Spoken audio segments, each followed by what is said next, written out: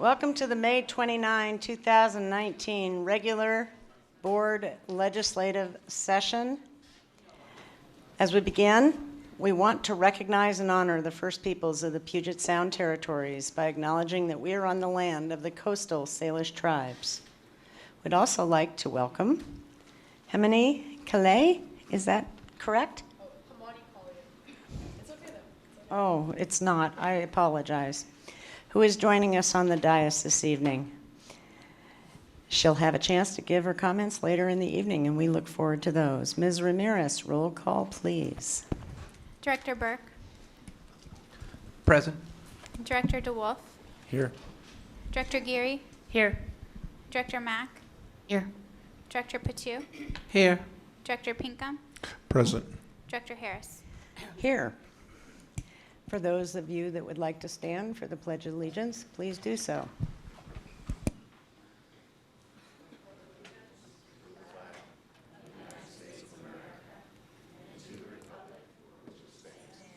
One nation, under God, indivisible, with liberty and justice for all.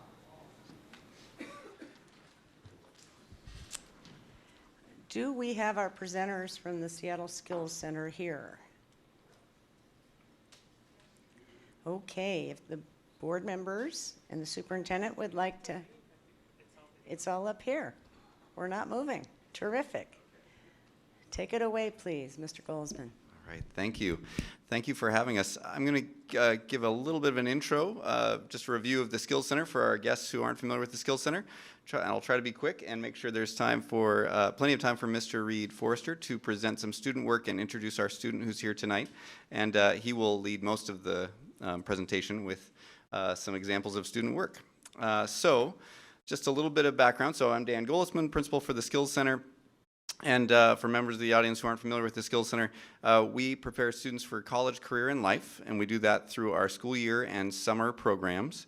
In the school year, we serve 16 to 20-year-olds, and in the summer, incoming freshmen through 12th graders. And it's easiest to think of the school year courses as a half-day option school for career and tech ed classes, advanced career and technical education classes, our career-connected learning opportunities for students.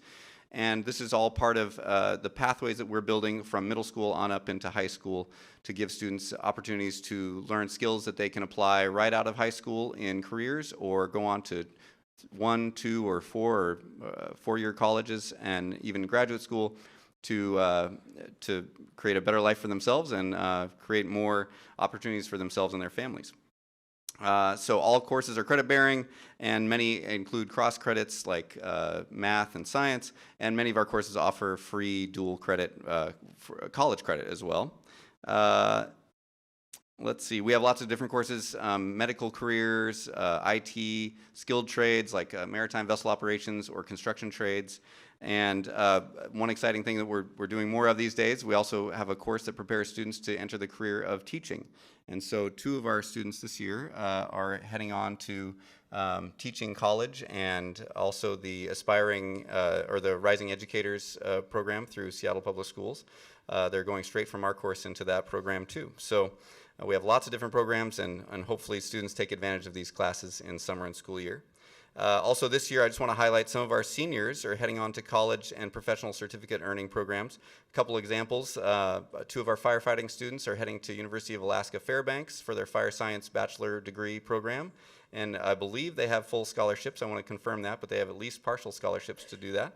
And then several of our students, again, each year from our nursing program decide that while they love getting the certificated nursing assistant certification, they want to do more and keep going, so they're heading on to nursing college, so to get their either LPN or RN degrees.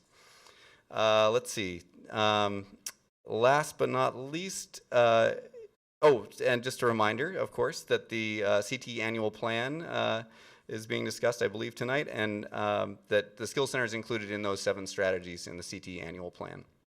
And just to talk a little bit about the course you'll be learning about tonight. So tonight we'll be highlighting the Media Arts course that's located at Seattle World School. And this course was developed with the generous support of the Paul G. Allen Family Foundation and the City of Seattle Office of Arts and Culture as part of our efforts around Creative Advantage. And just a reminder, the Creative Advantage is our citywide initiative to establish equitable access to arts education. And these courses that we have, media arts course, several CTE courses during the school year, and then our summer courses as well, provide, or just an example of how we provide district-wide opportunities for students to engage in career-connected learning through the arts. So I'd like to introduce Reed Forrester and our student, Zara Ahmed, and Zara may come up as well, I hope, yes? Hello, welcome, or thanks for having us. My name is Reed Forrester, and I'm a brand new teacher. It's my first year. I came out of industry. I've been a graphic designer for 15 plus years. And I had the chance to teach this class. Like Dan said, it's best thought of as like a half-day alternative college or class, high school. My kids come from all different schools, and they get bussed into my class in the afternoon. So we've had 2.5 hours a day all year long to work on our various subjects. So there's really time to cover a lot of stuff. So we start with graphic design and print media. Then we move into web development and web design. Animation is next, and then finally right now we're in the middle of our AV production unit to wrap up the year. So there's really a lot of time for the students to get some really deep experience and skills, and a really broad variety of skills as well. So I just wanted to show you a few of the pieces that the students have made over the years, or over this year. So we'll start with like print media. So our first assignment, it's the idea of media arts in a skills centers classes is project-based learning. So this is a project where the students were given a brief, which is a short description of a logo that someone needs. This one happened to be a sushi restaurant, and then they work up various types of various concepts, logo concepts. We started out with 21 logo concepts, then they had to refine to 3. We had critiques, and then they had to polish their final version. So my goal with this was really to give the students the experience of working for a client, which is a lot of what media arts and graphic design is in the real world. So there are these were like the stage of having 3 logos that were worked up. This was the final logo for a different imaginary company, which was a nonprofit film-focused company. So in 3 different colorways, we had those. Next, we did some posters. These are 24 by 36 posters. They're really large. And the charge for the students was to have a meaningful message and illustrate it. So these are really impressive, like when you see them printed out on the wall. And this one is also funny. So what the students are learning practically is to use the tools of the trade, which is Adobe Illustrator, Adobe Photoshop, Adobe InDesign for the print media stuff. So then these are more Photoshop. The stuff we've been looking at so far is Illustrator based. So the assignment here is to make a landscape out of pieces of photographs of food. And I think I made it a little bit closer. You guys can see there's like cars made out of mangoes with like curly fries for wheels. So we also, try to have fun in the class, but there's a really large amount of painstaking work that goes into being able to composite a whole bunch of different photographs like this. Again, we did movie posters because that also there's a lot of like really specialized techniques for compositing a bunch of different images in a way that looks pleasing. So you can see we had a movie for some guy and his dogs. And then I wanted to, I couldn't really, web development's a little challenging, so I'm not going to show you any examples from that because it's a little challenging on the screen, but I have a short clip of some stuff from our animation unit and some stuff from our AV production unit, which we're currently in. So The animation clips, there's going to be 3 of them. There's no sound, so don't be surprised about that. And they may seem really short, and the truth is that, like, animation is really hard and it takes a long time to do. So there's some short little clips, but they're really quite accomplished, I think, for the amount of time that we had. So there's going to be 3 animation clips, including one is going to be the fishing person you'll see is an example of a looping clip, so kind of like a GIF, if you're familiar with that. So it'll loop 4 times, but it's constructed to be like a GIF, like to just go on forever. And then there's going to be 3 little films. The first one is also silent, but the last 2 have sound. So can we watch the video?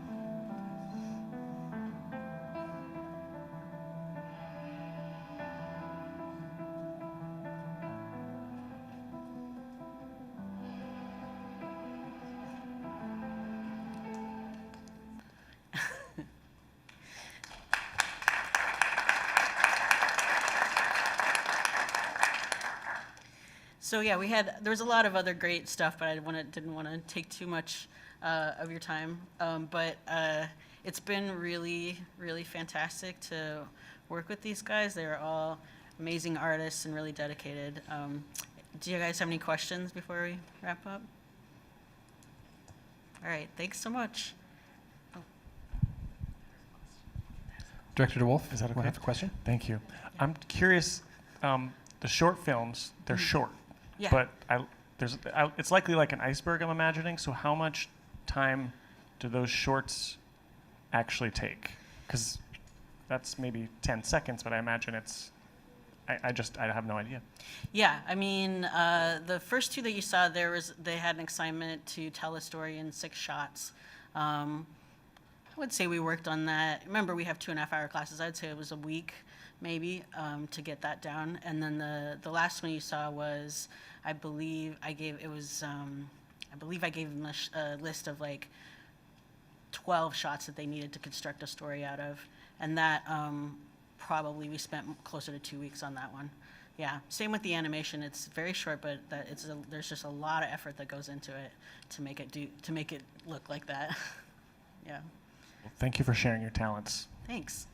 All right. Thank you very much for coming.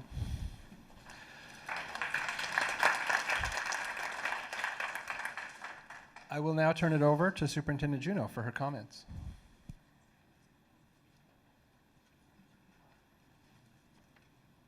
Thank you. So 2 things before I start my usual kind of presentation. I would just first like to acknowledge our dear friend and colleague who is moving on from Seattle Public Schools. Dr. Brent Jones has accepted a position to help King County Metro expand their access to underserved populations.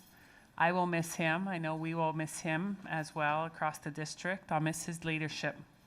In his second tour with Seattle Public Schools, Dr. Jones has planted and grown the seeds for the racial equity work that we are now doing and is established across the district.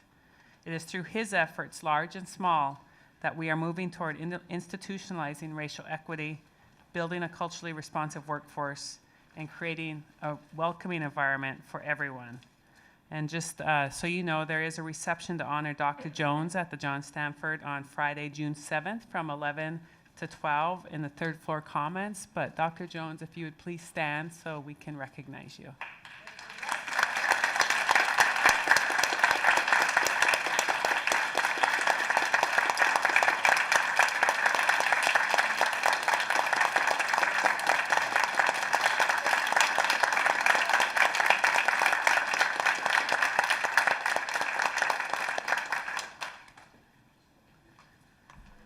Thank you for your years of service and look forward to watching you do great things over at Metro.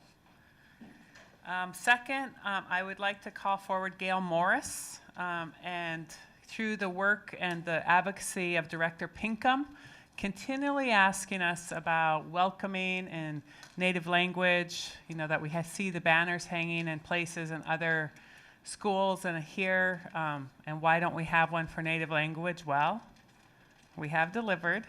And so I'd like to call forward Gail Morris to talk a little bit about this new banner that will hang here at John Stanford and across our schools in Seattle. Hello, Board of Directors, Superintendent Juneau, an amazing student. With the help of Nancy Bob, who is enrolled Lummi, and also Muckleshoot and Duwamish, we put together welcoming sign for Seattle Public Schools. It's something that we've been wanting to work on for quite some time, and I was lucky to hire her to be one of my consulting teachers. And so not only did we create signs for the lobby, but we're also teaching some of the language in our little after-school programs 2 days a week, and our students are extremely excited about that. We're going to move forward, hopefully, and start presenting this idea to do the welcome signs in the international schools, get those going, and then move on so that we can have them visible for all students to see the welcome sign for Seattle Public Schools. Before I roll that out, I just want to make 2 little acknowledgments as well. We also put the Lushootseed font on every person that's email ends with seattleschools.org. So that is on there. And we're excited that we've been able to use that as well. I think my staff is really excited to use that. And again, we couldn't have done that without Nancy Bob, who has really helped tremendously in getting the Southern Lushootseed going in the school district and the importance of the visibility. And then also Director Pinkham, and working with getting the adoption of 5 languages. We have some people that can help with that, which is the Lushootseed, Haida, Nez Perce, Lakota, and Dene, or Navajo. So that's really exciting in case that didn't roll out. And then finally, our film, I Am Native, won 2 awards. We won an award of excellence from the Academy of Interactive and Visual Arts, and the Best of the Northwest Alliance for Community Media. And that one I memorized. It's 2 provinces, Alberta, British Columbia, and 7 states, Wyoming, Montana, Idaho, Washington, Oregon, and Utah. One for Best Instructional Video. So I'm so excited about that. So thanks, Carrie. And now we're going to show you the banner that hangs at the front door, both side doors.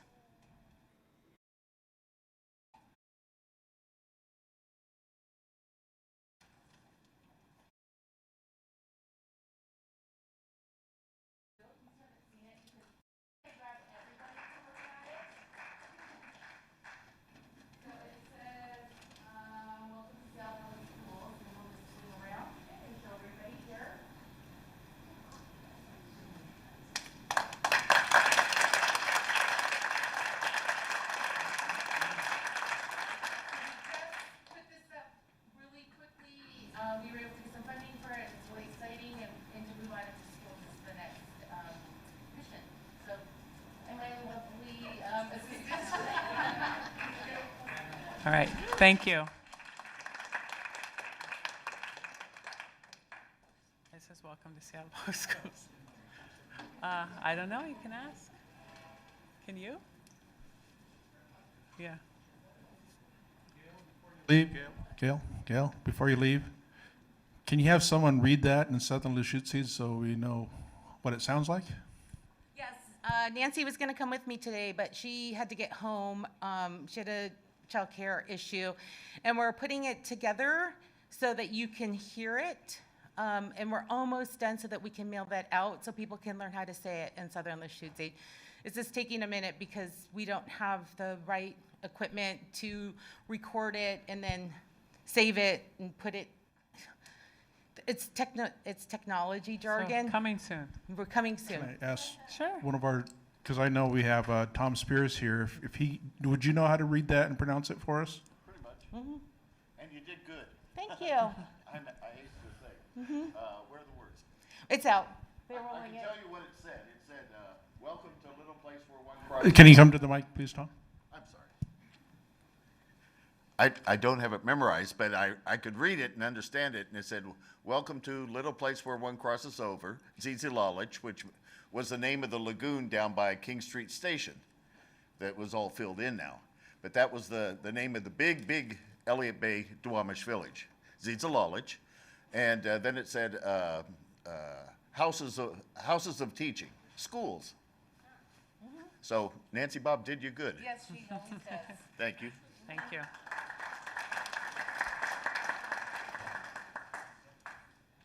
Thank you, Gail. And then I guess I'll just give you a little update. One quick call out to our Amazon partners. This was the first time that I'd been to the Spheres. They're pretty cool. So if you haven't visited, you should. Their living wall is almost as great as the one at Hazel Wolf K8.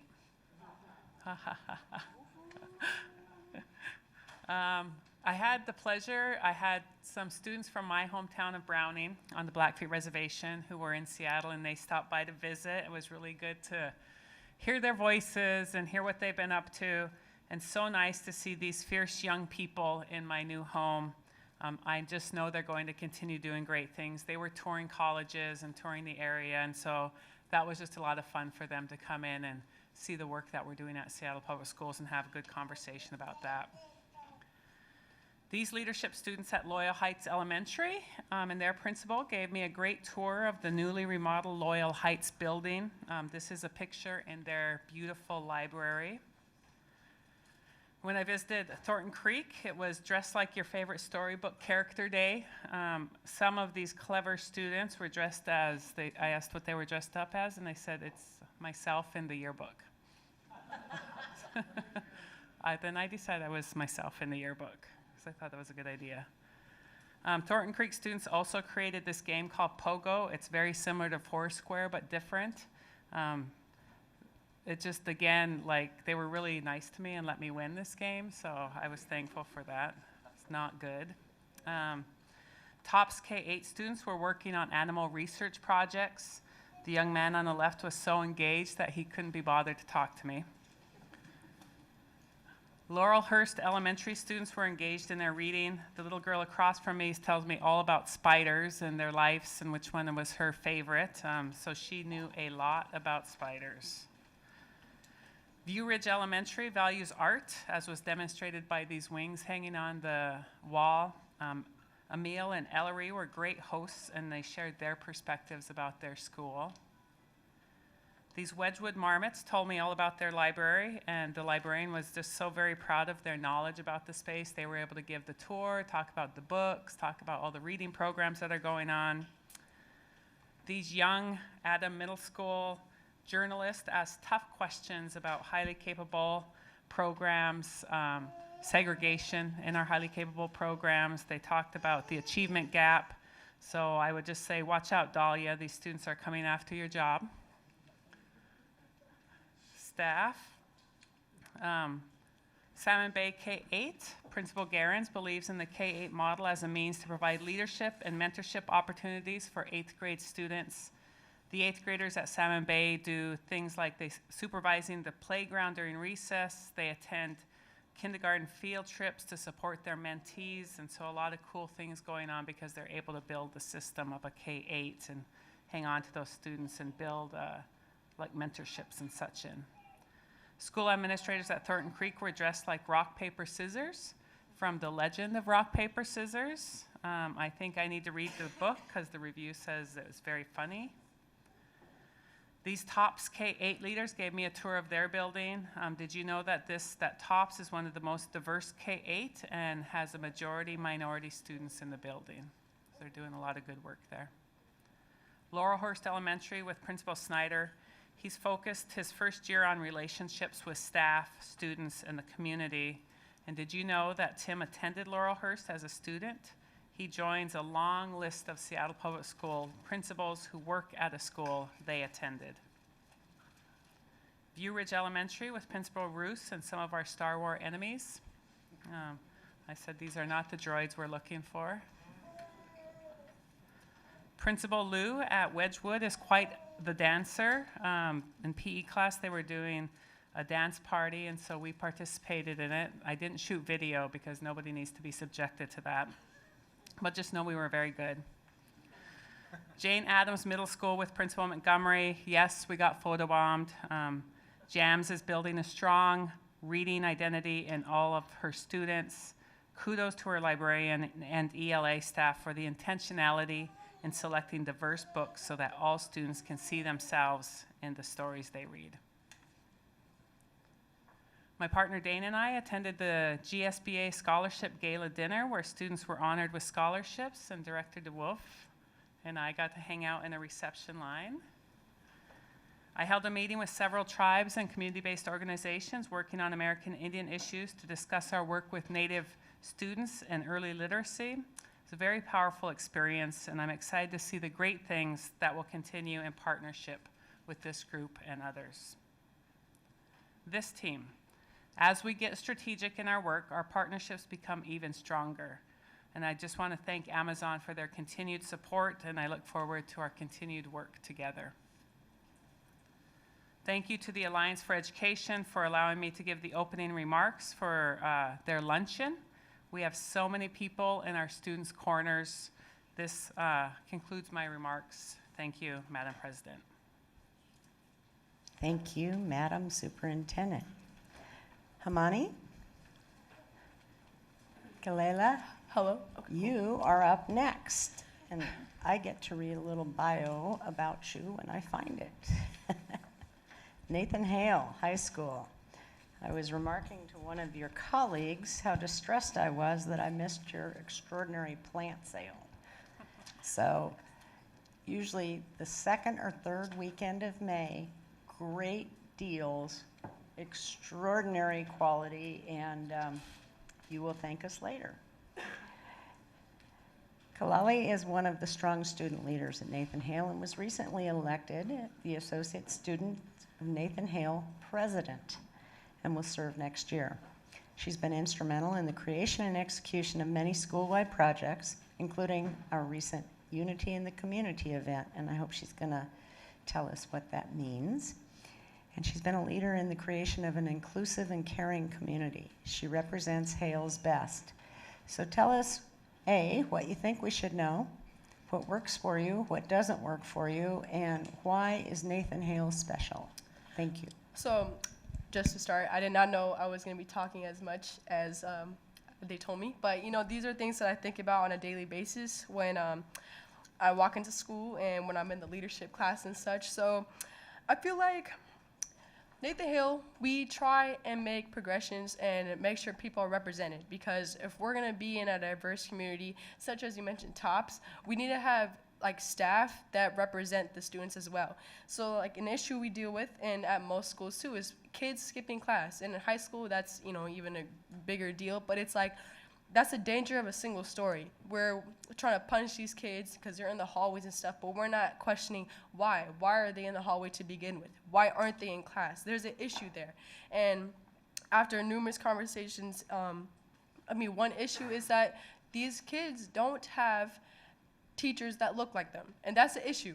And as a person of color, I can say that I haven't had a teacher that looks like me. I make it happen, I make it work, I excel in school and the things outside of school. But for some kids, they need that support, and they need someone that can represent them. Because imagine walking into a building every day for 6 hours a day, but you don't have someone that's representing you, that looks like you, that can understand how you're feeling on a daily basis in and out of school. I'm a junior as well, and this is the first time that I've been in contact with the district. This is the first time I've been to a school board meeting and such, so I feel like if more kids have the opportunity to do this, I'm not sure how this whole agenda works, just being real, but you guys are representing us, right? You're working for the school district, you're representing students, so I feel like if more kids had the opportunity, even at a younger age too. I've been in school, since kindergarten, so I feel like this is the first time that I'm actually having contact with the people that make things happen every day, and I appreciate it greatly, but there's issues that need to be addressed, and I feel like a lot of the teachers don't understand that we have a life outside of school.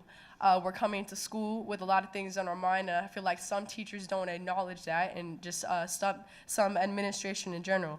I would like to shout out Mr. Jackson. He's one of the assistant principals at Nathan Hale, and I greatly appreciate everything that he's done for Hale because he addresses me as a human being. Not someone that's lower than him or in any way. He understands how students feel, and he's doing what he can to represent the students as well. We had a day, Unity in the Community. Mario will talk more about this, but this is a day where we suspended all classes and we had workshops about things that happen in the real world. Some kids complain, if you're in a math class, I'm not going to use this 10 years from now, but we actually took a day to talk about things that, yes, this is what you're going to face in the real world. And he helped make that happen as well as me and Mario as well. To talk about many things, implicit bias, Islamophobia. We had someone speak that was a Holocaust survivor, and we made that happen. And that's important because that's real life right there, Yeah, I can skip a day of math and science to learn about things that are actually going to impact me and relate to me as a person of color. I feel like there's bigger world problems that affect our inner community problems as well. Just, the injustice of people of color in the society, the lack of women's rights as well. And those things do trickle down, and they affect smaller communities as well, like our schools and the little neighborhoods that we live in. But it's I feel like if we can start with our little communities first, we can make bigger impact elsewhere, We're all representing different communities around Seattle. If we all try to actually take action, because actions speak louder than words. If we actually take steps forward and try to actually do something about things, that we can come together and make bigger change too. So, because right now I'm just saying a whole bunch of words, but I can prove it with the things that I've done at Hale as well, and with the things Hale is doing. And Hale is not perfect. There's times where we struggle, but I feel like we're trying with good administration as well. I mean, that's really all I had to say that I could think about, but if you guys have any questions for me, you may ask them. Do you have ideas of where you're going after high school and what you want to accomplish, and whether or not we, the Seattle Public School District, has done a good job to prepare you for those? So I had a conversation with Mr. Jackson the other day about what I want to do outside of high school. I play basketball, and my goal, my really small mindset at times, it has been to play basketball in college. I want to get my college paid for that. But he helped me realize that I do bigger things as well. Like, I've been in leadership since freshman year, but not one time I really thought about what can I do with that? Literally, like, what can I actually do? What roles in society can I do with that? So he has helped me specifically. And I know that we have days within schools like job fairs and stuff, you know, and most places do that. But I feel like that's something that needs to be focused on more, because a lot of kids after high school don't have a plan, really. They kind of just resort to community colleges, maybe like Shoreline, but even then they don't really have a plan. So I feel like we need to make adjustments on that too, because not everyone's as strong as maybe I am, you know, so yeah. And I hear a rumor that a plan is going to be part of the curriculum in the future. Is Mr. Goldsman still in the room? Nope. It'll be part of the curriculum, and Director DeWolf, please. Yes, thank you, President Harris. Thank you so much for being here. You did great. My question is, what students do you believe, at least in from your perspective, does our school district make or not see or make invisible? And how can we as a district do a better job of making those students feel seen and be visible? I feel like this is the case at most schools, but specifically at Hale, the students that you may see in the hall that are skipping class are young men of color and young people of color in general. And I feel that goes back to the issue that there are not leaders within the school who they can relate to and actually talk to. We have Mr. Jackson, but we don't have enough. And I feel like that's one thing that we can, a step we could take in order to like fix issues like that. I feel appreciated when I walk into a classroom and the teacher just genuinely asks me, how are you doing? How's your day? You know, how's things at home? And they're not getting all up in my business, but they're just simply asking me, you know? It's not like, why didn't you do your homework? It's like, you know, are you good? Do you have time? Do you have the resources to do homework in the first place? You know? I may have derailed from the question, but here you go.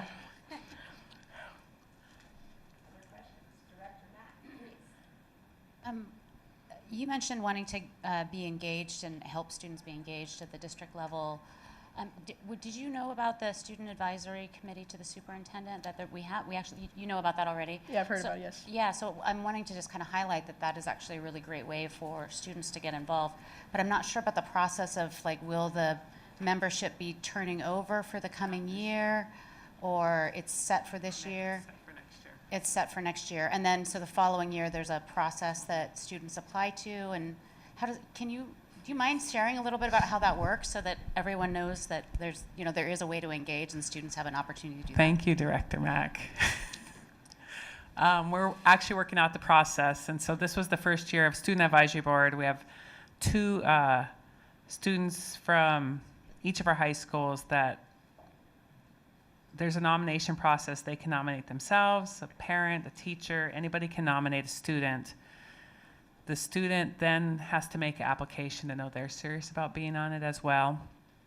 Then a group gets together and sort of goes through all those applications. And we are building, we've invited 2 people from each of the comprehensive high schools, some of the alternative high schools to belong. And we are heading into our fourth meeting for the year, third big meeting for the year. They've met interim, and we'll be presenting some projects that they're going to engage in next year. So that's why we're holding them onto them for next year, because they've developed workforce, you know, how to diversify our workforce, how to if not great things are happening or racial incidences or things that need to be reported, what are students' rights in reporting that? And so they're helping us develop processes for that. They've looked at our health curriculum and are working with Lisa Love on our sex ed curriculum and what kinds of content needs to be developed in that. And then a group is looking at ethnic studies and how to make sure that that gets more robust in our high schools. And so there have been groups that have formed as a part of the whole board who are working on those individual things, and they will present that to a group who will give input, and then next year they'll sort of have a project at their school. So we'll hold on to that group for another year so we can kind of develop all that, and then I think we'll come up sort of with a way to stagger terms on the board so that we can maintain some seniority, and then half will cycle out and half will cycle in. So not next year, but the year after, watch for the half to turn over and invitations to come out. But it's been great. And as I said, every time, and we have student advisory board member here right now too, every time I gather with them and hear the conversations, just like I'm hearing tonight, is like if we are producing students like the students I maybe have the honor to speak with in our school system, we're doing pretty well because they are strong, they are smart, they are powerful, they are wise, and I just every time I leave their presence, I'm just so hopeful for our future because I tell people it's like they are not the leaders of tomorrow, they are the leaders today, and we need to work to catch up to them. And so I just want to thank my student advisory board for their leadership. Thank you for your leadership, and just keep on keeping on.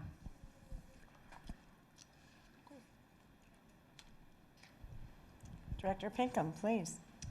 Tatsuya, I want to, first of all, congratulations on your upcoming position next year, and hopefully you'll continue to do great things.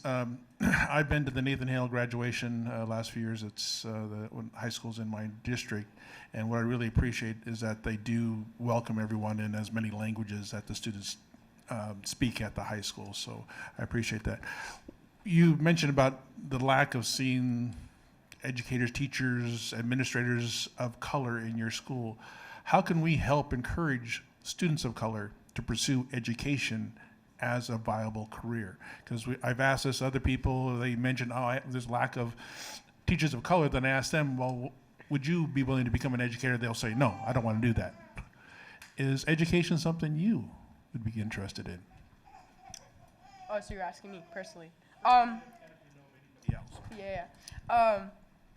Yes, actually, it is something that I've thought about because I've been in leadership roles one way or another, whether it's on the basketball court or in a classroom or for the school or for my class. And I just enjoy being the voice for others, being the voice for those who don't have the confidence yet to speak for themselves, which is what I'm doing right now too. Like, yes, as a representative of Nathan Hale, I'm representing Hale in a strong way, but that doesn't mean that there are kids that are not struggling at Hale right now. Not everyone may have the same confidence or strength as me. But going back to the question, yes, it's because I do want to be an educator, but I just enjoy helping, and I enjoy helping younger kids in general too. I mean, I worked with special needs kids when I was in middle school, and even now too. I just take the opportunities that I'm given, that are given to me, like leadership and helping my class, now helping my school as well. So it's something I thought about. I honestly don't know what I want to do for sure, like the concrete plan after high school, but I got time to think about that. But definitely that's something I want to do, and just being a leader for the community. Director Burke. I think my colleagues have already given you some really good questions, so I just want to thank you for your energy and enthusiasm that you bring here, because it really is contagious, and so it's great to start out the meeting with smiles and the messaging that you're putting forward, so appreciate that. Thank you. Can I make one more comment? Do I have time for that? Two things.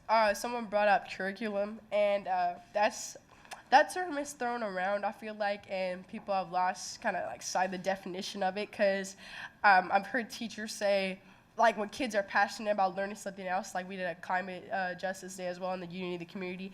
Some teachers didn't agree with that because they said that it doesn't go well with their curriculum, you know, and I get it, you know, they have a plan for the year, you know, it is what it is, but I feel like that's something that just has to be, I mean, addressed and like communicate with teachers as well, like just communication with teachers too, like this is, I mean, we try, like as students, like I feel like there's a tier, like, you know, we've got students and then teachers and then, you know, district, and I feel like the students, when they're passionate about things, they will make it happen. They will communicate to teachers. But I feel like there has to be more communication from the district to teachers as well. You know, I'm pretty sure you guys got your plan with that, so I have faith. It's all good. But I forgot what else I wanted to say, but it's okay. Thank you for having me, though. Appreciate it. Thank you for being here. Now, here's the deal. If you stick around, when the board asks questions of presenters, you get to ask questions as well. So it might be worth your while. And I suspect you've got some pretty darn good questions. Okay, cool. Thank you. You are welcome, and you will participate. Don't get to vote, but you do get to ask questions. So Okay. wave or nudge Director DeWolf next to you, and we'll make it happen. Thank you. Thank you. Thank you. Okay, we are at 6A, consent agenda. May I have a motion for the consent agenda, please? I move approval of the consent agenda. Second. Does any director have items they wish to take from the consent agenda? Seeing none, all those in favor of the consent agenda, please signify by saying aye. Aye. Excuse me? Well, we're going to board committee reports now. Who would like to go first? I juggle and you protect me. So you're up, Director Mack, Chair of Operations, Legislative Liaison. Thank you. Yeah, so going back to board committee reports, and also a brief touch base on the FEP levy oversight. There's lots of meetings recently. So for operations, we had our last meeting on May 16th. The agenda is posted. If you want all the materials, I think there's some 400 pages there. You can ask the board office for those. We have 10 items that are coming into intro tonight. I don't know if you saw our agenda, but I think we have 25 intro items tonight, half of which are ops related. We had some really good conversation around some policies that are moving through, and I think a couple of those are coming in the form of board action, more solidified, the 6900 facilities planning and 6901 capital levy planning, as well as the other policies that we discussed, and also the advisory committee for facilities planning that we've been discussing that will come in draft form in a bar, I believe. And the BEX BTA Oversight Committee also had their meeting on the 17th. They did some great project updates around the buildings that are opening next year. I think we have 4 or 5, can't remember the number, and it's not listed here, unfortunately, but we have Magnolia will be opening up, that's one. And Lincoln, right, those two. So those will have ribbon cuttings in the fall that'll be exciting to participate in. Watch out for those dates and times. We talked about the portable management plan. They had a rich discussion around that. There was a bit of discussion around the landscaping at new buildings. And interestingly, somebody brought up the concept of, do we reserve some of the landscaping area for science instruction, for gardening and that kind of thing? And so there's an interesting discussion there about the connection between curriculum and facilities. And we also talked about the GCCM certification, and the district potentially becoming its own certifier, and the process for that. There'll be further discussions on that in the future. Operations also had, a full board oversight meeting on the 22nd on transportation. all of those materials are posted, and that was a really good update on the progress that's being made around improving our transportation services and some of the challenges that we've been facing. Director Mack, Yeah. can I point something out Sure. in the middle there from the transportation work session? Sure. It was stated affirmatively on the record, both by SEA staff and first student representatives who were in the room, that the story that suggested our bus drivers do not go through background checks and that the Great City Schools report addressed is categorically false, and that each of our drivers go through background checks. That's an important clarification for the record. Yeah, I think that's good to clarify. Thank you. You betcha. Yeah. Let's see. So the FEP LOC meeting, which is the FEP, the city's levy, was on the 23rd. We have a rich discussion around the last year's report and future reporting, and actually some interesting conversations around data and what data is available, student privacy around that data, whether or not to have longitudinal studies of students going from preschool all the way up through. And next, we will be having, on June 5th, next week, a full board work session in this room on student assignment plan, transition plan, and boundary changes proposed and considered for the 2021 school year. We're already in the planning processes for those. That agenda and materials will be posted at least 2 days ahead of the meeting next week. So look for that. And sorry. I want to interrupt.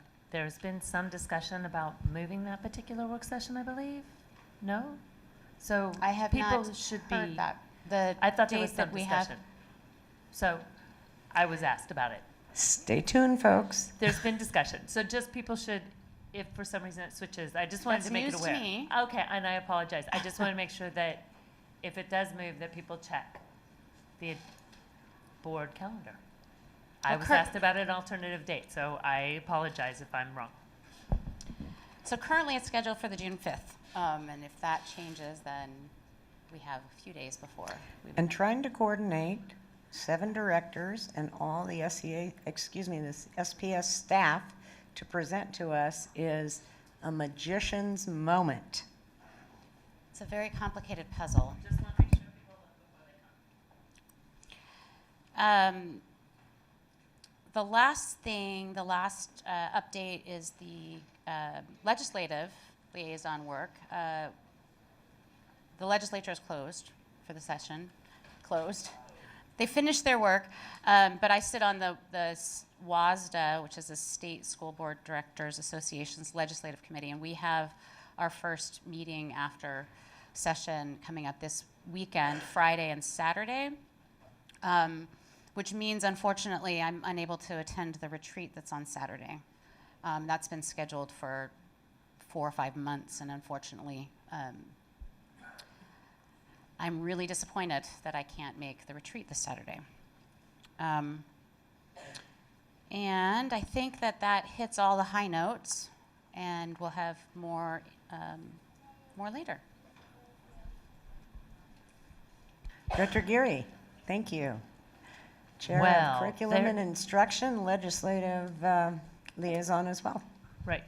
And there's a lot going on in curriculum and instruction, as many of you are aware. So tonight will be the vote on the 3 different science curriculum adoptions, elementary, middle school, and high school. We also have a number of introduction items later on in the agenda as well. I think the most exciting news is that at our last curriculum and instruction committee meeting, we moved forward to the board for introduction on June 12th, the STI BAR, Board Action Report, so that we will be introducing since time immemorial on June 12th, and should everything go as planned, it will be brought before the board for action on June 26th, so that we should have that taken care of before we're out for the summer and in effect for the beginning of our new year. So I think that's really exciting that we managed to do that. So our next committee meeting is June 11th, 2019, 4:30 to 6:30 here at the board offices. It's not quite as heavy an agenda as we've had recently. Two of the sort of more interesting policies, the dress code, with regard to the dress code and electronic devices, have been removed from the agenda for the time being to do more public engagement and routing to make sure that we've gotten that right. So those will not be up for discussion necessarily at our next committee meeting. We will be looking at the Creative Advantage partnership, the CSIP annual approval, the Open Doors contract, and then we'll have some special attention items around our music programming, our ethnic studies update, the annual assessment report around our testing schedules, and an advanced learning update. And then we've added to the special attention items because Chandra Hampson, the president of the Seattle Council PTSA, and I have decided to work on drafting or looking at creating an anti-racism policy for Seattle Public Schools, because although we have the 0030 policy around racial equity, that we don't have one that actually is anti-racism. And doing some research, there has been a district back in Virginia that actually brought an anti-racism policy and passed it. So we would have something to begin to look to model it upon. But surprisingly, there are not more of those very definitive statements for policies in schools around our country. So once again, we'll be looking to draft something for Seattle Public Schools, and really looking forward to engaging the public on and getting their input on that as we move forward on making safer environments for our kids. So take a look. Again, the next committee meeting is June 11th, and we're still moving forward and discussing the adoption policy 2015, which is our curriculum adoption policy, which has been at the center of much of the discussions lately, and then equitable access quarterly report policy number 2200. That's it. Thanks. Director Pinkham, Chair of Audit and Finance. Thank you. Tatsiawat, Tatskalawat. At our last Audit and Finance meeting on May 20th, we had 11 bar items, and you'll see them all tonight. One will be an intro and action item. We had definitely some good discussions around them. Most of them had to deal with SPED and some compliance issues that were required and mandated to do. So won't really kind of bore you with some of the legal issues that we have to go through in approving of these, but other issues that came up include like some of the bars that came forward, and the first one for the Head Start for preschool, they mentioned surveys, and we asked those things to be added to the bar so that we can see those and hopefully show that we are making good sound decisions. Also, I appreciate Director Mack's input on the replacement for fleet vehicles. As we're looking at that, discussing that, we're really saying what funds can we use, and can we help save some money or use certain funds in certain ways, and they agreed that they'd look at that, but we're still want to do an intro and action on that item tonight to see, again, how best we can spend the money and fill the needs that we have for our diminishing fleet vehicles, looking at some of those that are like 30 years old that are still in our fleet. And thanks to our shop people who keep them running, but it's getting a little bit too expensive to maintain those vehicles. Other things, a lot of informational only items we discussed at the last one. One included actually noting that we do, as a board, have 2 employees, the superintendent and our internal auditor. And then we were looking at maybe ways for how we can make sure the whole board is overseeing our internal auditor, not just me as the chair of audit and finance, that everyone can hopefully feel like they have a voice. And as we're looking at those things, yes, it could mean more meetings, but I think it's kind of what we have to look at, what we commit to when we signed up to do this. See, we will have our next quarterly A&F meeting June 2nd, which is Tuesday. Again, this is something we do every 3 months, so if you want to come out and see what's happening as we get the internal audit and finance update every quarter, to kind of check how we're doing and progressing with the different fundings and making sure we're in compliance. The next A&F meeting will be right before the Monday before the CNI. I haven't seen the agenda for that yet, but again, if you can make it, again, come and listen to what we have discussed, because a lot of these things that are different committee meetings, there was some thorough discussion on the items amongst the committee members, and then coming here to share it with all of you as well. So there's another opportunities for you to come and listen to discussion that's happening, and that's at our various committee meetings. So watch for postings with those. Given the time, I really don't have much more to share with Audit and Finance. And again, the quarterly meeting, you'll also see what audits have been currently completed as well. But thank you. Katsiayo. Okay, last but not least, the exec committee. We met last Wednesday, a week ago. We discussed the superintendent's goals, and we added back in an operations goal, which will be to redo the operations data dashboard, in addition to reading by third grade, which grades through all of our work. And there's a healthy set of rubrics there that we're still working on. Executive committee is actually fairly rowdy and thoughtful, and it's a good place to watch policy or the beginnings of policy happening. We also heard from about a year and a half ago, we started inviting in our labor partners just to chat, what's on their minds, answer questions, etc. It's healthy, brutally honest, and we heard from our SEA partners, President Phyllis Campagno, Vice President Michael Tamayo, Race and Equity Director Marquita Priesing, and they expressed overwhelming support for the adoption of the science curricula that we are going to be addressing this evening. When asked if they had heard any pushback from teachers that were reluctant to come forward or were in fear of retribution, they suggested one person. And you know, we as board members hear from a lot of folks. Most folks don't sign their names, so you don't know what kind of weight to give folks. And if you're corresponding with us, please sign your name and tell us your story so that we can weight appropriately. And weight, W-E-I-G-H-T, not W-A-I-T.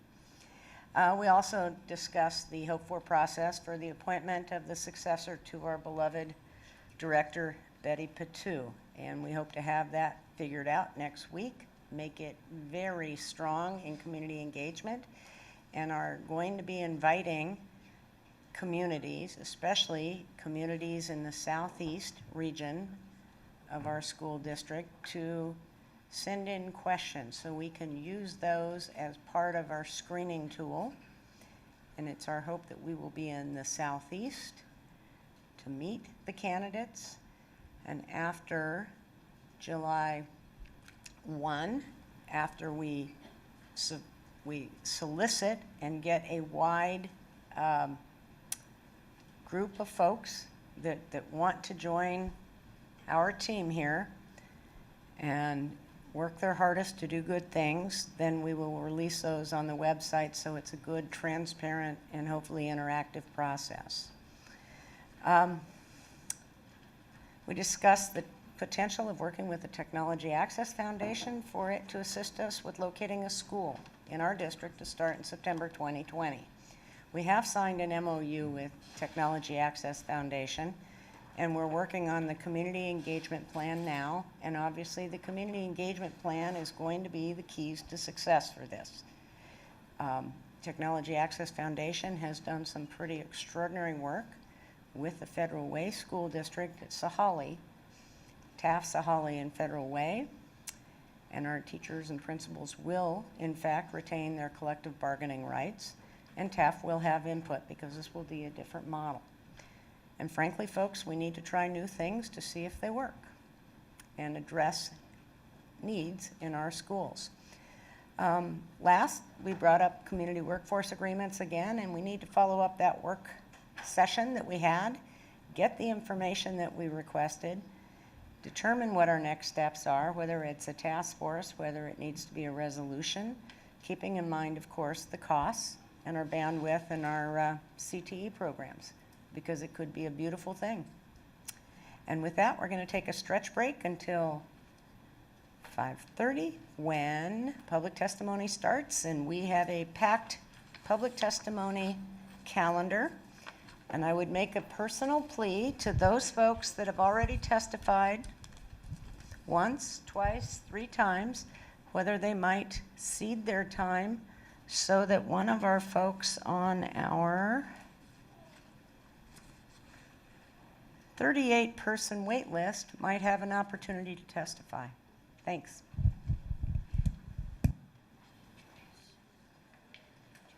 Guys, we have right constitutional right.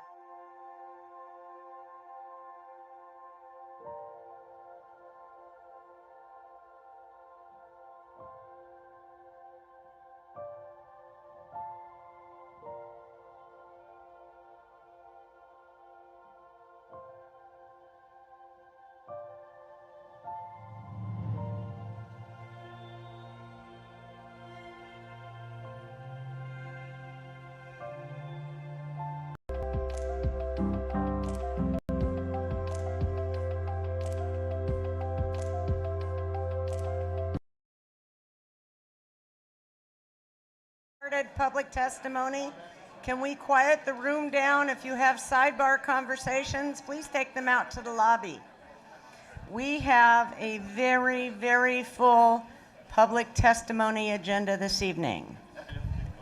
In accordance with Board Policy 1430 and corresponding Board Procedure 1430, these are the game rules for this evening. One person speaks at a time. Comments should be addressed to the board. Please adhere to the time limit on testimony. When you have 30 seconds left, the yellow light will flash for you so you can start wrapping up.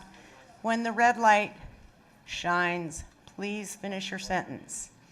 The focus of the comments should be on the issues and solutions. The majority of your time should be spent on the topic that you signed up for to speak about. No racial slurs, personal insults, ridicule, or threats will be allowed. No comments regarding personnel matters, and all signs brought to the meetings are also subject to these ground rules. We have a lot to learn from each other, and if you could call the next 3 speakers, much appreciate. If you're 2 or 3, please line up behind the speakers so we can accommodate all of our speakers and listen and learn this evening. Thanks so very much.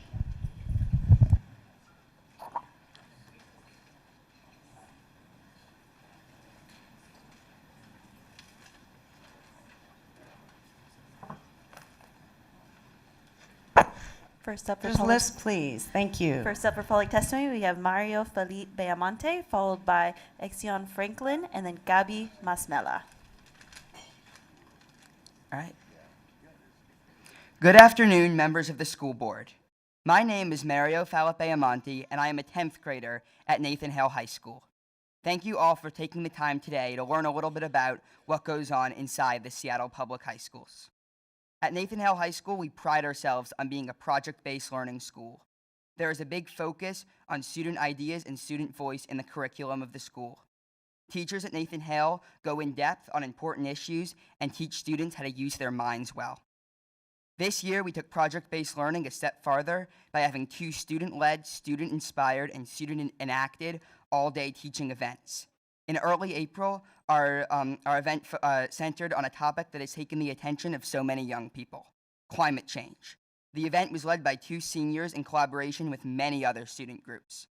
First through an assembly and then 32 workshops held throughout the day, students were able to learn about a wide range of issues affecting our climate, from species that will soon be extinct to the dangers that pipelines and coal have on the future of our world.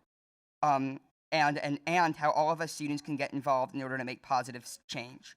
Students were able to learn from their peers, teachers within the school, and experts on climate-related topics. A few weeks later, in the end of April, all of us students got another powerful learning experience.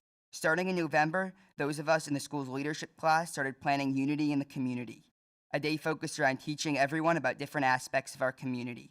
Planning the day took countless hours, conversations with many experts, and lots of planning to ensure that the day would be successful. The day followed a similar structure to that of Climate Day. Students throughout the school and outside experts came in to teach about topics ranging from Islamophobia and LGBTQ+ rights to how to become a leader in the school and community. Students were able to learn about issues that they may have not been familiar with before. The day both brought our school together as a community and helped everyone to be more tolerant and accepting of one another. Both of these events provided Nathan Hale High School with the opportunity to learn about important issues. It also gave students the opportunity to have choice and voice in what they learned. I believe that students found these days to be meaningful learning experiences, and we hope to continue powerful learning experiences such as these long into the future at Nathan Hale High School. Thank you again for taking a little bit of time to learn about Nathan Hale High School.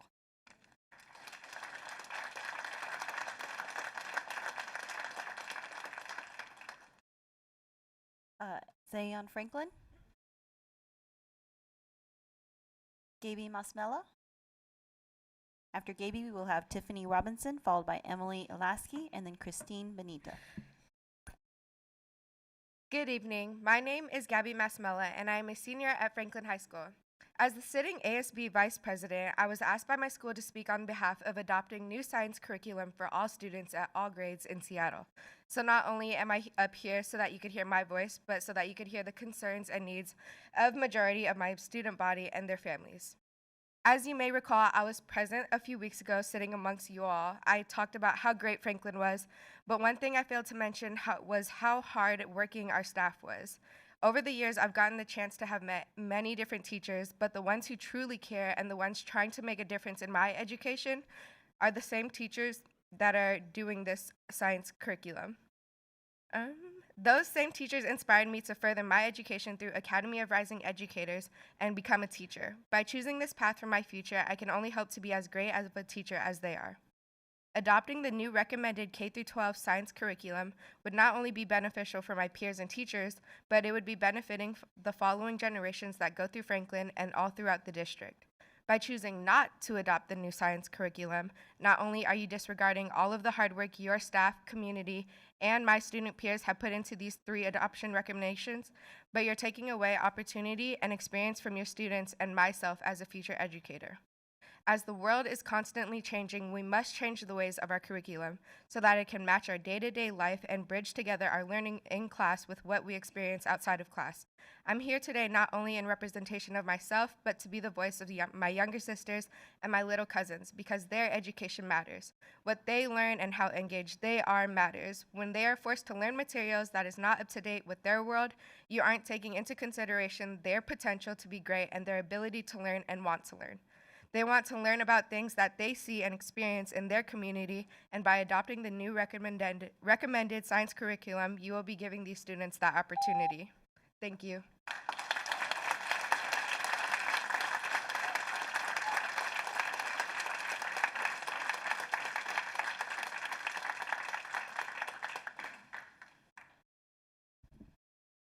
Awful short. Hello. My name is Tiffany Robinson. I'm a science teacher at Nathan Hale.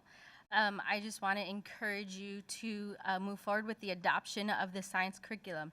I was lucky enough to have an innate sense of love for science and didn't rely on the science education that I received in high school. If I did rely on the science education in high school, I feel I probably would not have gone into science. So I'm asking you to consider adopting curriculum that will help people, students like me who look like me, develop a love of science by doing science, by seeing themselves in science, not relying on their teacher to help them develop those skills, but to see themselves in the field of science. It is imperative that we have curriculum that does that for all of our students, not just some of our students. So please make it possible that my student is going to have the opportunity to move into science because she can see herself in it and because she has developed the love of science and not required that love of science within her. Thank you.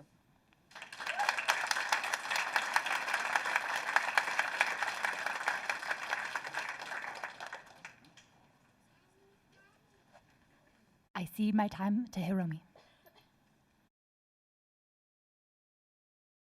Hi, good evening. My name is Hiromi Pingree, and I have been teaching at the John Stanford International School for 17 years. First of all, I would like to express sincere gratitude for your work and dedication. In addition to your own job, you work long hours for the hopes and dreams of 54,000 students without much compensation. That is a heavy responsibility. Your decisions carry consequences that affect these students. When this body overturned the Math Curriculum Adoption Committee's decision and adopted Math in Focus in 2014, it made a huge impact on about 2,000 students who attend the international schools because the publisher of Math in Focus prohibited the emergent teachers to translate their materials. We, the emergent teachers, teach math in Spanish, Chinese, or Japanese. How could we teach math if we cannot teach in target languages? After all, this damaged the opportunities of these students. You may say it is only 2,000 students, but if we care about equity, we care about the well-being of all students. In the end, Math in Focus curriculum did not work across the board, has since created more chaos and more work for teachers, and all of this could have been avoidable. This is a part of this body's legacy. I am a member of this year's Science Adoption Committee, partially because I wanted us to avoid this mess. But more than just Students International School, I am excited that the district is committed to adopt a science curriculum with racial equity in mind. Our students have to learn science so that they can survive in constantly changing scientific and technological advances. It is not equitable that some students who do not go to schools with the extra resources and access to more advanced science curriculum and stuck with mediocre science curriculums when this problem is avoidable. So please urge, think about not overturning Science Committee's decision. Thank you for listening.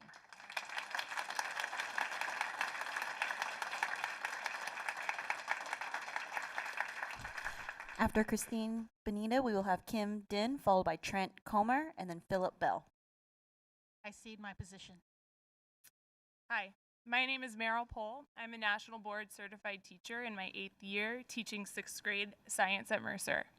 I often have the job of teaching students science for the first time in their academic careers. At the start of each school year, my colleagues and I struggle to bring students of various science backgrounds up to speed. The unfortunate reality of our South End schools is that students are coming in with even less access to science resources than in other areas of the district. The adoption of a K-12 NGSS-aligned curriculum would provide students across the district access to science education earlier and more consistently. This would be a huge step in district-wide equitable practices, as data shows that consistent exposure to science education at a younger age increases the interest in pursuing careers in STEM, especially for students of color and girls. The aligned K-12 adoption would ensure this early consistency and future opportunities for all of our students, most importantly for students who would not have had access without a science materials adoption. Amplify has provided my students with authentic engagement in science and engineering practices that prepare them for high school level courses as well as confidence in their science abilities. A K-12 adoption means that all of our students will have high quality science education in elementary school, which means they'll be ready to start middle school with increased rigor in science instruction. Increasing the rigor from the start will prepare all of our students for high school, college, and careers. Thanks.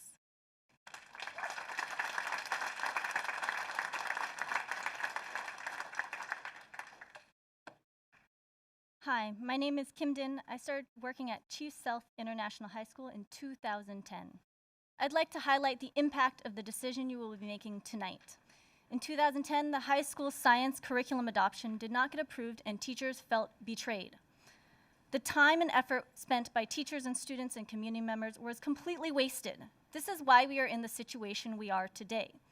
The resistance to common science curricula is because there are still teachers unable to trust the district and trust each other. To trust that we have the wisdom, experience, and education that prepares us for the classroom and that this district respects our profession. Respect teachers in this decision and the 65 and more hours we each spent evaluating the curricula and the data. Frankly, I feel more respected by the stranger thanking me for teaching children than I do by the way some questioners of the adoption process have treated my colleagues and me. But look, there's a bright side. The teachers behind me are at the table. We are demanding curricular support and are willing to forgive and rebuild a unified and equitable science program. But we will not forget. If this current adoption is not approved, how many of us will be willing and ready to trust the district again? In 2 years, 6 years? We cannot wait another 10 years for teachers to forget that they were burned. 30 years without a science adoption is unacceptable. Learn from the mistakes we made in the past. Do not let this vicious cycle of mistrust happen to middle and elementary school teachers now.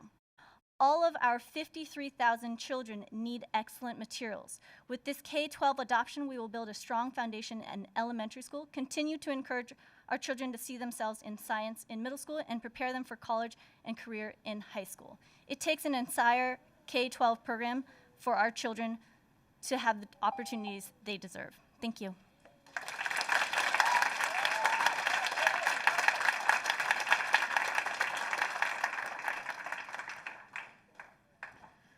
Hello, my name is Trent Comer and I teach 4th grade science and math at Rocks Hill in Southwest Seattle. I'm on the Science Adoption Committee and I field tested the HMH curriculum with my 2 classes that include 42 students. I'm also a parent with a 1st grade daughter at Rocks Hill and a 7th grader at McClure. I signed up for this committee over a year ago for the sole reason of representing the students I serve, knowing from my experience in and out of the classroom that my students are underrepresented at the table of science. I don't understand why I have to stand here now on behalf of students all across Seattle after over 80 adults spent a year going through a rigorous adoption process which resulted in a clear winner. A process that was the most efficient and comprehensive I have ever been involved in and run by the most intelligent and capable women I have ever worked with. I am fortunate to have been a part of this process. This process began with 11 candidates and was narrowed to 2, HMH and Amplify. Amplify won. I enjoyed teaching HMH during Rocks Hill's field test and was disappointed when it wasn't selected. This indicated to me that Amplify is a better curriculum. That's why it won. In the limited time I get to teach social studies, I teach about democracy. I teach my students the importance of voting and the fairness of one voice, one vote. We all work for these students and the adults should be able to accept the results of the committee's vote. My kids need new science now. Students at Rocks Hill don't have the luxury of $100,000 PTA budgets, don't have the luxury of charter buses for all-day field trips to Mount Rainier. We need relevant science now and in the classroom. Equity does not happen within the amount of screen time a curriculum contains. All curriculums incorporate screen time. I know because I field tested HMH. Equity happens when democracy is honored. Equity happens when educators across Seattle are able to teach updated and relevant science.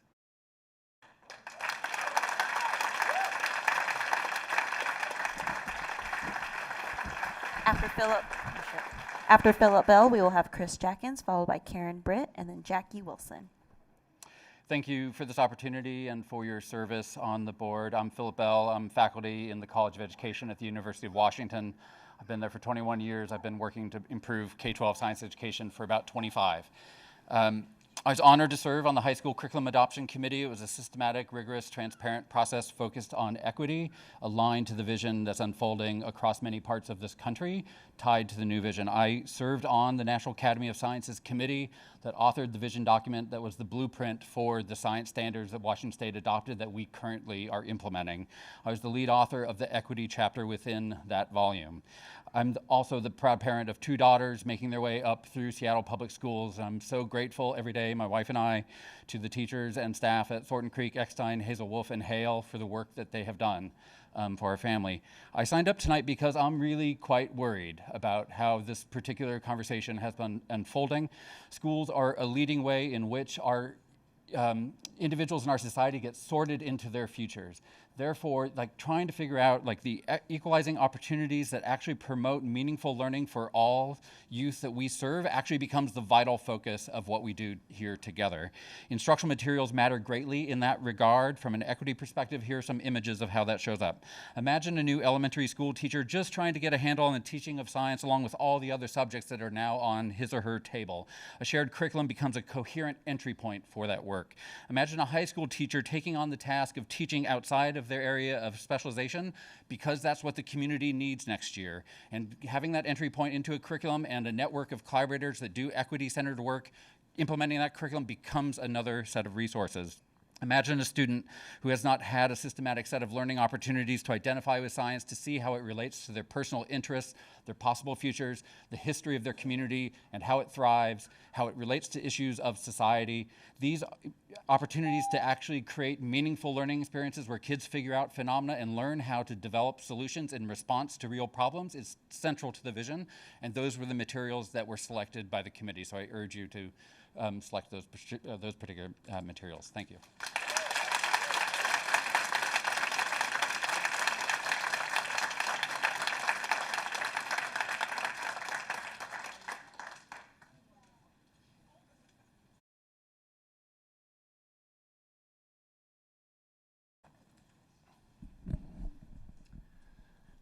My name is Chris Jackins, Box 84063, Seattle 98124. On fleet vehicles in the contract for Sandpoint and Laurelhurst, these items are proposed for both intro and action. Please delay action. On the Webster construction contract, 3 points. Number 1, the original price guarantee by the contractor was $18.1 million. In 2018, the price guarantee increased to $23.9 million. Now the board is being asked to approve a price guarantee of $26.2 million. Number 2, this is a scam, not a guaranteed price. Number 3, please vote no. Drop the adult-sized gym and restore playground space. On the McGilver PTA grant, 2 points. Number 1, the grant would pay to hire extra staff, including $150,000 for a math specialist.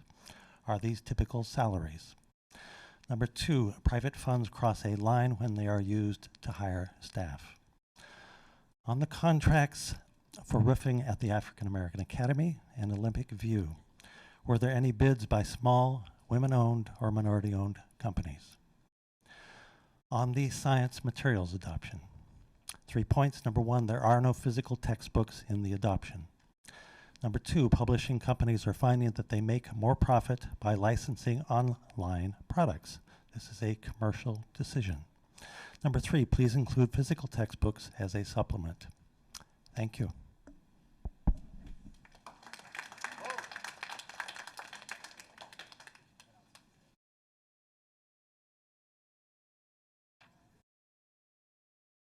Hi, my name is Karen Britt, and I am finishing my 27th year teaching in Seattle Public Schools.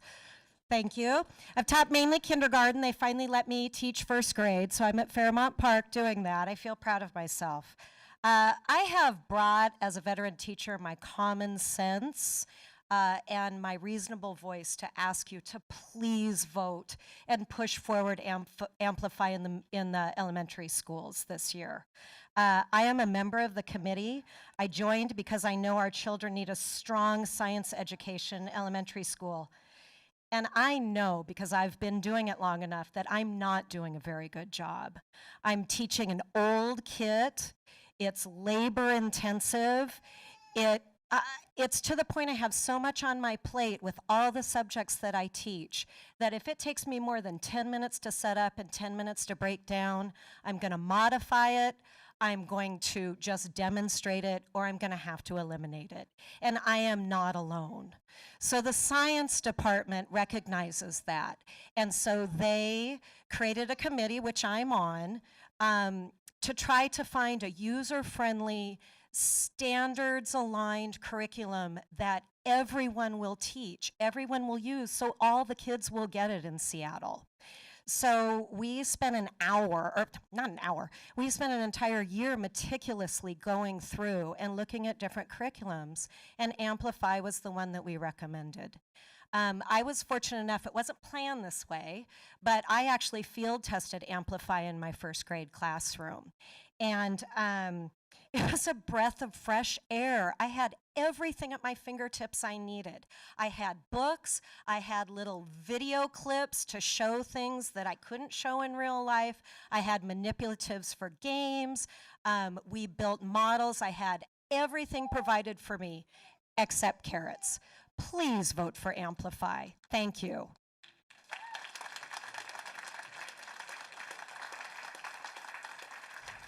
After Jackie Wilson, we will have AJ Katsaroff, followed by Anastasia Sanchez, and then Kim Shiganaka. I'm stating my time to my colleague. Hello, I'm Ben Ostrom. I'm the principal at STEM K-8. I want to start by thanking you all for serving. I know it is a thankless job, especially in times like this, and that you all do not do it for money. I'm here to talk about the science adoption, and I want to start off by establishing a context that I think is particularly important now, because we are living in a time in which our survival is really dependent, and the survival of our children and our children's children is really dependent on taking a knowledge-based approach to understanding how human activity impacts the world and how changes will both make that better and worse. And in that time, it's really important that our kids have access for all of the things that have been told to high-quality science instructional materials.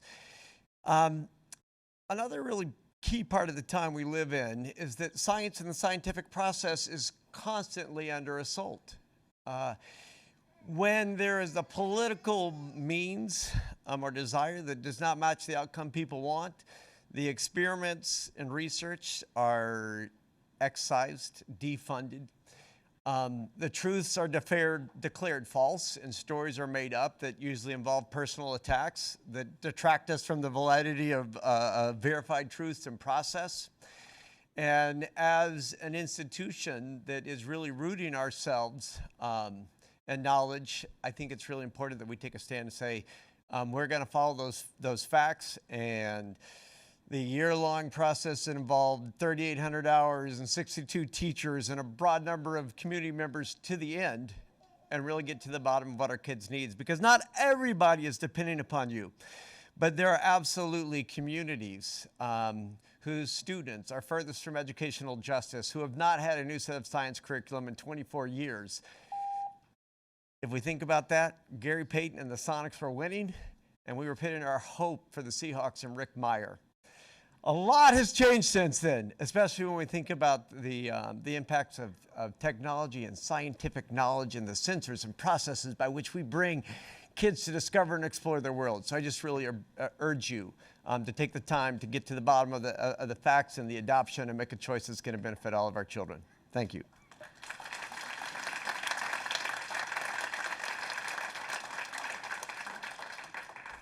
I cede my time to Annie Patu. Thank you for listening. Thank you for your service. I am here today because I care about our students. I care about science because my daughter, who's a 7th grader at Aki Kurosi, wants to go into this field as a career. And I am not sure that we're preparing our students for her to have an excellent career in science. I got an opportunity to go to Mercer to further investigate what this Amplified curriculum was all about. And I watched students engaged. I watched students talk to each other using language like phenomena and this is a storyline, just engage in the curriculum using the laptops as a tool.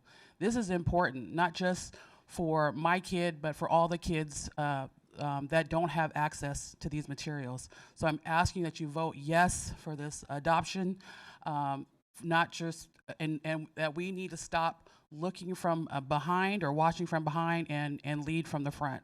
And let's do that tonight and vote yes for this science adoption. Thank you.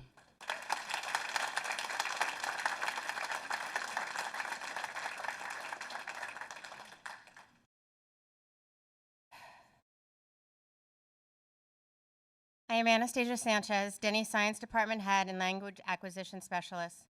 I'm supposed to stand here and talk to you about why we need Amplify to provide equitable education that serves our marginalized and linguistically diverse students. And yet I'm taken back by the fact that although there are claims that this is important, I still need to impress upon you that the weight of your decision will determine if some students have a future in science or not.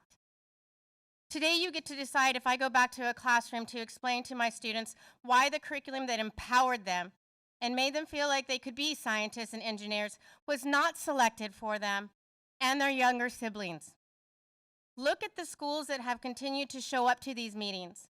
It is no coincidence that these schools also represent a large majority of underserved communities.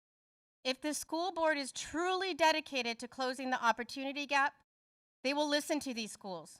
Because not only do these schools have the most to overcome, but ever since the district identified closing the opportunity gap as their #1 priority, these schools have closed the gap the most with the help of Amplify. Amplify has allowed us to do this because it is NGSS aligned K through 8. It has a storyline that is aligned. Only Amplify provides a cohesive storyline that is easy for students to follow, which allows students to focus on the content that reflects relevant and real science. Mr. Pinkham, Amplify is the first curriculum in all my years of teaching that can seamlessly weave in the experiences and contributions of Native people in STEM. We can make science native again. Mr. Burke, thank you for visiting Denny. As you saw, Amplify serves all students in our shared future. Ms. Harris, as a longtime parent of West Seattle Elementary School boys and an educator of hundreds and hundreds of West Seattle and South Park students, I can tell you that your district will be one of the districts most impacted by this adoption. The students in your district have spoken. They have spoken to the success of the curriculum through statements like, "This makes me feel like I can be a scientist." Don't fail the students in your district by taking this away from them. Your decision is an act of justice or injustice. This will be your legacy. Choose wisely.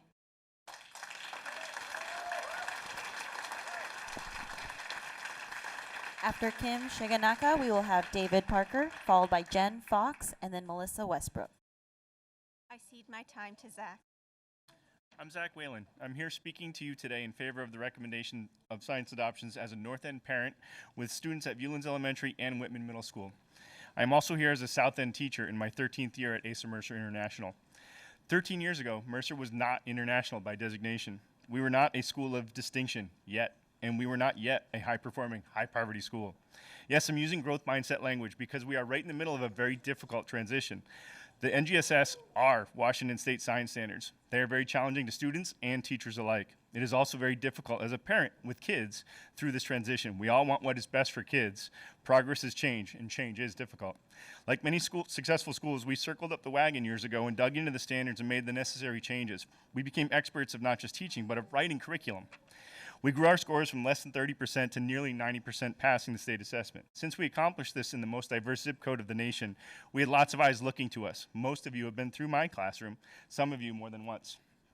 Our success was due to strong collaboration, strong teaching practices, and a strong belief that kids can succeed in science. The importance of professional judgment and good teaching practices in implementing any curriculum successfully cannot be underestimated.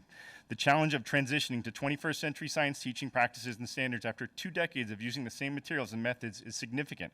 Some are simply resistant to the change or struggle to implement new ways of teaching. However, no one should be sitting kids in front of a computer while watching from their desk. This is bad teaching. Unfortunately, some teachers choose not to participate in collaboration to improve their practice and optimize the materials they use. These teachers have shortchanged their student science education and misled the families and the larger community. To judge the effectiveness of Amplify based on the opinions of a small group of teachers that have simply opted out of developing their practice effectively is tragic. Therefore, funding for ongoing professional development and common high-quality curriculum is critical. I urge you to accept these adoptions. 0030 cannot be ignored. Traditionally, our South End families move schools within the district more than our stable North End families. The old curriculum kit rotation is not equitable for these families that are not as economically stable. I ask you on behalf of all SPS middle school students to approve the adoption of a standards-aligned quality curriculum for 6 to 8.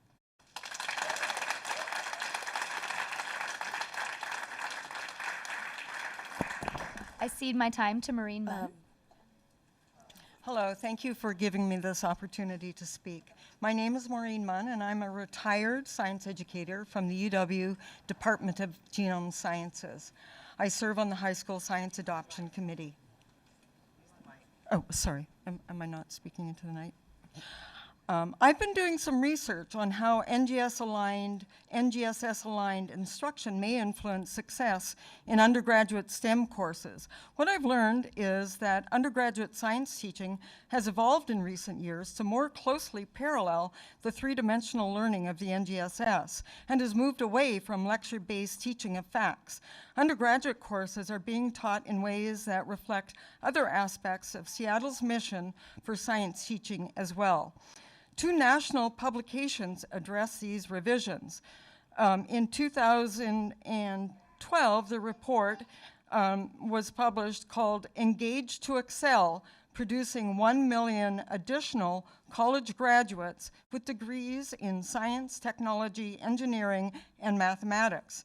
This document discusses ways to retain students in STEM fields, especially in the first 2 years of undergraduate studies, by making courses more interesting and engaging for groups that are underrepresented in STEM fields.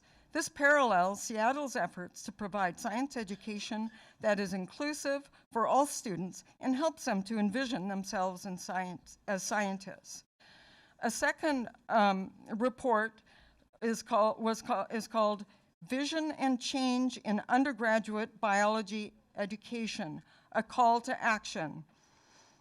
This document strips down what should be taught in biology to 5 core concepts for undergraduate courses that are very analogous to the disciplinary core ideas of NGSS for life sciences. And it also has 6 core competencies and disciplinary practices analogous to the practices of scientists and engineering. The vision and change recommendations have been integrated into core undergraduate biology courses at UW. My readings have convinced me that Mary Margaret Welsh, her teacher collaborators, and the adoption committees are making well-founded decisions to prepare students for undergraduate STEM courses and STEM careers. Thank you very much. David Parker. So I'll be ceding my time to Otto from South and some students from Aki. Hi, my name is Xavier Clark. I'm from Aki Kersey Middle School. I strongly believe that we should keep Amplify in Seattle Public Schools. Communities, students work better with Amplify. And it keeps students interested in learning, such as learning about traits, mutations, and populations. Everyone was very interested, and group discussions were amazing. I feel that I would lose interest and become less interested without Amplify in my class. Please keep Amplify in Seattle Public Schools. Hello, I am Otto Lloydhammer. I'm not from Aki, but I'm a freshman at Chief Sealth. Not only has technology given us a visual representation to see what we are learning, but it also helps us understand what can't be shown in regular labs. Although labs have engaged my classmates a little more than regular computer technology labs, some of these computer technology labs haven't been regular labs, my mistake, haven't been able to explain what the computer technology labs have been able to explain, such as nuclear bonding. Through my experience in chemistry, I've seen that people in my class, myself included, have not been distracted or felt not understanding the subject, but it has rather engaged and made us understand the things that couldn't be explained through the regular labs. Although there is still a stigma surrounded by technology, I at least have only seen engagement and understanding when technology has come to mind. Thank you. Thank you. I'm Hawa Ismail, a student at Aki Kurose Middle School, and I've been in Seattle Public Schools for a long time. When we first started Amplify, I personally felt glad because the system in elementary school was not fit for the modern child, like me. The best part about Amplify was that it was story-based and it provided lots of simulations where I could understand it through visual learning, and the old system was definitely not like that. I say we should keep Amplify. My name is Kendall Allison. I'm from Aki Karosi, and I think we should keep Amplify because some people are visual learners, and when we have Sims to learn with, it's a lot easier for people to learn things, and we aren't always on Amplify, and we only use it for like important experiments. And I learned a lot of different types of lights and the dangers of certain light and the effects of certain lights. There's certain lights due to certain objects. For example, UV light. Exposure to UV light can cause materials to change, and we learned about that on Amplify and with real life labs where we use different types of flashlights on different materials. I believe we should keep Amplify for future generations. Thank you. Next up for public testimony, we have Melissa Westbrook, followed by Danielle Vermack, and then Alicia Taylor and Eric Blumenhagen.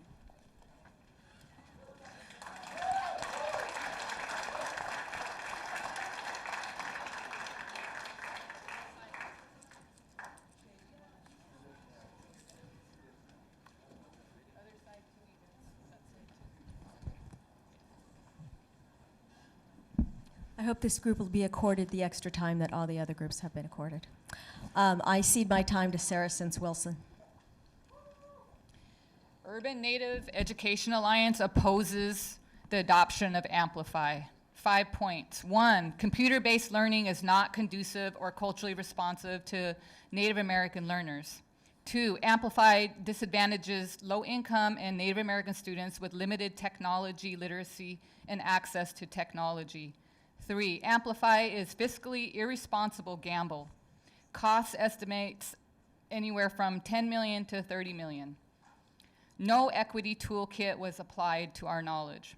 5, pilot data demonstrates poor outcomes for South End schools and low-income students, widening the achievement gap. We recommend streaming those funds towards Indian education, ethnic studies, curriculum, and Licton Springs School. The district is currently dismantling Licton Springs School, undoing the good work of previous board members. You dishonor them, you dishonor our community, and you dishonor the name and legacy of Robert Eaglestaff. The district has graduated from playground bully to street thug, inciting fear, distress, and re-traumatizing a historically disadvantaged population. Do what's right, listen to our community, and most importantly, listen to our youth. Hello, my name is Cheseon. I'm an artist, and I'm also the curator for the Seattle Asian Art Museum. And I've been a long-time educator before I got this position. I help these students think about what Native education looks like and why it's important to them. And I also oppose this, and I'm going to explain some of my reasonings. So the president, Leslie Harris, you said that you want to try new things to see if they work. And this fundamentally indicates a lack of understanding of the problem and the impact of decisions being made. So I agree that it's a gross misuse of money. And our culture and our traditions have taught us already what works, and we're not given the respect, the understanding, the resources, and the institutional support to give our students, children in our community, the chance to be educated in a culturally relevant, competent, and community-supported way. When there's not enough for everyone or to meet everyone's need, priorities and budgetings allow us to look over and see what's best for the whole. And we really need ethnic studies and Native curriculum, much more so than experimental science curriculums that further burden underfunded schools. Teachers support this because it's a short-term solution for being overworked and underfunded in exchange for exacerbating an ongoing educational gap. Folks who speak to the need for this curriculum are mistakenly appropriating science as a vehicle for equity, but there is no systemic oppression against science. In fact, quite the opposite in our tech-driven city. So to those who do this, stop appropriating our struggles to forward your own agenda. Real equity work would be addressing the greatest inequities, which is by no small margin the oppressed and underserved state of Black, Brown, Indigenous communities and their children and their students. Someone mentioned that students in Seattle haven't had new science curriculum in 25 years, but Seattle Public Schools has never had district-wide ethnic studies in its entire racist history. In contrast to this newly developed, uncertain tech-based curriculum, ethnic studies is proven to support safer, enriching, and community-supported learning environments that have a cascade of positive effects when you empower young people with relevant education. The educational achievement gap only exists because of the systemic racism and these policies that continue to perpetuate the inequities present in our schools. Students don't need a standard science curriculum that furthers our growing dependency and need for computers and technology, even if it helps overburden teachers or entertains bored students. Good computers may be better teachers than bad teachers, but young people don't always understand what they need on a systemic, citywide level. They need ethnic studies and native education before they need more science and more tech. Students of color, underserved students, those at the bottom of the achievement gap need better people around them. They need better funded schools and teachers, and they need to read more books and have more engaging hands-on learning experiences that matter to them, their history, and their communities. Thank you very much for listening. Thank you.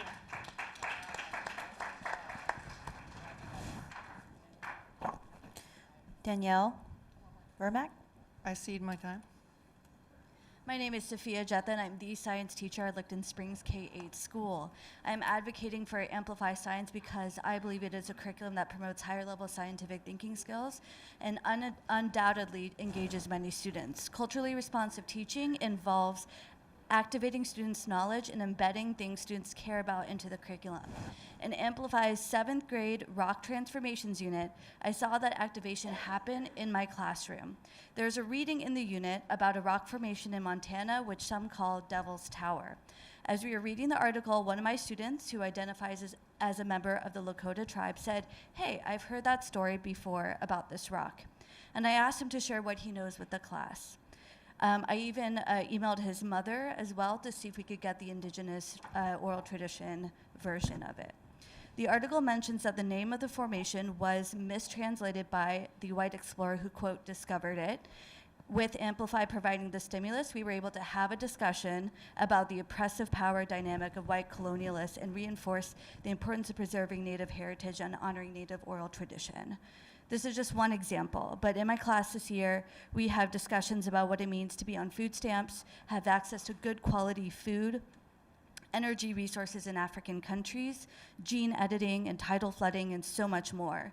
Through simulations and readings and hands-on experiences, we've created pods to be dropped from the air to provide supplies for people in remote areas, debated blood doping ethics, created nutrition bars for patients, and developed tsunami warning systems. And it is Amplify that has served as a stimulus for these higher level discussions, which have been engaging for all my students, and especially my students of color.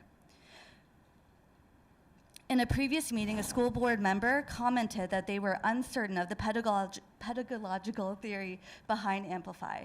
Best practice of science pedagogy is phenomena-based instruction. This is what the research says, and this is what Amplify provides the infrastructure for. Looking at a natural phenomena and being able to justify it by gaining understanding of scientific principles. Is it perfect? No, because no curriculum is perfect, but it provides science teachers across the district with a base to build upon, which previously did not exist, and incorporate more hands-on opportunities and incorporating more social justice issues as well. And most importantly, engages my students' hearts and minds. Thank you.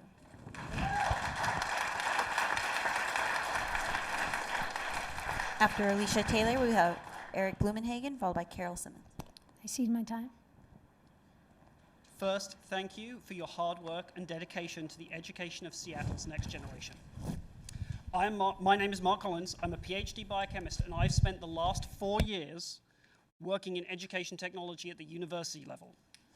I have 2 kids. One's going to elementary school next year, and one's moving to middle school. So this is something that I deeply care about and identify with as a scientist and as an educator, and as a parent.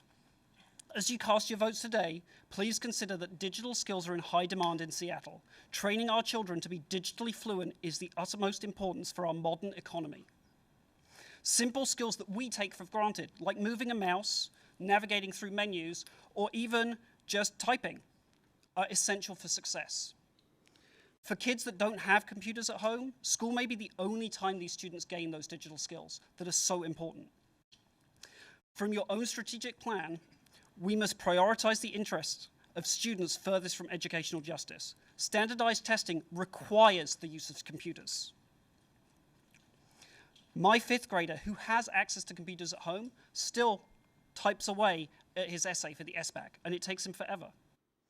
Studies show computer quizzes and other computer simulations help prepare students for testing. The automated scoring also allows instant feedback for teachers, and this gives educators a personalized or differentiated approach to instruction with all levels within the classroom. This could be supplements for the HC kids to expand their knowledge or skills, or alternatively, it could be to provide a shifting of the lesson plan so that those students who are struggling with a particular concept have a little bit more time. Please vote yes for the elementary, high school, and middle school committee recommendations. Seattle Public Schools must commit to providing digital resources, including classroom computers, that will help eliminate the opportunity gap to ensure access for every student in this district. You lead the way.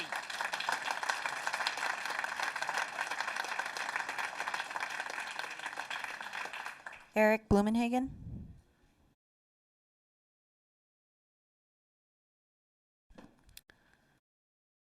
Carol Simmons. After Carol Simmons, we'll have Sophia Nguyen, followed by Yolanda Jones, and then Brian Bushwitz. My name is Dr. Carol Simmons. I am a member of Urban Native Educational Alliance Elders Advisory Council. Seattle Public Schools continue to erase Native American culture.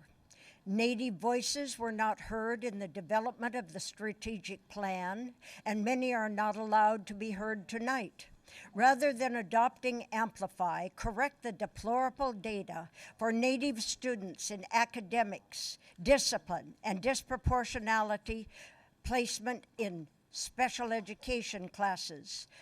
Provide sufficient instructional space at Licton Springs Native Focus School while restoring Indian Heritage High School. Prioritize professional development in ethnic studies rather than in a machine-driven curriculum.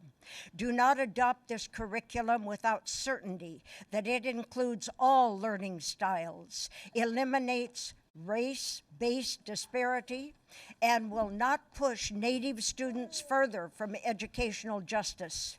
There is ample educational research which insists that, especially for underserved learners, the most important element is the establishment of trust between the teacher and the learner. A machine-driven curriculum does little to establish trust. I would cede my time to Mrs. Ortega. Hello, my name is Jasenia. My child attends Licton Springs Elementary. I have concerns about the three options that were given because all options will negatively impact the growth of Licton Springs school. Do not truncate or relocate Licton Springs. This is important for the land-based learning and environmental and social justice work. Please stop the push out our community and help our children learn about their culture and history. We are still here and we matter. Stop the push out.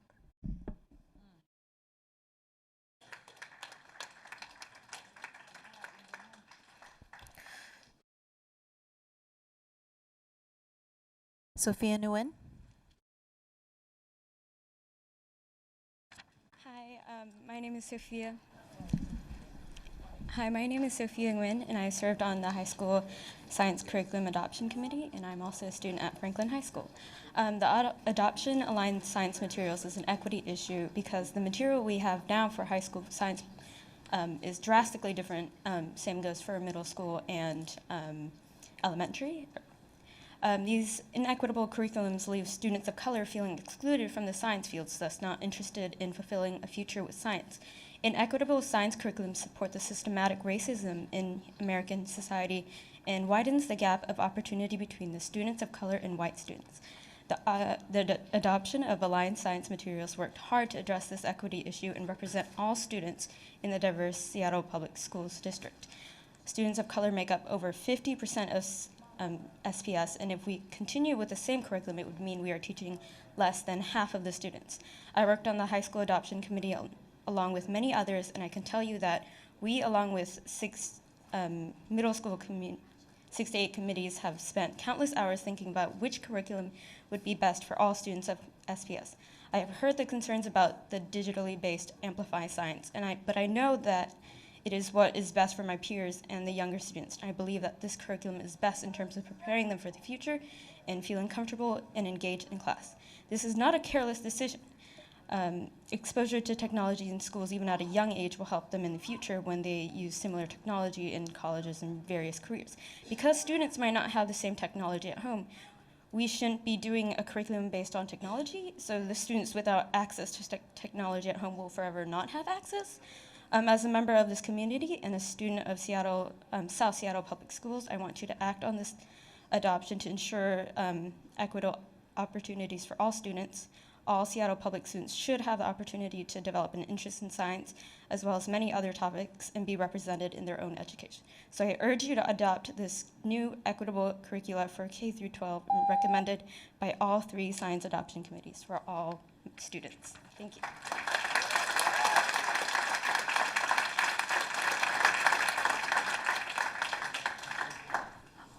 Hello, my name is Yolanda Jones, and you've heard from me a number of times now, so I'm mostly going to keep it brief. But I stand here as a Black woman and a science teacher to say that I am disappointed to hear that if the message that is getting out to our community is that it is a choice between ethnic studies and equitable science education, I'm disappointed. That's not the choice that we are looking at today. What we are looking at is putting equitable science education in front of every single student in Seattle Public Schools. We also want ethnic studies. Again, I stand here as a Black woman. I want ethnic studies in front of every single student in Seattle Public Schools. I also want equitable science education for my kids. Like my colleague, another Black teacher in Seattle Public Schools, I was lucky enough to find an innate love of science, and also, as I've talked about, have certain privileges coming in to the school system. But our kids do not all have that. We all know that our students don't all have that, and we need to privilege the underprivileged. We do need to put technology in front of our students because, like my student already eloquently said, not putting technology in front of students that also don't have access to technology when they're at home is doubly disadvantaging them.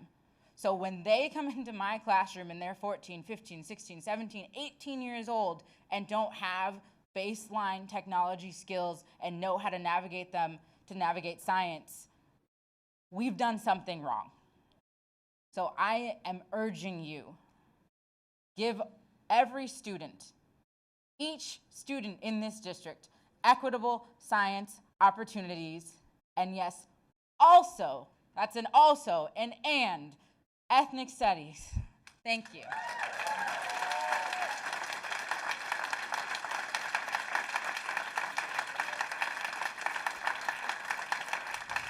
After Brian Bushwitz, we will have Jordan Frost, followed by Nahom Alamahu. Hello, my name is Brian Buckwitz, and I am a biology faculty member, and I would like to speak in support of the adoption by ceding my time to Franklin High School students.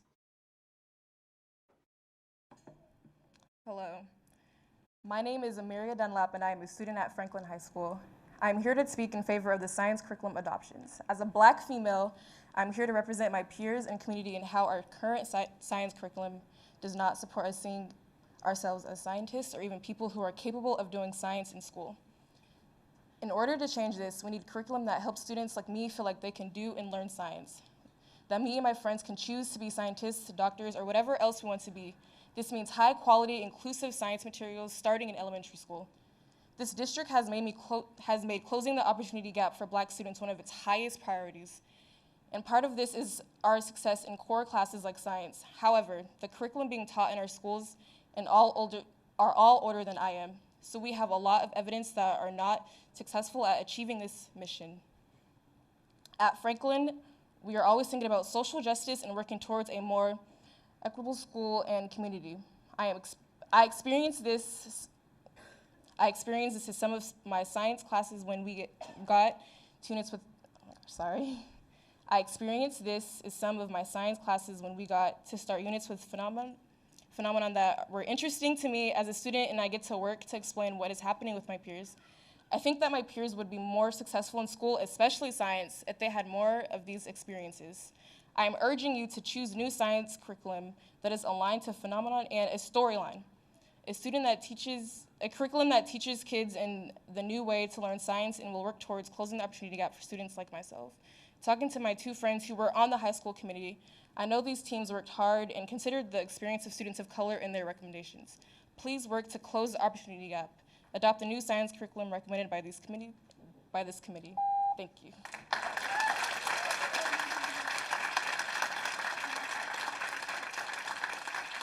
Jordan Frost. I cede my time to Katie Carussell. Hi, I'm Katie Carussell, and I have the privilege to teach science at Denny. I'm here today to discuss how adults have poisoned the adoption process and are trying to deny all children quality science. They have done this through the blog and its spread of misinformation in an attempt to derail the adoption. While the blog claims to understand the science adoption, the author has never visited a classroom to see Amplify in use, and despite Mary Margaret Welch reaching out face-to-face to offer an opportunity for a dialogue, has never spoken with any science staff about the details of the curriculum. Repeatedly, accusations have been made about Amplify in an attempt to derail this process and to plant seeds of doubt in your minds as you approach this final decision. Then, the blog began attacking my colleague, Mary Margaret Welch. The blog accused her of receiving significant compensation from Amplify, despite there being no evidence to support this accusation. There has been no retraction or correction. A real journalist does research. A real journalist comes to classrooms to learn, interviews teachers, interviews students, asks real university professors. I was fortunate to experience a real journalist and was happy to tell my story, because I have seen the power of good science for youth who have traditionally been marginalized. In response to the Seattle Times article published Monday, the blog raised concerns that had already been addressed, including the number of schools using Amplify, the cost of Amplify, and the source of laptops for schools. And apparently the blog brought forward concerns to the board as though research had been done. It had not. These acts of curating controversies in an attempt to sow seeds of doubt is unconscionable, and it is the reason I stand before you today. It follows a strategy seen so often in our national politics. The real controversy here is that 53,000 students may be negatively affected in order to feed the egos and aspirations of a small group of people. Please disregard the conspiracies and approve the recommendation of the adoption committees. Thank you.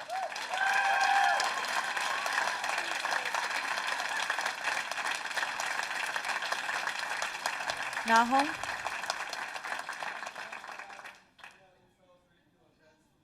Nahom. James Momsen.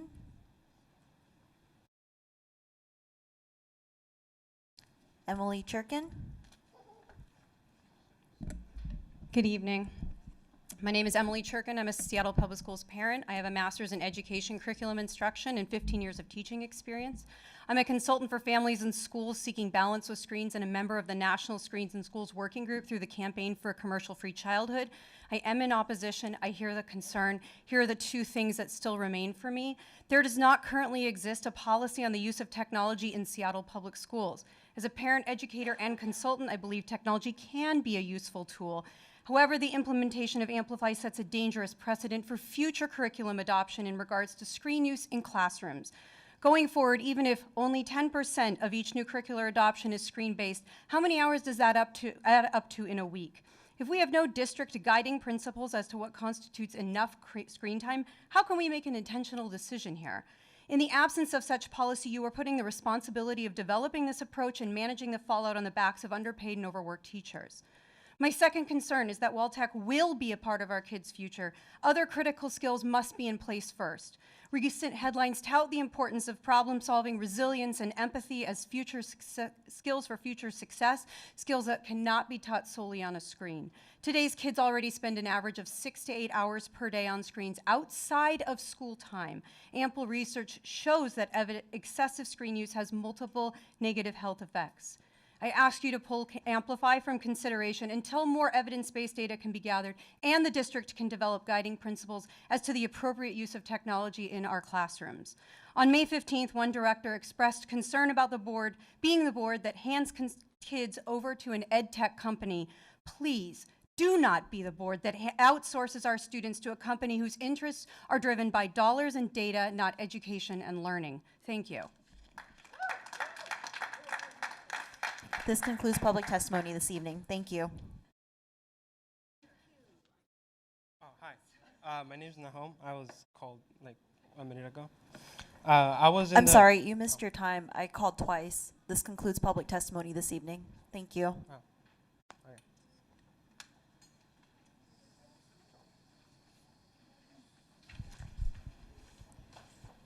Okay, we now move to director reports. Who would like to go first?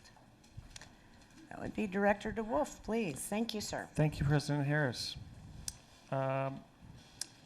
First, as a citizen of the Chippewa Cree Nation of Rocky Mount, Montana, I want to also recognize that we are on stolen Indigenous land.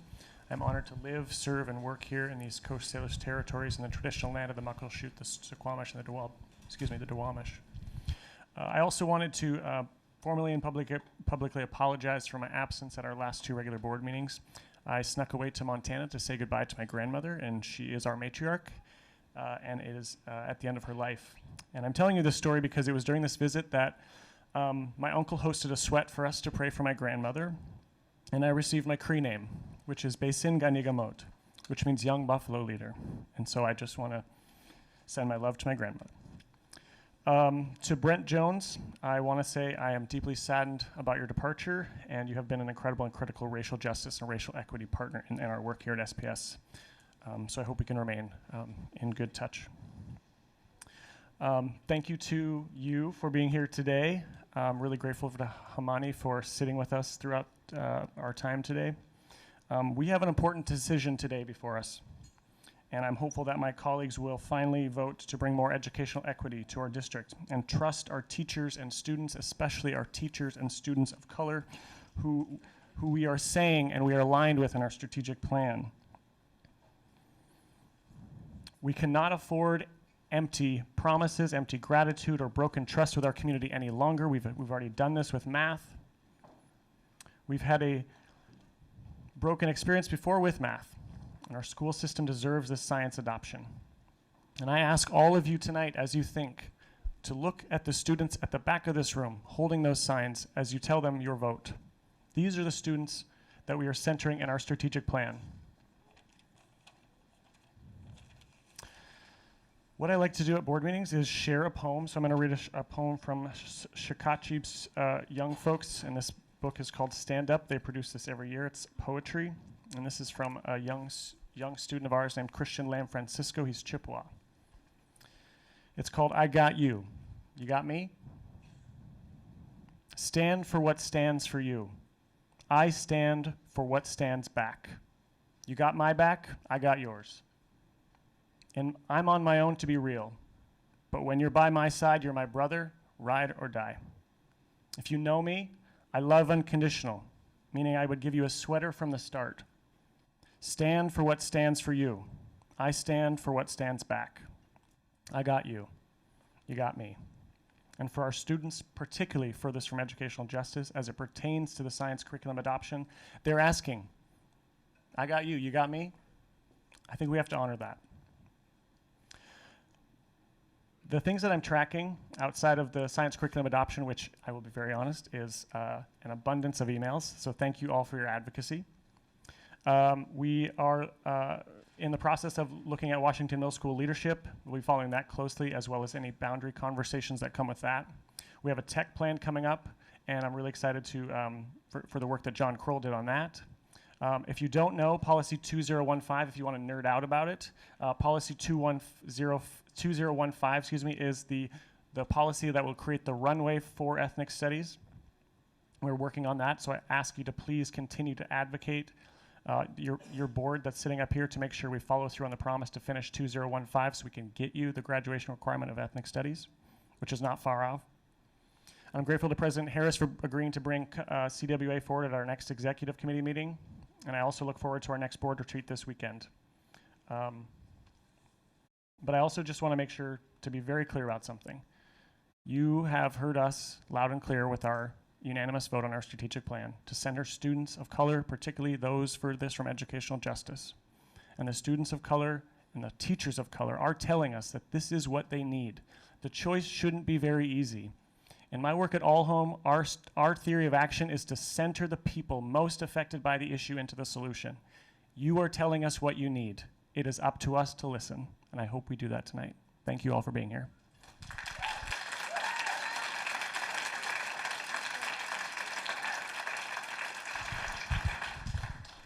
Who would like to go next? Director Burke. Good evening, everybody. Thank you for joining us, and thank you for sharing your truths as well. This is obviously an issue of passion around many different aspects, so I'm grateful for all the feedback that I've gotten as well. Looking back over the last couple of weeks, I've been fairly heavily involved in my actual day job, including a trip to China, which was, it's always interesting and exciting, but has limited the amount of board level support I can do. I have not yet sent a community meeting. I'm looking for a date out in July for one more meeting pre-summer. Once I get that figured out, I'll get a schedule posted. Earlier today, I had the pleasure and opportunity to work with Superintendent Juneau on the language of one of our policies around board-superintendent relationship. This is Policy 1620 and associated board procedure. We've done some work on that as a full board, and we're working on a draft to bring to the executive committee. We're aspiring to bring that to the June 12th executive committee, so I will be communicating with directors individually around that. Just want to give everybody a heads up. And then another heads up, there's an event tomorrow which is actually related to some of the comments that have come up here. It's a Technology in Schools, Understanding This Generation workshop at the Living Computers, formerly museum, but now Living Computers. And directors have been invited to that. I'm hoping to be able to attend that to hear a discussion of the full picture. Obviously, there's an inherent draw of technology that I feel myself and I see with my kids and I see in our schools as well. And we need to understand the risks and costs that offset that as well. So then, just as a lead into science, which we'll discuss as part of the issue, I just want to highlight last year a couple of things were brought to the board's attention. And so one was a nearly complete initiative restructuring high school science courses. And the other was a large number of schools that had approved waivers for Amplify Science. So this was years of work that had been undertaken in these areas that hadn't been, where the board of directors had not been informed or involved. And I think that's one of the things, one of the trust areas that everyone is trying to reach a satisfactory place on. Is how that work has created to amazingness in our schools, which I got to observe when I visited Denny. And at that time, the Curriculum Instruction Committee, which I was chairing, we advised a formal instruction materials adoption process because that would be the way to bring this past work, which had been done as kind of district level or school level initiatives, but not system level. It was ways to bring it into policy compliance and into public oversight. And so I think that's just a good frame for today that we're poised to vote on the results from that work, which I think has brought a lot of the conversation into the public eye. So I'm grateful for the staff that have worked on it, the members of the committee and the board as well for the extensive research that has been done. Thank you. Next up is appears to be Director Pinkham. Thank you, sir. Oh, no. No? Katsiao and Tatsklawit. This curriculum adoption is definitely on everyone's mind here, and we are seeing a lot of stories and people sharing their experiences with it, what's going on, and then but myself, I can't ignore, I know some people say there's some other voices out here that maybe minority voices, but there's still voices that need to be heard, and they're expressing their concerns with the curriculum as well. Yes, we have a strong people that are saying, yes, we should adopt it. And I appreciate Anastasia saying you found ways to include a Native perspective in this. And I'd like to talk to you more about that. How can we make sure that our students aren't being left behind? Because the technology in this part does concern me a bit. And hopefully we'll get those my questions addressed when they're brought forward. But I just want to acknowledge that I can't ignore those small voices. I still need to make sure that they're being heard and not being drowned out, and that they are being lifted up as well. They're not going to be left behind, but we're going to include them as well, whichever decision we opt to take. We need new science curriculum, definitely. 25 years ago, right now, I know when I was working with my daughter, she's bringing home photocopies of science material to the point that it was hard to read. But then I still want to see us be able to have that physical hands-on that someone's going to be able to take home and say, here's something I have. I can't log on to the computer. I can't go to the library after school because it's crowded. What alternatives are we going to provide for this? So those kind of questions I still need to get answered. All right. I'm looking at right now, I've been flipping through this article, Unfolding Futures, Indigenous Ways of Knowing for the 21st Century by Phil DeLoria, Sanawi Loy, Maya, Brian McKinley, Jones Brayboy, Mark Trahant, Lauren Gilgaloin, Douglas Meaden, and a friend of ours, Ned Blackhawk. I want to read the last paragraph of this article that they wrote. We can imagine a future when the United States and its citizens commit to grappling with fundamental questions. What does it mean to live on Indian land? What does it mean that Indian people are still here? Moral, legal, ethical, and social issues and debates tumble out of those questions. But you can also imagine a nation and citizenry strong enough to engage with these questions, strong enough to respect Native nations as inherent sovereigns, strong enough to confront the mythologies and stereotypes that sustain the sense of national and white privilege, an entitlement to everything that has been built on Indian land. If we can imagine that, then we can also imagine a nation and citizenry strong enough to face up to its history, the intertwined sin of enslavement, and the legacies of immigration, exclusion, and racism. We can imagine a nation strong enough to grapple with the very definitions of citizenry. Who is included? Who is excluded? Why, when, and how? We can imagine an inclusive nation bold enough to build a future on a complicated and painful past. In this task, one could do no worse than look to American Indian nations and Native institutions for inspirations and ideas. So we do have some other resources out there. If we can find the curriculum to align and include Native perspectives, I'd be full support of this curriculum adoption. So again, those are questions I want to see answered. And I do need to make sure, again, I got to say that those voices are heard, and I'm going to make sure they rise to the top. Or not rise to the top, but with the top. So again, close that equity gap, and appreciate the students that are here to share their perspectives. And I do not see this as a choice between science adoption and ethnic studies. I too want both to go forward and not to leave one or see one be more important than the other. All right. I want to thank Kimani for sticking around here to share and listen to the perspectives that have been sold. Thank you, or shared. Thank you to the Seattle Skills Center for their presentation. To Gail Morris and to Tom Spears, who helped, for me, helped getting that Lushootseed language, Southern Lushootseed language, now a banner that's going to hang at this school and hopefully future buildings, not just international schools, but all Seattle schools. Congratulations to Brent Jones, if he's still here, for all you've done, and best of luck in your future. And don't lose touch with us. Myself, I don't have any community meetings planned, but I will try to get one on for the month of June, and hopefully maybe one early July. But yes, I got questions still for this adoption process that I hope to get addressed when the presentations are made. Katsiawa, thank you.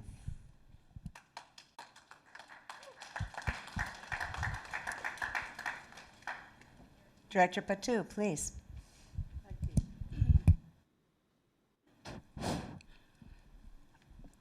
This is really a very important decision to make, because science is actually very important. And I know when I was going through high school, science was one of my least subjects that I wanted to actually to be interested in, because I always felt that science was a little bit more difficult than the other subject matters. But when you actually get into science, it becomes very interesting, and there's so much in science that are unknown, and really becomes to the point where you really can get off into it if you really engross yourself. Of course, a few years later, after graduating from school, I realized how important science is, and there's still a lot to learn. And I think that it's a way to actually to know what's happening in our world that really makes this a very important subject. When I was in high school, I hated science, but then I realized afterwards that it's an area that we need to learn more about. So I believe that science today is a lot more interesting than it was in my days. There's a lot more to see, and there's more hands-on, and people are more in tune to what's happening with the various ways of how science can take you to a certain direction. So I believe that it's very important to really to have the best science that we can to provide to our students, because this is a changing world that we're in, and unless they realize the changes that are taking place, they'll be left behind. So that's why, for me, science is very, very important. And the more we can put into to make this area more meaningful to our students, the more they can learn about what this world is all about, because that's what science is. So I believe that, that as we look at this material and really take it to heart, that it's something that our students need. And then hopefully I actually had a chance to look at the material, and it's a lot more extensive than in my days. And there's so much in there to learn and so much to get into. So I'm hoping that we can get approved this tonight and move it forward.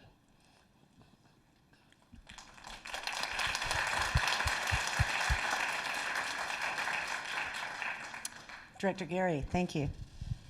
Again, thank you to everybody coming. I've said it the last few meetings, but the amount of students that we've had here to testify and come before the board just continues to tell me that overall Seattle Public Schools is doing something right, because you feel you have a voice, you feel there's a place to come and exercise it. I want to give just a super heartfelt thanks to Brent Jones and his service here. I'm so sad that he won't be here with us anymore. He's been such a friend, an educator to me around so much of this work. I have to say that my course on the board, my heart has changed around all the issues related to education and who it's made available to, and its purpose, and what is the meaning of public education for all students, as opposed to any one family's ability to push forward access to their own student. I definitely come from a world where it's looking out for your own student and pushing them forward to as many opportunities as possible. And I realize now that that has perpetuated a somewhat unhealthy, if not completely sick society. So, and I would say long conversations with Dr. Jones and talking about those issues have moved me forward, and I think has moved this district forward in a lot of ways. So I will just look forward to maintaining that relationship, but just know his work has been so important to us all. Thank you to the Skills Center. I was taking pictures of one of the things they had up there, which is Sakura, an ad, and my niece's name is Sakura, so I was happy to be able to take pictures of that, and I will share them with her because they were so precious. I had the honor of attending the Washington State School Directors Association Equity from the Boardroom to the Classroom conference in SeaTac. It's a district-wide or a statewide conference for school board members. And I have to say, it was the first time I went to a WASDA room. It was so overwhelmingly white that I was stunned, coming from a district of great diversity. And this room was filled with far more people of color. And that is good for our state. So I report that to you, people that were really interested in the topic, hearing from small districts making big steps in terms of reaching out to families, getting them involved in education, and doing the little things, not money things, but the little things of visiting the families whose language is not, English isn't their first language, or just making sure that there is a fund to pay for the things that their family need to get their kids to school. And that's happening all over our state, and that's a change. In just the 3 years that I have sat on this board, that is a big change, so I share that with you. I see Lisa Chick here, and I'm going to thank her and the Alliance for Ed at the luncheon. They celebrated 3 of our principals who have been doing the hard work, Trina Sturck, Anita Pinchback-Jones, and Chris Carter. And then I had the great pleasure of going and visiting Mercer Middle School to look at some science classrooms where Principal Carter was. And he was just so excited to host Director Patu and I and show us around. I saw Emily Alasky is here. She was one of the teachers that hosted us. And in a classroom of students who were predominantly of color, these kids were so excited to participate in conversations around science. And they were engaging with each other. And Director Patu and I had a chance afterwards to talk to them, some of the girls. And these girls were like interrupting each other, talking all over each other to tell us how excited they were about science. And I believe it was Dr. Patu who said, so what happens when you see kids that aren't engaged in science? And they looked really puzzled. And I said, well, it doesn't really happen for very long because everybody's participating, and so eventually everybody, that's just the cool thing to do. You're not going to sit out of the conversation. And they escorted us to the next room where we got to see kids having a conference around science. A bunch of students were sitting at the table talking like scientists, and other students were standing around them taking notes about their conversation, trying to determine what the climate, the greatest impacts on climate from now to the Carboniferous era have been. I mean, crazy stuff. These are middle schoolers. It was exciting. It was great. So I have to say that's how I've been spending my time trying to get around. Also had the chance to visit Aki Kurosi Middle School. And I saw teacher Joe Camacho here with his students. So thank you for bringing them out and not only teaching them science, but teaching them to use their voices to advocate for themselves. And even in that class, the kids were definitely engaged and wanted to participate in their science, and he was engaged. But I'm going to tell you something, the difference maybe between Ms. Alasky's class and Mr. Camacho's class. He's a newer teacher. And a newer teacher he came up to us afterwards and he said, I was a skeptic about Amplify, but I'm not anymore because as a new teacher, I need a common base in order to talk to my fellow peers and help myself to learn how to become a better teacher for this population of kids. And so I'm a convert. We're not using it word for word, lesson for lesson. We're using it as a base, and we're changing it to meet the needs of our kids.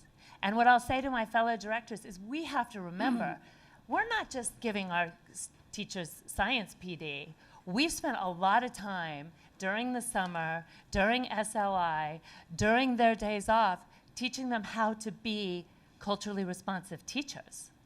So this is just a tool. They're not going to use it in a vacuum. They're going to take all the other lessons that they have been hearing about, all the other work that they are also very excited to do, and put this together. But they are begging us for the tools. It is my job to make sure that my district can provide a basic education. I looked up the law on these things. A basic education is defined as some of the providing essential academic learning requirements. Those are defined by our superintendent. Our superintendent has chosen NGSS, and that was NGSS was developed on a collaborative effort on the part of the National Research Council, the National Science Teachers Association, and the American Association for the Advancement of Science. These are not people who do not care about education. They are not people who necessarily are in it for the money. So that is where NGSS comes from. It is our job as directors to make sure that we are providing you with the tools that can bring our students to the state standards that our superintendent of public instruction has chosen. That is how I meet my duty as a director and how I support you, the people who are going out to teach our students. So that is how I look at it. That is how personal. All the other things, there's many other issues that have been raised. But that wasn't for our adoption committee to consider.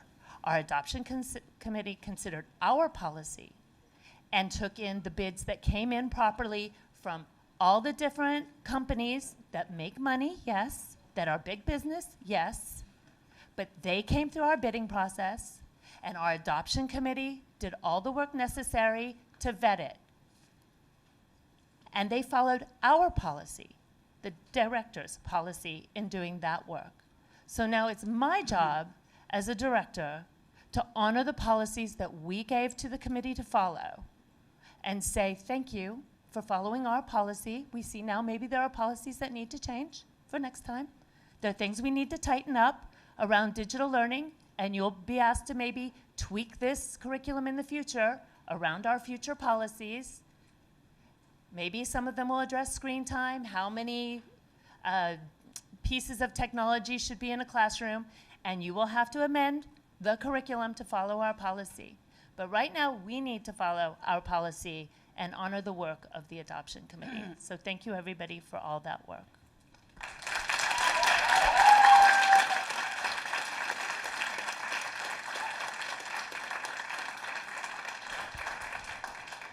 Director Mack. Good evening. It's been a busy couple months, couple weeks. I have experienced some personal loss recently that's kind of impacted me, and I just want to put that out to the world to remember that folks are dealing with lots of different things. And I know that there was a number of shootings over the last couple of days in our city that have probably impacted our families. So I just want to bring that up and have folks remember and be sensitive around where people are at and what they're focused on. I haven't been able to schedule community meetings. Unfortunately, we've been so busy with all of this work, and tonight we have a very important decision to make, and I am so grateful for all of the work and passion, and it's very exciting to see folks get behind something they think is going to be really great.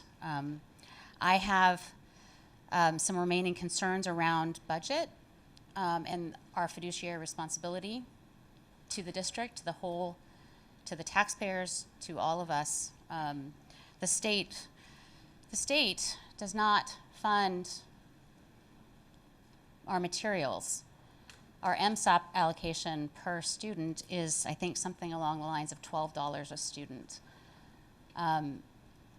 Doing the math on all of the adoptions tonight, we have, I think it's well over $30, $40 per student, and that's not including all of the PD. So those dollars have to come from somewhere, and those are where my questions lie about where are we gonna, how are we gonna pay for this? Because the question of, do we actually have to cut librarians next year? What do we end up having to cut when we decide to fund something? So the decision that we're making tonight it's critical, and I really want us to have new materials for our students. And I'm, as I've said before, I have a degree in environmental studies, and I strongly believe in it. I think it's far past time, and I remain concerned about our budgetary restrictions, and look forward to having the conversation on that point when we get into the discussion on science.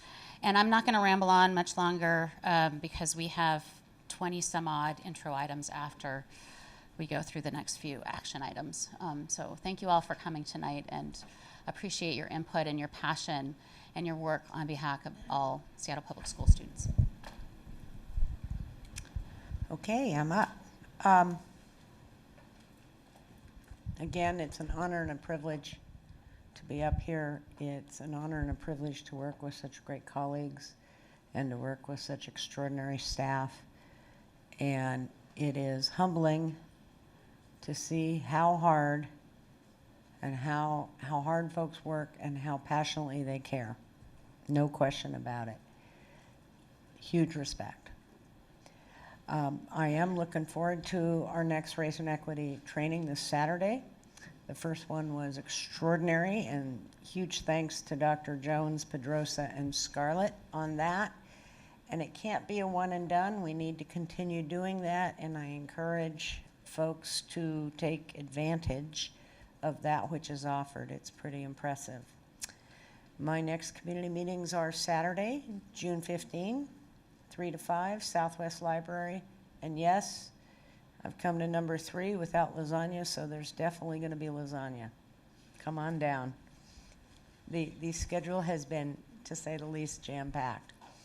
The next meeting would be on July 20, 3 to 5 at the Delridge Library, and that's, actually, I take that back. I believe that's at the West Seattle Library. Double-check that. I believe it's on 42nd Avenue Southwest in the Admiral District. And then you're back to 1 and 3 on lasagna. And thank you to Director Pinkham for joining us in May, and everyone else that joined us. They are rich and thoughtful conversations. We have folks that disagree passionately, but do so agreeably and elegantly. And it's a great way to get information, as well as public testimony and your emails. And Lord knows we have received a whole lot of emails, and that's a good thing, because we need your help in making these decisions. Big congrats to some of our sports teams. I believe Garfield girls softball hit it out of the park. How's that for a pun? You like that? It's hard to out cheesy jokes when superintendent, you know.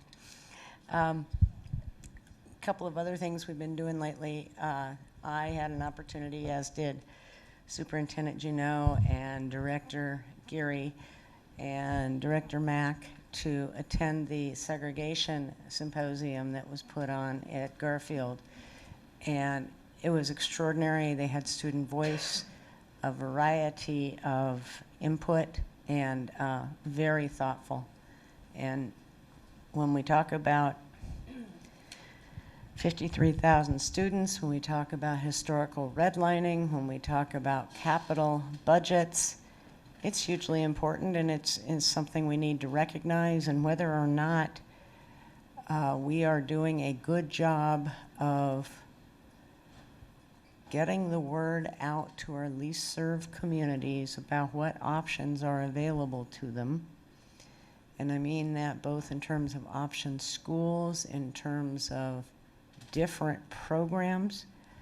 And we need to talk about cause and effect. If we're not doing our job to get the word out, then shame on us. Because it doesn't have to be that way. And if folks who have been in this city for a very long time recall busing, we lost 30,000 students. White flight, suburbs, etc. So obviously there's got to be a better way, but it's something that we've got to recognize. And Director DeWolf, what is your phrase from Mr. Rogers? If it's mentionable, it's manageable. There you go. I'm looking forward to Friday. There is a LGBTQ flag raising ceremony in the morning. We did this last year, and thank you to the leadership of Director DeWolf and Lisa Love and other folks in this building to help make that happen. And then in the evening, going to the Monroe Correction Center with Directors Geary and DeWolf for the Black Prisoners Caucus with Nova Principal Mark Perry. Both of those are iffy for me because my life as a litigation paralegal has taken on impending trial and all that entails. Our team, and I'm going to say it out loud because I'm just so darn proud of our team and I'm proud of this family. Tommy Lay was shot in the back twice, June 14th, 2017, the day he was going to graduate from Career Link Academy at South Seattle College. And our little firm has put in pretty close to $500,000 in costs. And we're all in, and it's really an honor to be able to represent these folks. So if my team calls me, I'm skipping out and y'all, and I hope you understand. And I have to say that the support that colleagues here in the building have been is it's extraordinary, because it's hard and hugely important work. And the work we all do is hugely important, and I want to honor that, no matter what the outcome of votes are tonight. Whatever vote happens, it's not a vote of disrespect. No how, no way. And I rarely speak for the entirety of the board, but I will say that with alacrity and with a clear conscience. Just a moment, please. Okay, thank you. Thank you, Dekalia. I hope that she's still here. I was looking forward to some of her pushback questions, because she's passionate, and it's a beautiful thing to watch, to hear our student voices. Last, at the same time as looking forward to our graduations, saying goodbye to some of the really extraordinary people in this building. Dr. Brent Jones, what a great fellow, what a gentle fellow to help you find your way and to learn you up and coach you. It's a gift, and we have been very lucky to have him. We've got other folks leaving as well in the near future. We've got Deputy Superintendent Stephen Nielsen. We've got Executive Director Dr. Kyle Kenoshita and Director Peggy McAvoy. Change is good. They deserve to have a life after this place. Understand that, but we will miss them through and through. And I'm getting excited about some of the successors and the opportunities to rearrange systems so that we move forward and do better. So that's good stuff.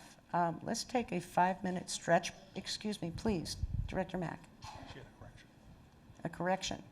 Yeah, I realized I forgot two things, or I got a text and got corrected, and I want to actually make this correction now.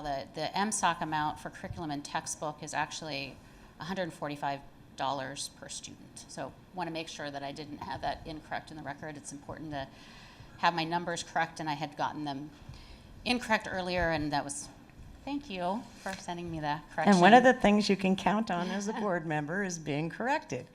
And we accept and appreciate that. And the importance of, I appreciate the staff support on answering questions and getting back with data as quickly as possible. The other thing I forgot to mention was that I did take a visit to Cascade Parent Partnership last week. And that was a really great experience to see how that school is serving an incredibly diverse population of students and with diverse learning needs and so forth. So I just wanted to give a shout out to the principal there and mention that as well. Director Geary. Thank you, President Harris, for mentioning the trip to the Monroe Prison and the Black Men's Education Caucus. And I hope you can make it, because you are the president, and it's our chance to take our strategic plan back to them. Because when Director DeWolf and I first visited them, I think probably over a year ago now, I think we brought that work back with us in terms of them asking to be heard and to be recognized and seen in the educational environment. And so it's going to be a real honor to take back our strategic plan to them and show them that they were heard. And I hope that you can be there as the president of that work and say, this is what we've done, and we're going to make good on it. And I'll do my best to be there. I think I've shared with some of you all that I've started my legal career working for the inmates of the state of Washington for a few years. And every time you hear those doors close behind you, it is beyond profound. It gives a whole definition of privilege that sticks with you forever. Let's take a 5-minute stretch break, if we could, please. Thank you.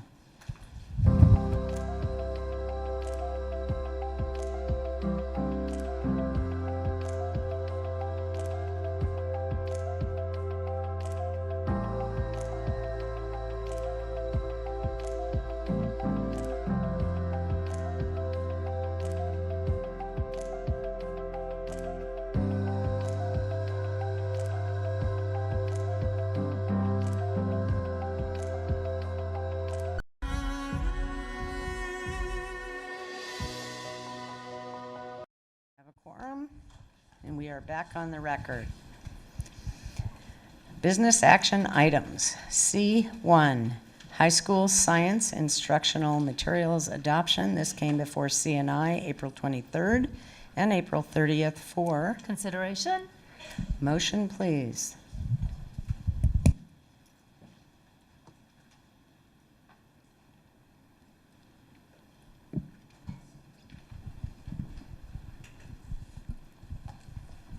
I needed to take a deep breath for this one. I move that the Seattle School Board approve the High School Science Adoption Committee's recommendation to adopt carbon time for instructional materials for Seattle Public Schools High School Biology A, Bio A science classrooms, the Bio B curriculum developed by Seattle Public Schools in collaboration with university partners for instructional materials for Seattle Public Schools High School Biology B, Bio B science classrooms, the Chem A curriculum developed by Seattle Public Schools in collaboration with university partners for instructional materials for Seattle Schools High School Chemistry A, Chem A science classrooms, and PEER, Physics Through Evidence, Empowerment Through Reasoning, for instructional materials for Seattle Public Schools High School Physics A and B, Phys A and B science classrooms.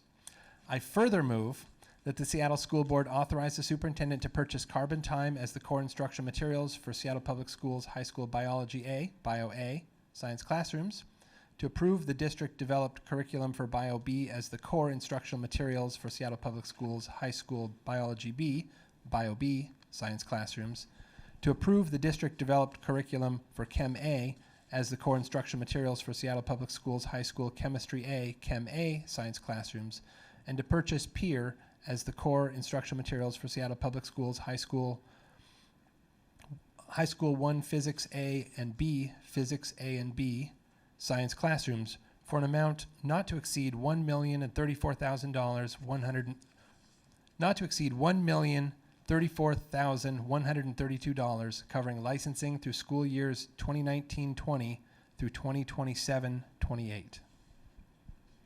Second, absolutely. Chief Academic Officer Diane DeBacker, take it away.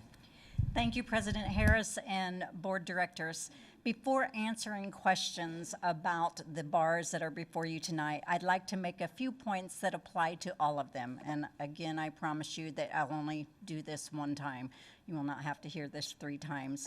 As you know, tonight we are presenting you 3 bars, and by doing so, we are proposing to adopt a K-12 science program in Seattle Public Schools. We've confirmed that we have the funding to do the high school, the middle school, and a phased-in approach at the elementary school. Our current system of disjointed, out-of-date science in K-12 is not because of action, but rather a lack of action. And it's not by the teachers who individually try to bring the best science they can to students, nor the local communities who contribute to funding to fill gaps, nor to the curriculum assessment and instruction department who have made attempts to bring science up to standard. You'll know and you'll remember that with the K-5 English Language Arts middle school math, the current board has made moves to make up for the prior lack of commitment to improving curriculum in Seattle by past boards. This board, tonight's board, has the opportunity to remedy that lack of action and to bring our, what we consider a very poor standard of science up to date. We believe that the focus tonight should be on the best curriculum for students and not about the extraneous conversations about what happened prior to the work of the current adoption committees. Since introduction, as you know, we have answered many, many questions about the background and the information leading up to the adoption. I'd like to remind the board that your decision tonight is about selecting the best science programs for Seattle Public School students. The recommendations came to you from 3 different adoption committees who painstakingly spent over 4,000 hours collectively to evaluate the large number of curriculums. The implication of not acting tonight will mean that there will be real children in real classrooms that will not get science education for at least another year, or not at least up-to-date science education. The 2013 science standards and the new materials will prepare students for what science is today and for their future in college and the workplace. Our out-of-date science materials were current 30 years ago, but sadly they are out of date today. And this leads me to a point that I think has been lost in the conversations that we had previously. Tonight, you, the Seattle School Board, has the opportunity that few boards have, and that's in one board meeting to make a decision that will create a cohesive, continuous progression of science learning starting from kindergarten through 12th grade. This would put Seattle Public Schools as a leader in science education in the region. Science education that will prepare students to take their place in one of the leading STEM economies in the nation. We, of course, will answer any remaining questions that you have for each of the bars, but we believe that we have provided you with information over the past several months. Finally, we want to thank you as board directors for the hours that you have spent combing through all of those materials, for the time that you have spent responding to emails, for the time that you have spent examining the curriculum as we've had the kids here visiting different schools.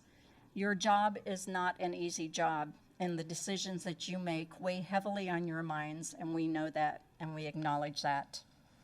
As we answer questions tonight, I want you to know that you will have with you and the assistance of Mary Margaret Welch, our science program manager, of Dr. Kyle Kenosha, Executive Director of Curriculum, Assessment, and Instruction. And Ronald Boy will be here to answer any of the questions that may surround any legal issues. And I would expect that if technology comes up, you'll probably hear from John Kroll as well. So with that, we stand for questions.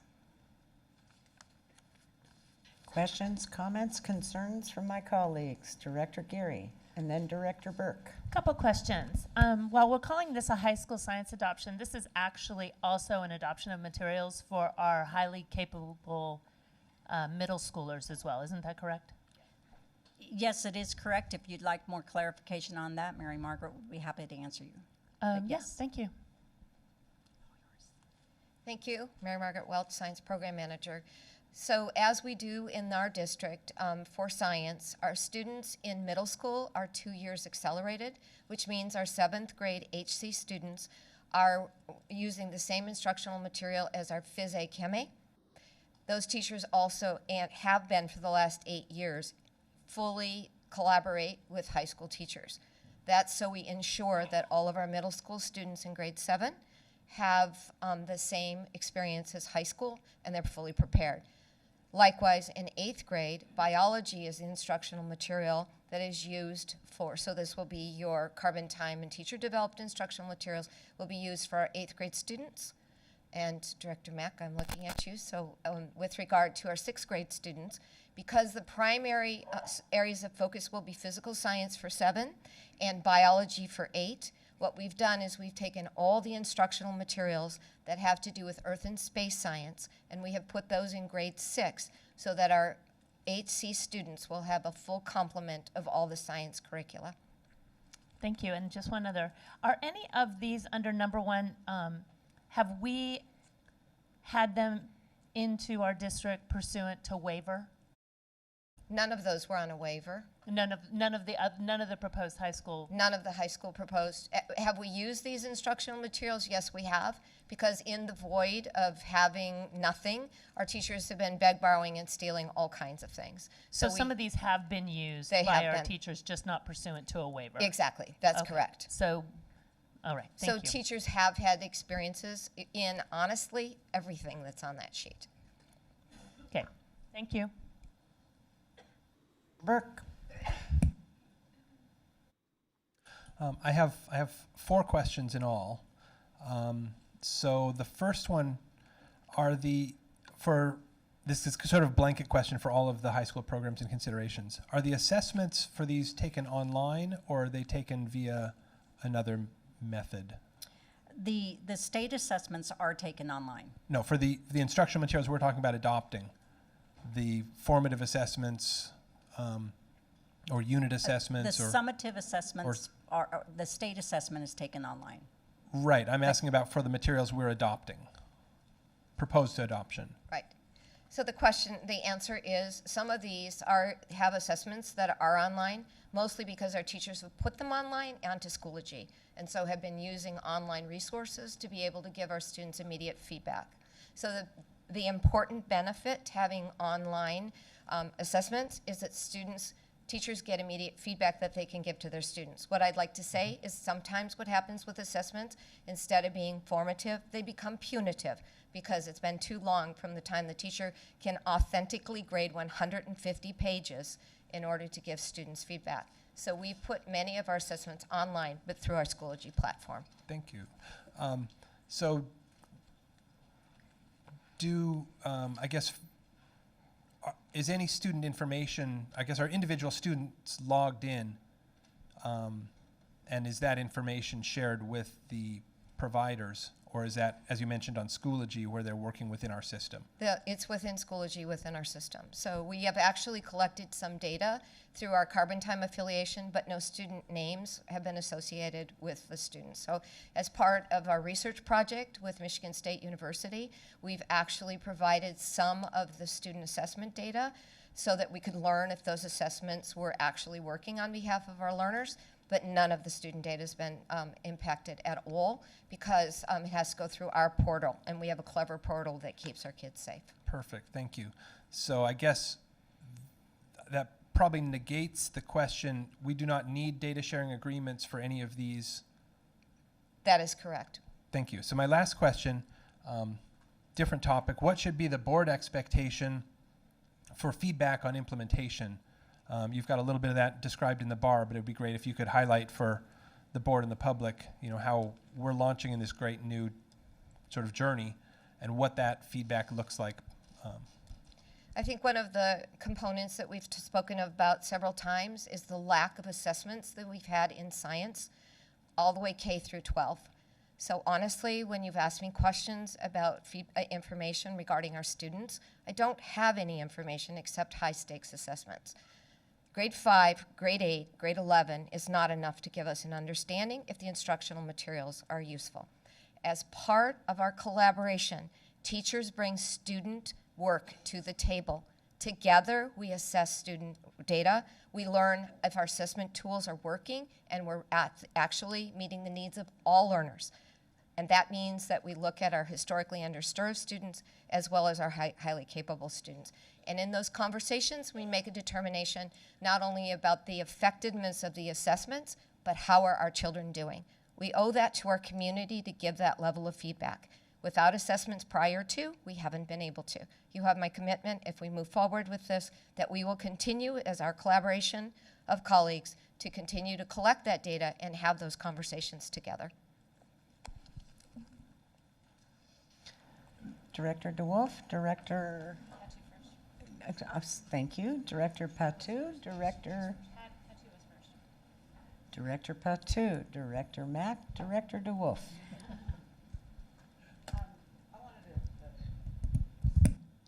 What kind of support are we actually giving to kids that speak a second language? We all know that science has really hard terminology, and so what kind of support are we giving them?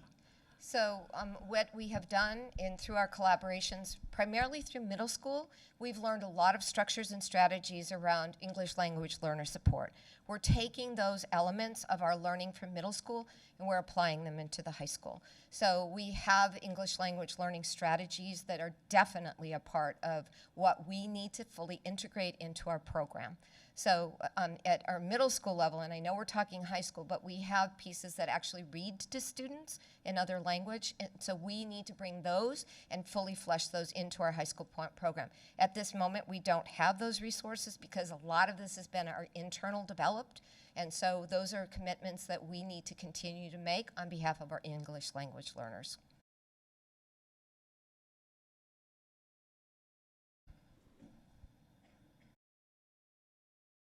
My questions are around the budget and what we are actually committing to with these bars, and especially in the future years, and how that plays out. We're here in the high school one, but to understand the whole map. I'd like to understand what we've already proposed for next year's budget. And since the following year hasn't actually been even discussed yet, how future boards may not eradicate the budget for actually implementing these things.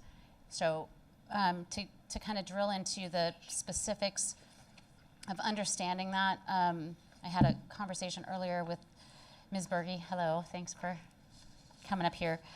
And I was looking at our budget book for this year, which had originally for curriculum and textbooks put $5,861,000 for curriculum, but that was cut this year, correct? Correct. Right. So our current year budget for this year that we're in right now was cut to $3,850,000. Correct. Right. And next year, what's being allocated is $1,858,000. Is that correct? That it's under $2 million for curriculum. Correct. That's the current budget. Okay, so that's for what we have for this coming year. So then, on all of the bars, they say a year 1, a year 2, year 3.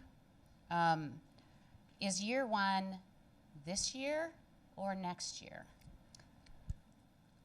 Generally speaking, I mean, it depends on when the expenditure is going to occur. So we've taken them together. So the history of the curriculum budget, we had adopted a budget with a little over $5 million in it for 18-19. In January, the board directors had said, we will have a total amount available of $5 million for both 18-19 and 19-20. That was the total amount that the board reached consensus on. And then in May, the board restored another $700,000. So for 18-19 and 19-20, there's a total of $5.7 million available for curriculum. That gives us enough money to meet our obligations for K-5 ELA, middle school math, other things that we've adopted.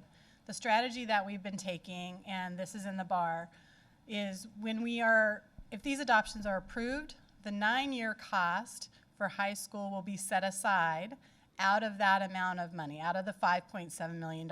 We're holding it in escrow, basically, to fund and commit to the 9-year cost. So that's set aside and budgeted for both high school and middle school.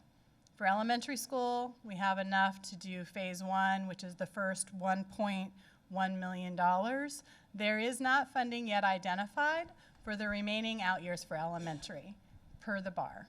And the bar talks about that as well in detail. So we structure out the annual costs for each year. Districts generally have a hard time committing, especially in crisis, to funding curriculum. So the way we've been doing it the last few years, at least since I've been here, is once we adopt something, we're putting enough money to get us through 9 years of that curriculum adoption. It's set aside, and that's committed to, and that's it. But just for clarification, to understand what the bars say in terms of year 1, year 2, year 3, that doesn't actually track. You're saying that we're holding it in escrow out of this year's budget. Out of the $5.7 million that we have set aside for 18-19 and 19-20, we have identified enough money to pay for years 1 through 9 for high school, years 1 through 9 for middle school, and the first year for the 19-20 cost for elementary school. That's the 1.140 number in the bar. Okay. That's been identified as resources currently available, and that's where we're at. Okay, so then the PD, or the curriculum specialist, which is different than the curriculum, so that comes out of the curriculum and textbook budget, right?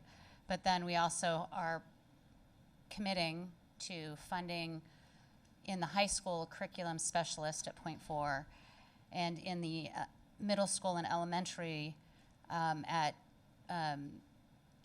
varying amounts for in-house PD.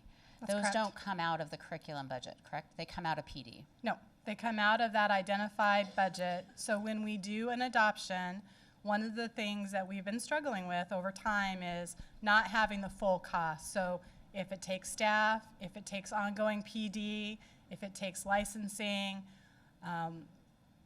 other materials, all of that's been outlined in the bar, and all of that is accounted for, and we're paying for it out of that $5.7 million that's available for 18-19 and 19-20.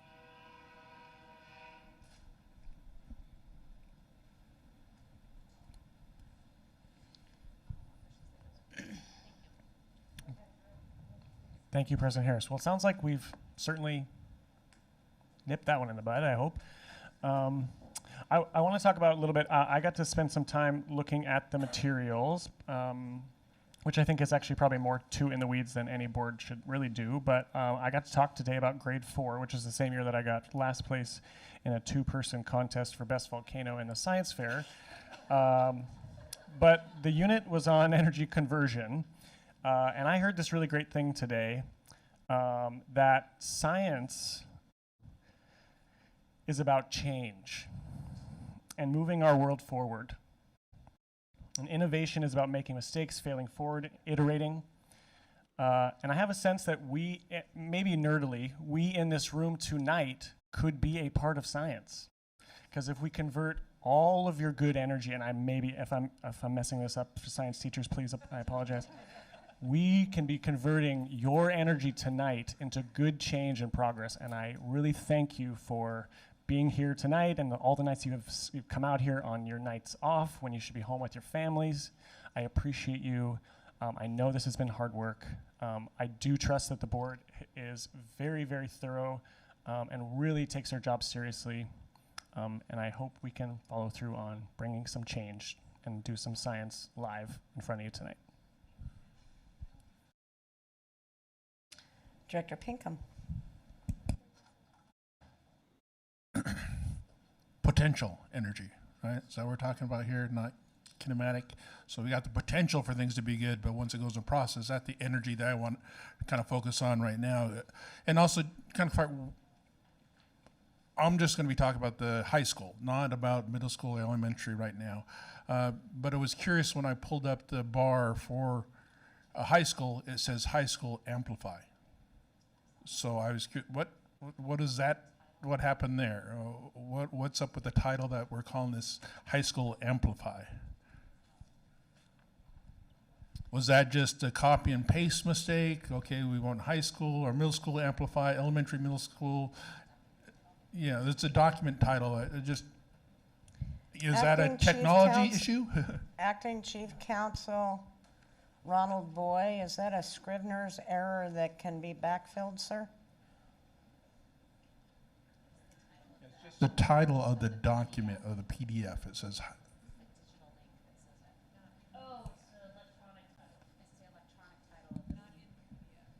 But I want clarity here tonight, folks, above Ronald. all else. Okay, Ronald Boy, Acting Chief Legal Counsel. It appears that the actual board action report that was posted with the agenda does not say amplify in the title.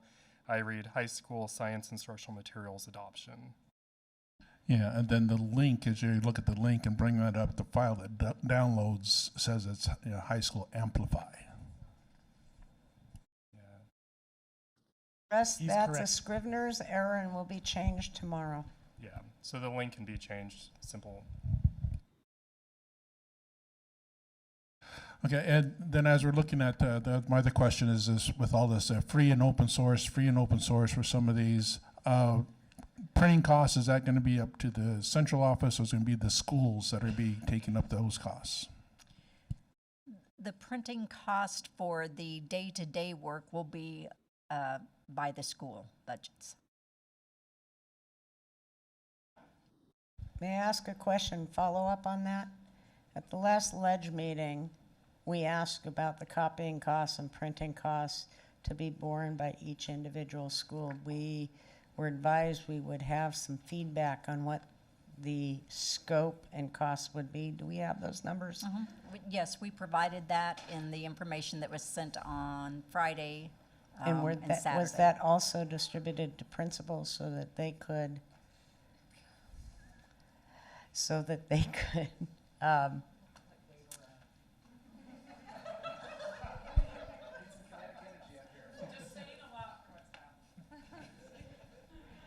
so that they could factor that in to their individual school budgets. We have not specifically provided the information that was provided to you on the SharePoint to the principals. The answer is no. Okay, thank you. Mary Ms. Margaret? Welch, did you have something more to Yes. add to that? Director Harris, we have LLD on Tuesday, and everything that happens here tonight will be communicated.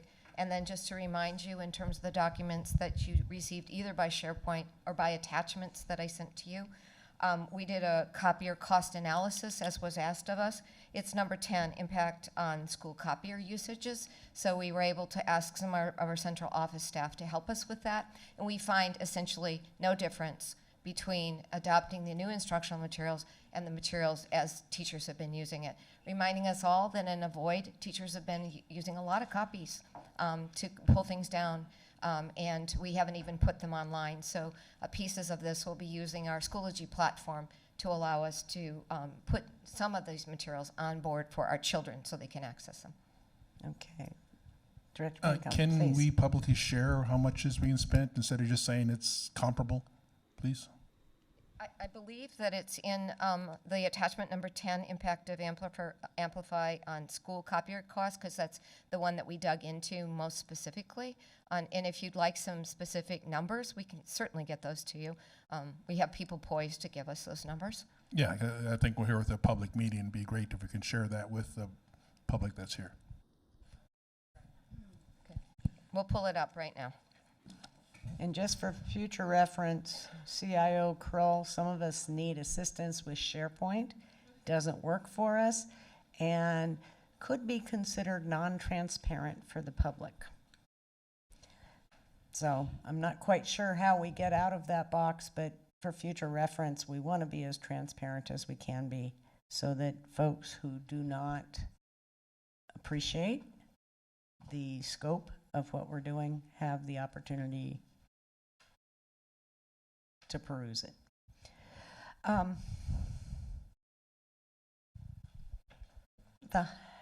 You had more questions? I have to say that I'm enamored with the nimbleness of this curriculum and the fact that we are not selling our soul to the company store, that this is collaborative, that we're taking the best minds, and we have some of the very best minds to uplift this curriculum, and that it is continually updated, I think is a really terrific thing. I wish we had 10 times as many teachers to be able to do that kind of collaborative and uplifting work, but sadly we do not, to develop our own curriculum, because we do have some of the best minds in the country here, and we're privileged to have them working with us, not for us, with us. I intend to vote yes on this particular curriculum adoption, and again, the kind of collaboration and uplifting our students' future is a beautiful thing. I have significant concerns about the other two curriculum adoptions, and I'll express those then. Other comments, questions, concerns from my colleagues? Director Pinkham, we actually have a physical copy for you to see. Can you read it so the public can, or is this, again, we want to try to be transparent here and not just show it to me, but for people that are out here as well. This waiver or non-waiver schools, 16, 17, 17, 18. Okay. The difference in 2016-17 between what we projected was for the schools that actually had the new instructional materials was 23,316,080, and then for the non-waiver schools, 14,401,929. So actually significantly, that was just in 16-17, 17-18.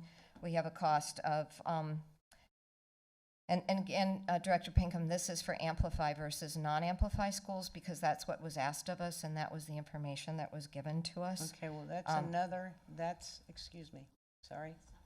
That's That's another not the bar. high school adoption, so bring your question back up during the other two adoptions because this now is off topic. Thank you. Thank you.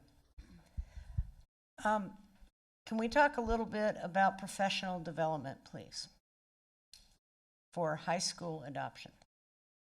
The professional development plan will be to bring collaborations of teachers together, and this is what we've actually been able to do for the last 8 years because of actually budgetary resources from grants.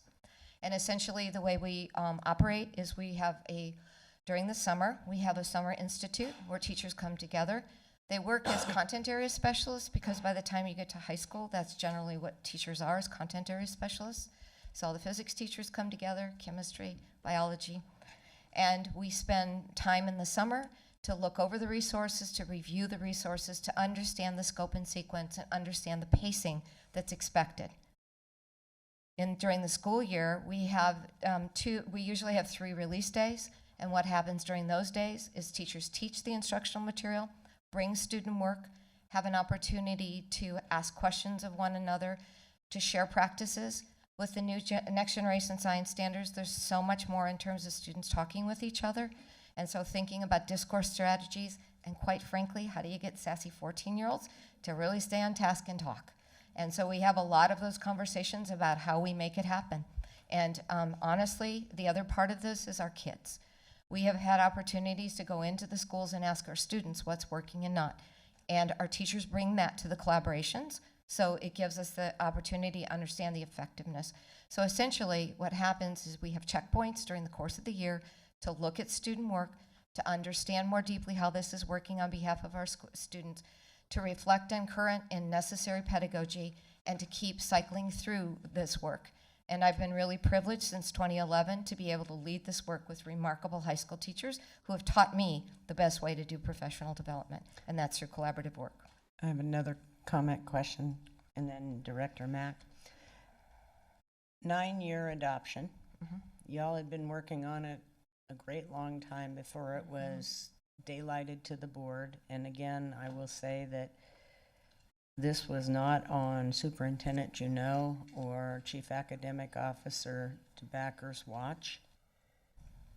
I think we can all agree that better communication would have been a better thing. Nonetheless, we're here now. 9-year curriculum adoption. When do we check in and have research and evaluation do a look back to tell us whether all of this good work is actually closing the opportunity gap? And how do we determine that, and is that in the bar? Yes, it is. In fact, we do that yearly. Research and evaluation did a baseline this year in anticipation for the adoption. So we actually did check in with all of our high school teachers who are willing to give us the information. We do have that data as our baseline, and every year, research and evaluation has made a commitment to work with us to continually check in to see how that work is doing. Okay, you said something there that concerns me, and, Okay. and again, I'm listening as intently as I can. All the teachers that agreed to share information, is that a scientific process? Well, depending on how big your N size is, and we believe that our N size was big enough to give us a representation of the strategies that teachers were using. So we really got a pretty good number, and I can't tell you the exact number right now. I'd need But to is ask. that a self-selected, I'm not sure of the word, I want to say cohort perhaps?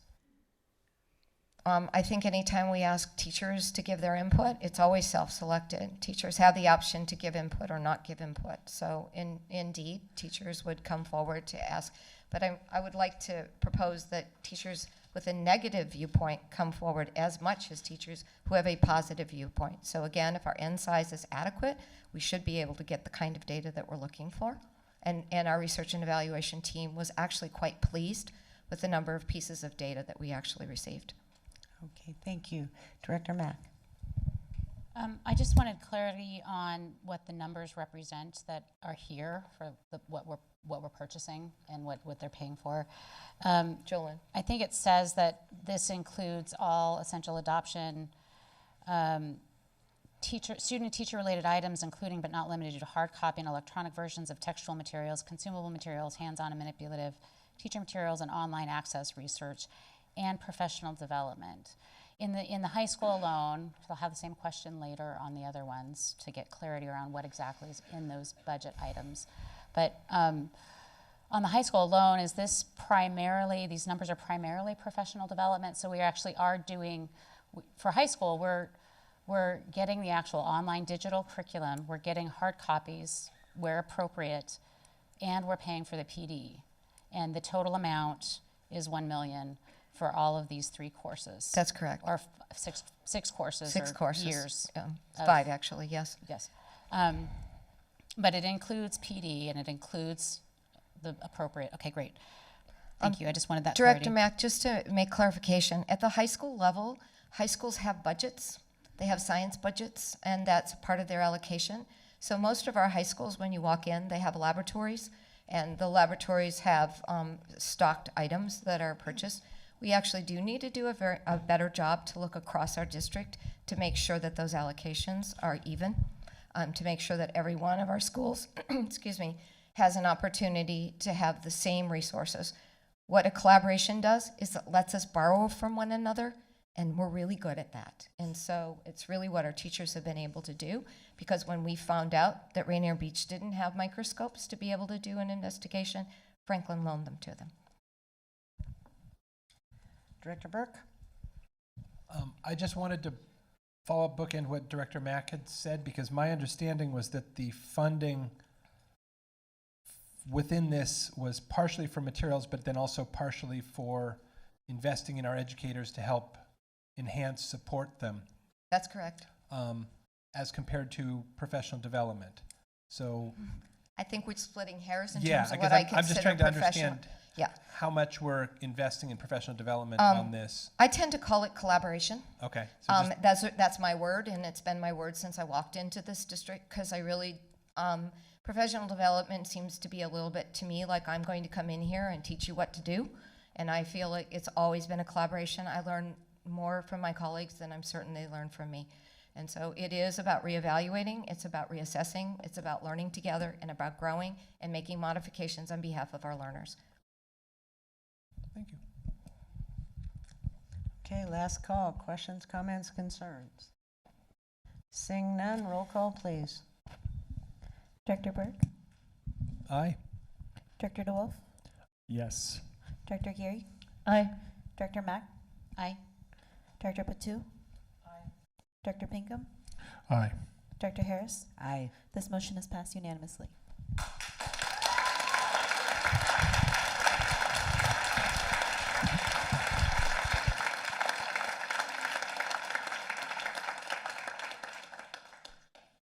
Number 2, middle school science instructional materials adoption. This came before CNI, April 23rd and April 30th for Consideration. motion, please.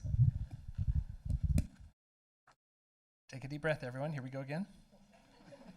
I move that the Seattle School Board approve the Middle School Science Adoption Committee's recommendation to adopt Amplify Science for instructional materials for all grades 6 through 8 Seattle Public Schools science classrooms. I further move that the Seattle School Board authorize the superintendent to purchase Amplify Science as the core instructional materials for all grades 6 to 8 Seattle Public Schools science classrooms for an amount not to exceed $1,503,829, covering licensing from school year 2019-20 to 2027-28, and an amount not to exceed $565,857 for in-house professional development and collaboration, and a 1.0 FTE curriculum specialist. Second. Take it away. We are available for questions. Okay. Same intro as before. Comments? Thank you. Can I pause for a moment? Director I Burke. think the Yes, sir. the 1 million. Do we have is- a the 1 million technical is- issue We have a up here? technical question here. The amount that's listed on the agenda as compared to the motion is different. Can staff please confirm what the motion is? Are we moving Acting Chief Counsel in the room. 1.5 million or 2.069 million?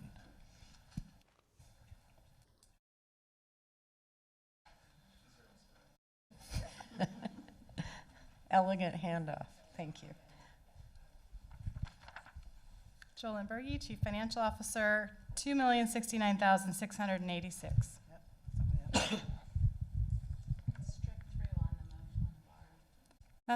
Yeah, that's a error. It needs to be corrected.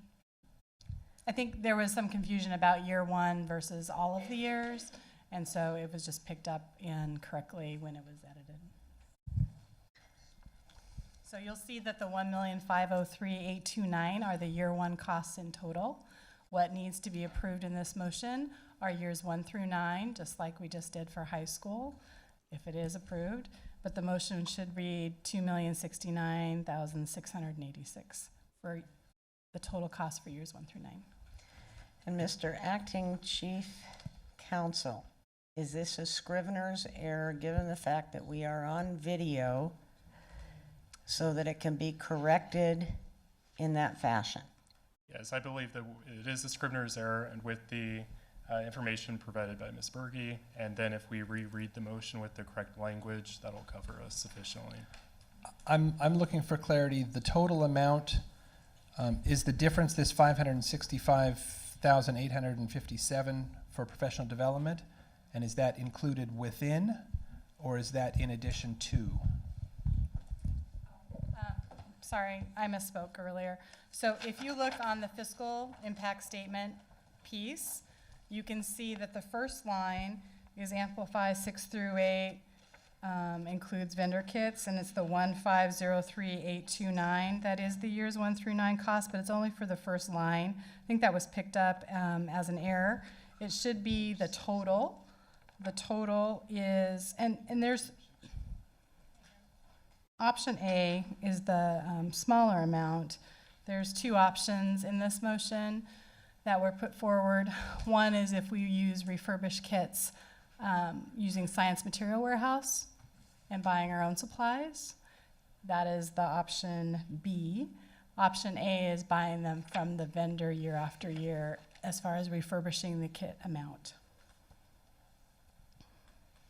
So the total amount for option A, if that's what's selected, $2,069,686.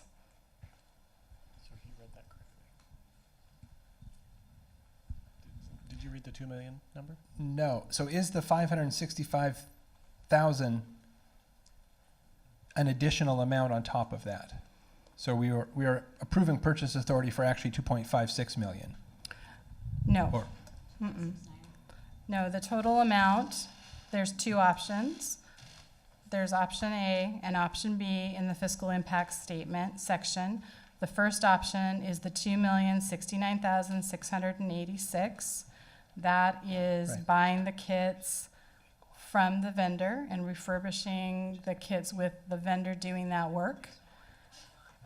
Right. If we use the Science Materials Warehouse to refurbish the kits, the amount would need to be $2,123,376.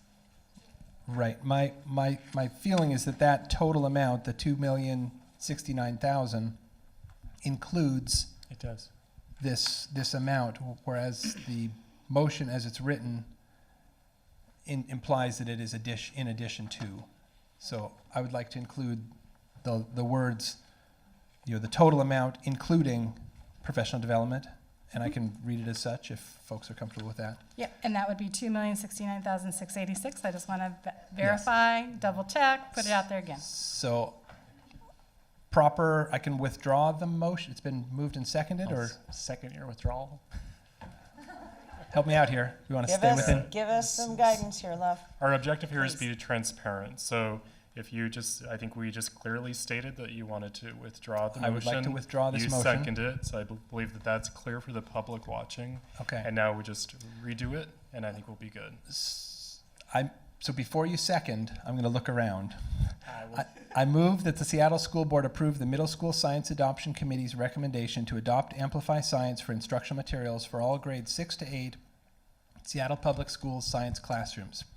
I further move that the Seattle School Board authorize the superintendent to purchase Amplify Science as the core instructional materials for all grades 6 to 8 Seattle Schools science classrooms for an amount not to exceed $2,069,686, covering licensing from school year 2019-20 to 2027-28, and also including an amount not to exceed $565,857 for in-house professional development and collaboration and a 1.0 FTE curriculum specialist.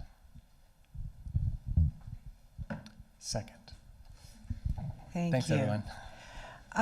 Before we get rolling here, Mr. Boy, I'd like to have you show on the big screen. There's been a great deal of controversy, misunderstanding about whether or not we got money from Amplify, when it came in, etc. At our request, Mr. Boy and Amplify work together. There is a penalty of perjury clause. It is an affidavit. It is important that we earn trust from the public and the taxpayers. This will be uploaded tonight or first thing tomorrow morning, so folks can take a look at the chronology in the affidavit, and we can put some of these misunderstandings to the side.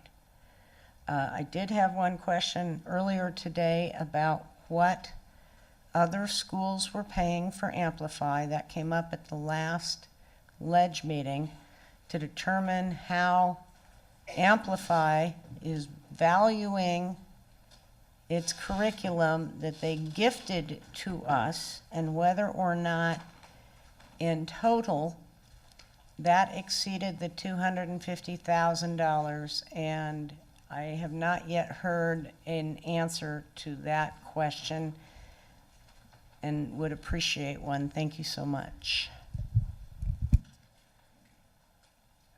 Yes, on Friday evening, I sent a financial report to you, which was part of that addressed that inquiry.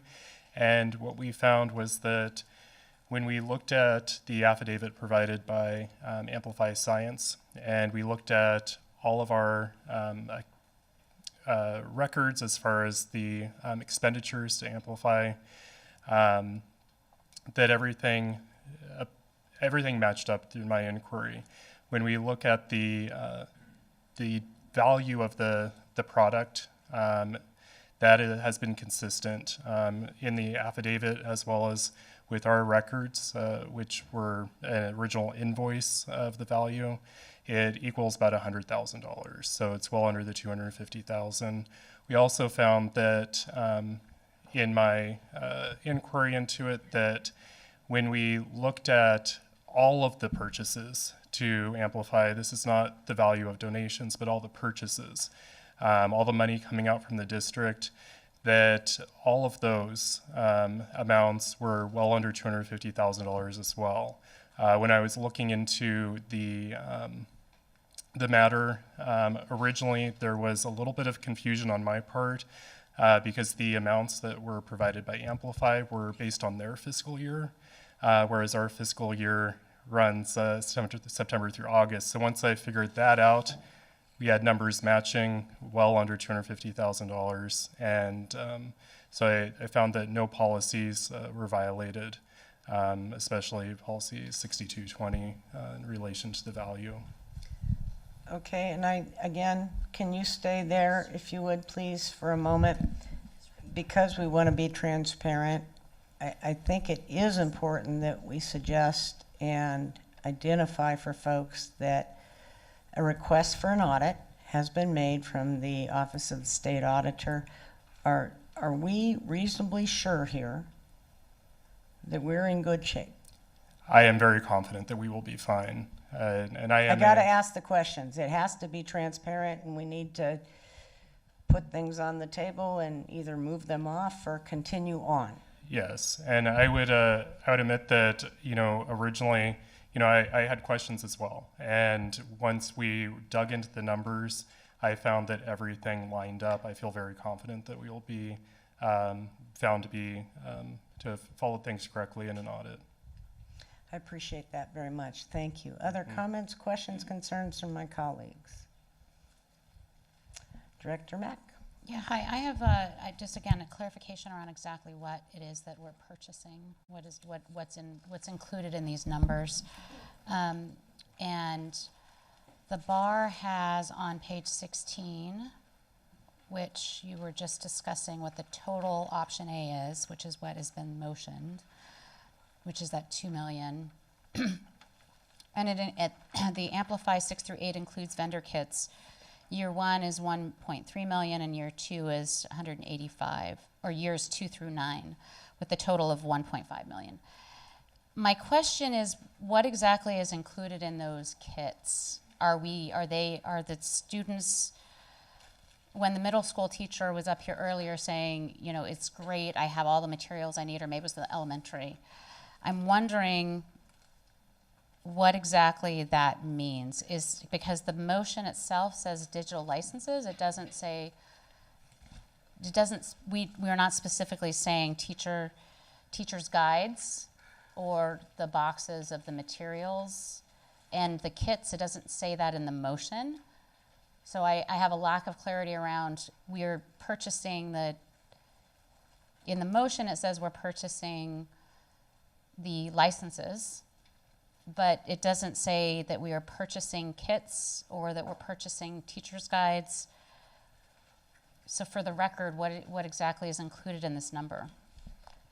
Director Mack, as was requested by you at this last meeting, we have actually provided you with this information. Thank you, Alicia. It's number 7 in the attachments that I sent to you most recently. That has all of the material kits listed, all of the instructional materials. I have it here that I can hand to you. We actually have copies for each of the directors if you'd like to see it, but it happens to be attachment number 7. And as you saw,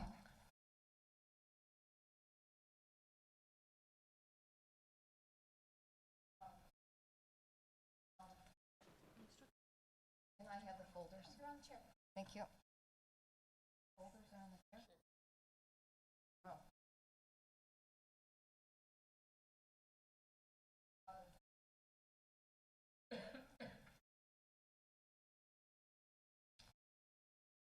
Thank you.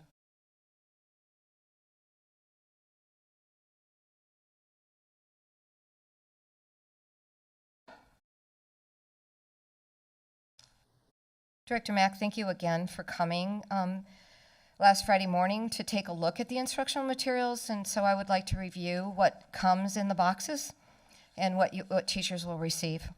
We've been a kit-based program since 1995. And what that means is that our teachers receive a box, and inside the box, there's all kinds of goodies. There's laboratory materials, there's materials that are what we call consumable because they go away. Maybe your volcano baking soda was gone.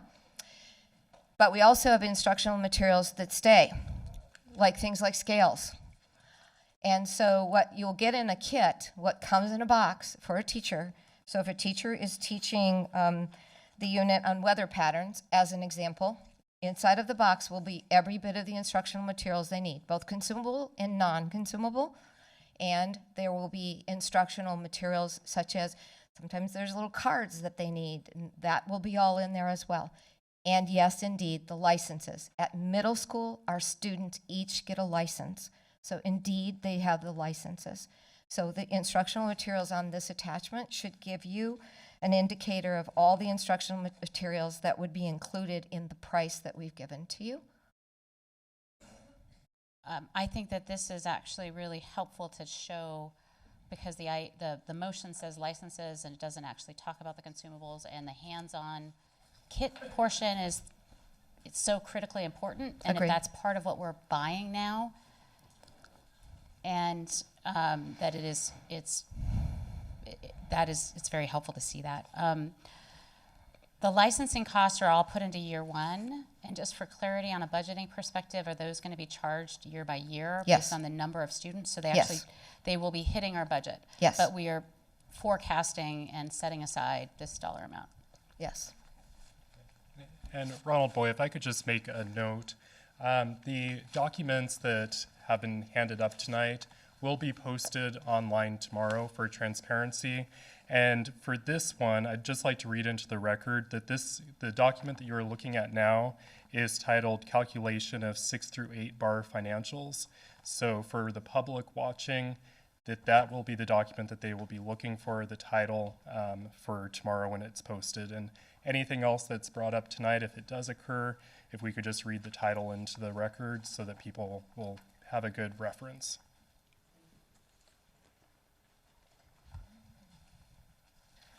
Director Burke? I'm going to ask Brad Shiganaka, who's my colleague, to actually pull these documents up so that we will have them on the screen so people can see them as we're discussing them. Mr. Burke? I have two questions around this. The first one is similarly related to the what I had asked around the high school. Are all of our student names entered in middle school entered into the Amplify system? And if so, is there a DSA in place for that? Our students' names are not entered into the Amplify system. As John Kroll, I could actually ask to come up. We have a Clever portal, and our students are all protected through our own firewalls. So, John?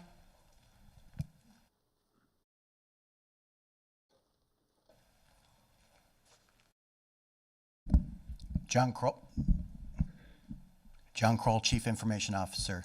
Yes, we use a Clever portal that that has the student logins, and that's how they log in. And then there's a secure handshake with a token that communicates with Amplify, so no student data is passed over to Amplify. Thank you so much for sharing that. Before you leave the podium, sir.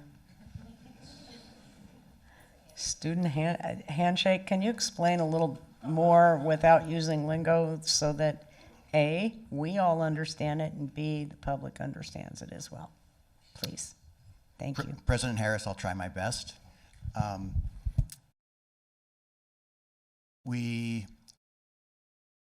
There is a connection that is secure where the student logs in, so we know who the student is, and then it creates a connection to Amplify, but that connection stays within our system with Clever and does not pass over to Amplify.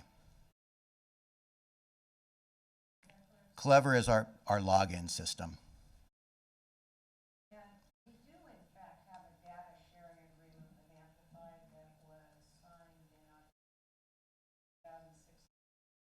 Yes.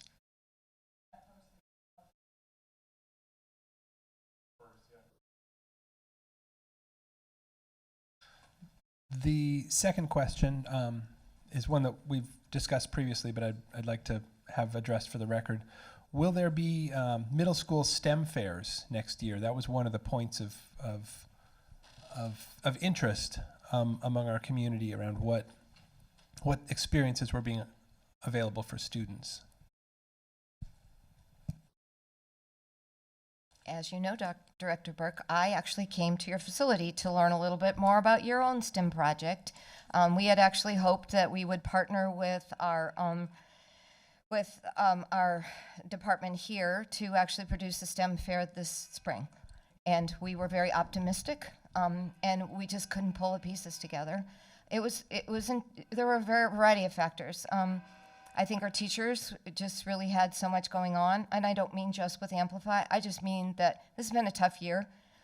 Many of the people in this room sit on these adoption committees, and they have given so many hours of their time.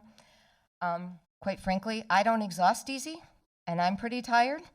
But indeed, what we decided is to take a buy on our STEM fair because we didn't really think we could do it well. So our CTE department is committed to working with us to develop, instead of a science fair, a STEM fair, because we need to include engineering, and we need to include people like yourself who work in the field who can communicate with our young people about different options, because most of the careers our kids will face haven't even been created. So we need to give them encouragement to see how STEM plays out in a variety of manners. So it is on postpone until next year. I'd like you to serve on the committee, sir, to help us design that STEM fair. I'm had the pleasure of volunteering at a couple of school level and district level STEM fairs. I would be honored to do that, and thank you for that opportunity. I'll take you up on that. Director DeWolf. Thank you, President Harris. You don't want to see us try to figure out where we're going to go for dinner. This is kind of our process. My curiosity is about, my curiosity is one of the questions that Director Burke brought up, which is about the STEM fairs. I have, not to belabor that point, but I think my concern and what I want to pose to you, Director Burke, is that instead of us as adults telling students what they need as far as a science fair or these traditional science fairs that, like I said, I did mine in 4th grade, I would be interested in actually collaborating with the student advisory group and asking them what they want to see us do for them in that regard and elevate those ideas. So. Absolutely, and I think the other thing is that we really felt that our traditional science fairs were actually created for adults, not for children. And when most of our underserved children were not showing up at the science fair, and we could only take, Alicia, 179 kids total, we knew that we weren't doing the kind of work we wanted to do that is equity work. And so we decided we needed to take a bye so we could rethink and revision. Thank you. Director Geary, then Director Burke. As you know, we're looking at adopting other curriculum. We're bringing in since time immemorial, and then we've heard a lot, and we all share a desire to embed more ethnic studies into our everyday learning, let's put it that way, not into any particular. What are the opportunities with regard to this adoption? How do those two ideas mesh? Because we heard today a lot of concern that it potentially is an either or. So is there, and then we heard from the teacher from Licton Springs who gave a beautiful example of her own work. How do we make sure that that work is shared and embedded? Thank you. Director Geary, I really would like to highlight this piece. You heard from my colleague, Dr. Phil Bell, who's the author, the lead author on Chapter 11, which is calling for equity. And he sent me a text to say what we needed to do is to remember that there's a centering of Indigenous pedagogy and multiple ways of knowing that is fit within the frameworks and focused on culturally responsive instruction. It is our standards. Our standards are asking us to be sure that everything we do embeds and considers multiple cultures, not just the, sorry, Director Burke, the white Eurocentric view. And so it is our call, and within my colleagues' collaboration for middle school, because those who have been using the waiver have had a common platform. And by having a common platform, we can do some of the things that are urgent. This is urgent. It's not just about saying, well, we need so many beakers and so many labs or even so much time on the screen. What's urgent is that every one of our children see the potential and the opportunity. And this set of standards is calling us to task on that. So in our middle school, our colleagues call it a social focus question, where we identify what are some of those relational components of the science to our children's everyday lives. I'd also like to call out a collaboration we have with Dr. Megan Bang, who, Director Pinkham, you probably know Dr. Bang. She herself is a Native woman, and we do a grant with her to really study how do we make sure that culturally responsive opportunities exist in our curriculum. Once we have a framework of common instructional material, that is our work. That's what those collaborations are about. That's where smart teachers come to the table and say, these are the ways we meet the needs of our learners. And as was just mentioned, it's also about asking our kids what's working and not working. Sophia Jetha stood up here and told you about a piece that is in Amplify Science about a Native American story that's embedded in there. We need to highlight those. We need to bring those forward. Culturally relevant teaching is part of our standards. and we have a firm commitment. And we have exhibited over the last 3 years that we not only commit to this, but we are bringing those ideas forward on behalf of our learners. Director Pinkham hasn't spoken yet on this resolution, so let's let him go next, and then Director Burke. Thank you. And Mary Margaret, can you include that information you just shared in this information? So I want to document it. Yes, we are working with Native educators to make sure Absolutely. the curriculum is adapted not only to their educational needs, but all of our students of color and their educational needs. And also students that are maybe from low socioeconomic backgrounds, homeless students, because I still have that concern with this technology, online curriculum. Students leave the school, get away from that technology.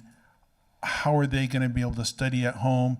And I would hate to see that, unfortunately, then it becomes like shaming where a student, oh, I got to take home a hard copy while everyone else has. Hopefully that's not going to come across to students, but that's something that comes to my mind, that as a student, as they leave, oh, those students don't need to take home the hard copy, but I do. But you know, just, I'm not saying that's what they may think, but those are just things that are going through my mind right now. So as far as technology failures, what do we do there?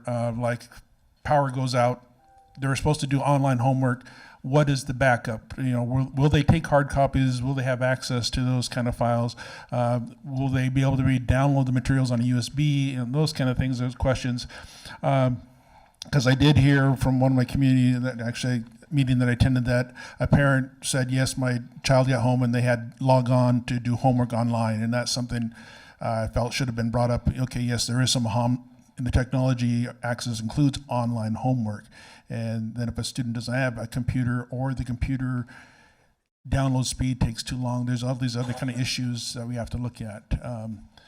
So first answer those kind of technology questions. You've answered, I think I have 2 questions that I need to answer on your behalf. One of which is, what about students who don't have technology and how will they access the resources? And the second one, I don't know that you really asked this, but I want to answer it. It's about homework. So I would like to first talk about the resources that students need. Everything is downloadable on Amplify, everything. So, and we also have a platform that I've heard all of you talk about before, it's called Schoology. And our teachers are actually needing to be able to use Schoology so that we can post those resources on behalf of learners.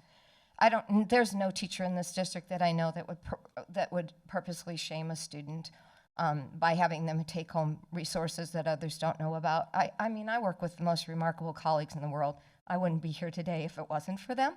And quite frankly, you know, they know how to do this. They know their kids. They know which kids need it.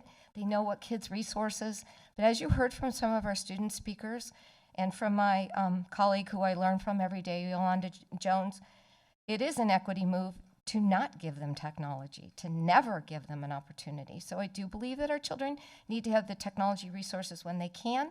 And yes, we do have power outages. And Director Geary and Director Patu, yesterday we saw an example of that. And so what we also have to do, Director Harris, is learn them up. Because at the end of the day, those teachers need to know how to be thinking about and thinking ahead about how they're going to do that. So the resources are available digitally. We will have them available for teachers to literally download from their laptops, so even when the technology is out, that they can have those. And then the homework question. So did I answer your tech question? It sounds primarily, again, technology in the classroom. Again, I'm wondering when students go home that may not have that technology. They don't have a computer to download the information on, or if that download is given to them, they don't have resources at home to. They have an review it. analog copy. So okay, so that'll be something that we can make sure hopefully every student has the option Absolutely. to take home an analog copy, and that would be included in that printing costs that we're kind of talking about earlier. Indeed. And our teachers are already doing that. If I shared this microphone with people, they would tell you exactly that they are doing that. There are some of our schools where kids, we know our schools, and we know which children don't have technology at home. Our teachers are preparing them by giving them an analog version. So that's fully available, and our teachers are absolutely using it. And analog means paper, correct? You got it. Thank you. Director DeWolf, please. Oh, sorry. Oh. I have a couple of things to say about homework. I was actually surprised in Seattle Public Schools how many kids don't get homework and don't do homework. And the reason why, and if you think about this, there's something called a flipped classroom, which in the world it says you go home and you read and you do this stuff and then you come to class prepared. And we actually know who our kids are, and we know that if we're providing homework and expectations of homework, that frequently we even marginalize those kids even more.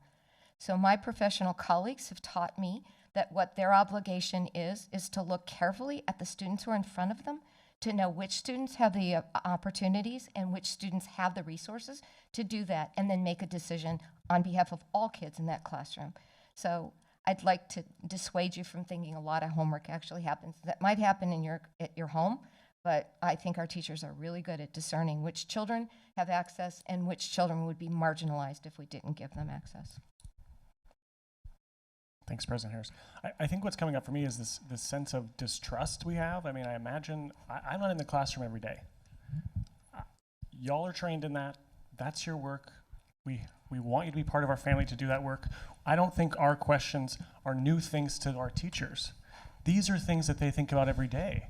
I don't think us asking it today is the first time it's come up.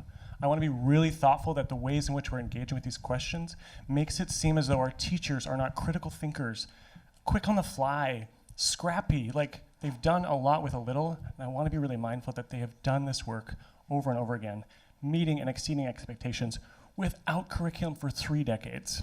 And we have to be mindful that they've done a really great job. Thank you.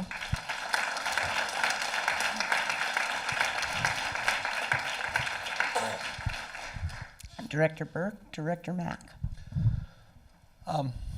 So I've heard it from comments, and it's I got to see the inspired instruction during my tour at Denny. There have been a lot of points raised, and so we as directors have to take a big picture view. I appreciate your comment, Director DeWolf, that the minutia maybe are not where we should be questioning.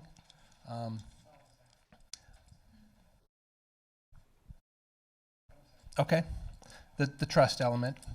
Well, where I want to go is that we as a board have to combine our taxpayer dollars with the passion of the people in this room and the rest of our district to improve science learning for our students.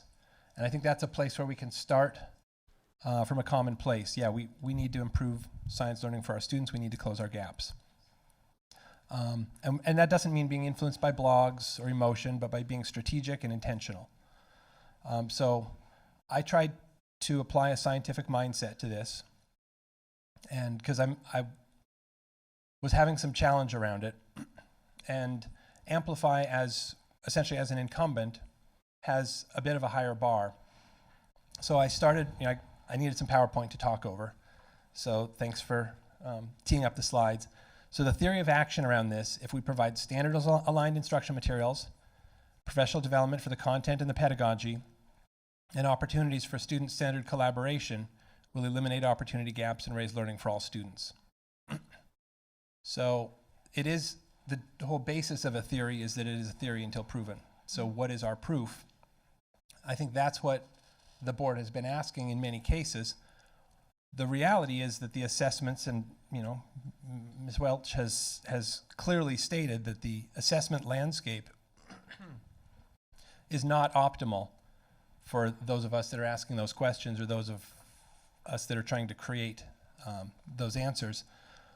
But next slide, please. But I wanted to share that we're not alone in this.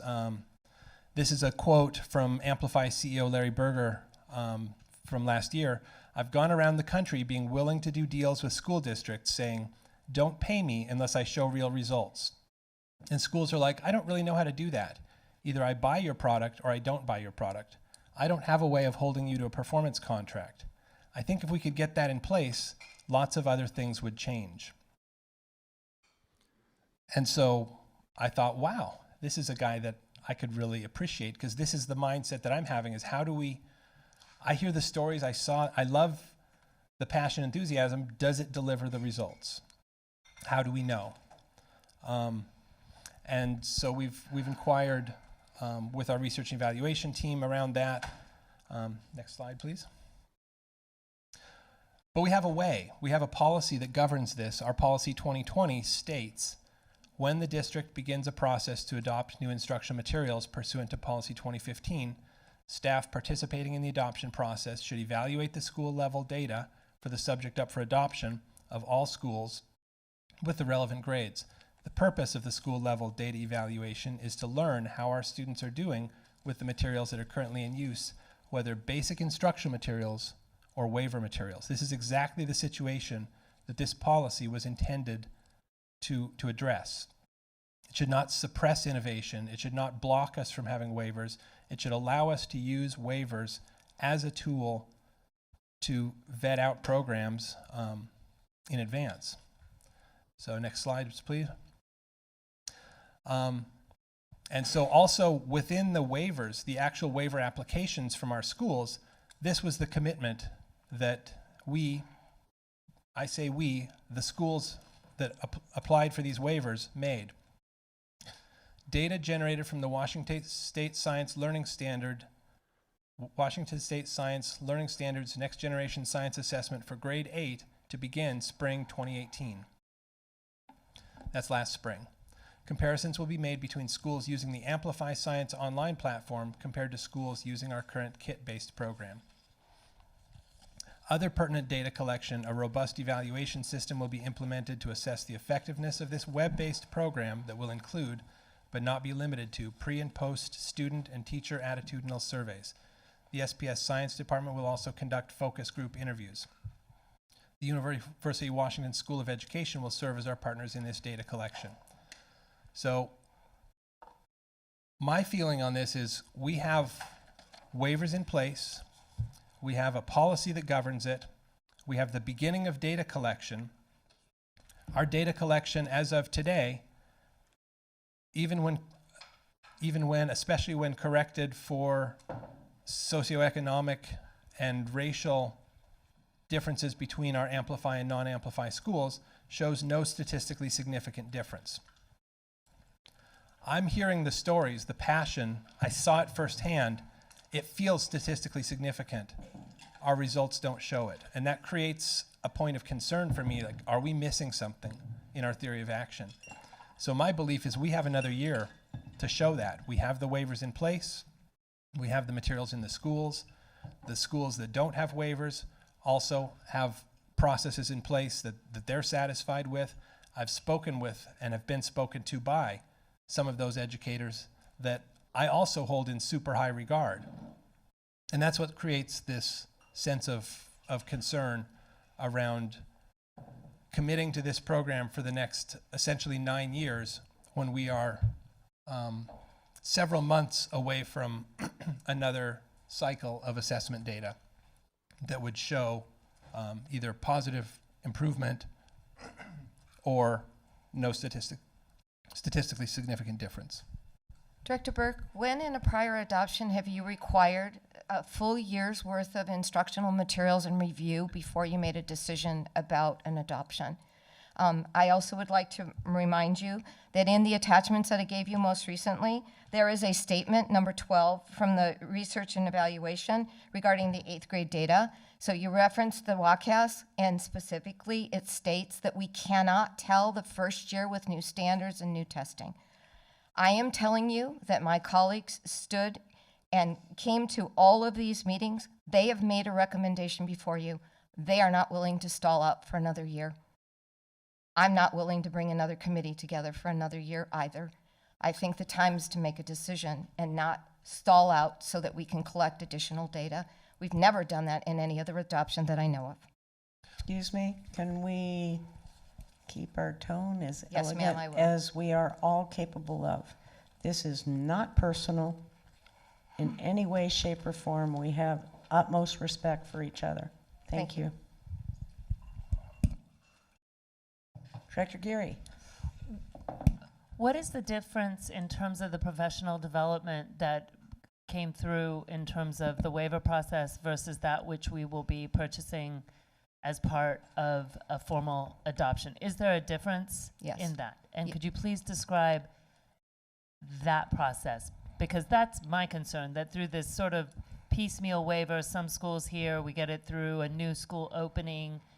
I haven't gotten the sense from what I've heard that there has been uniform professional development around the use of this curriculum. That's correct. And so would that have a difference in terms of how it's utilized? What are the thoughts of the adoption committee and the department? So we had a 3.5-year grant that was through Office of Superintendent of Public Instruction, and during that time we were just trying to learn what the new standards were asking us to do.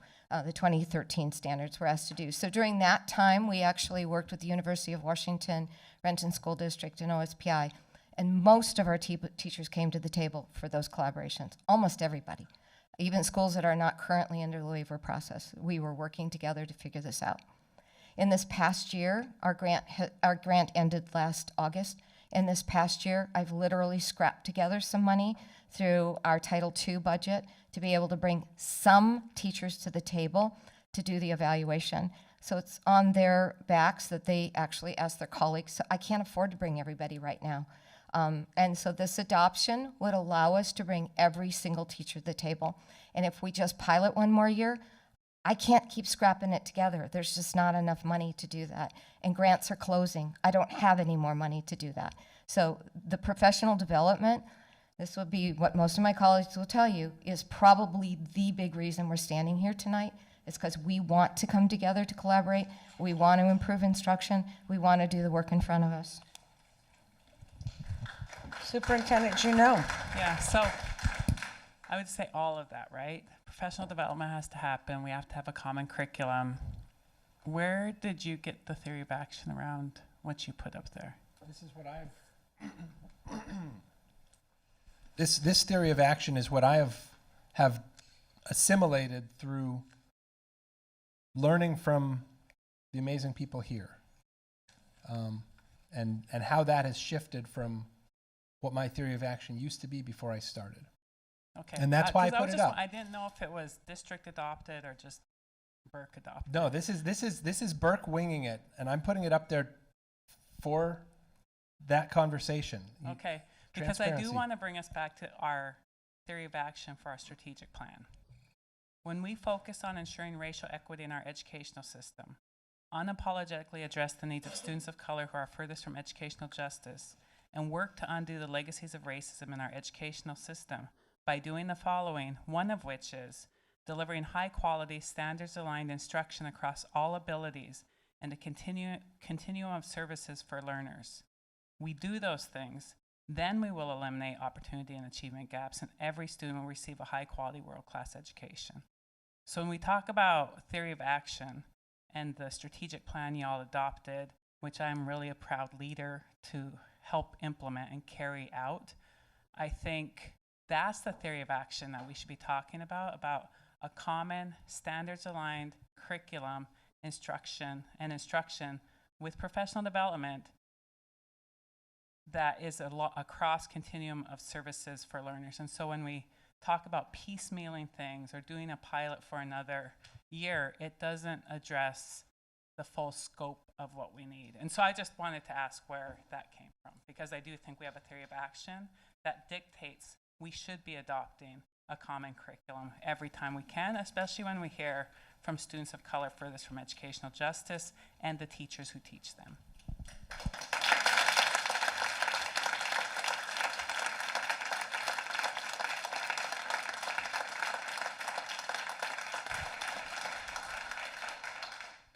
Director Mack. I think this is a really healthy conversation around where we're going to be spending our money, because that's exactly the question that's being raised here.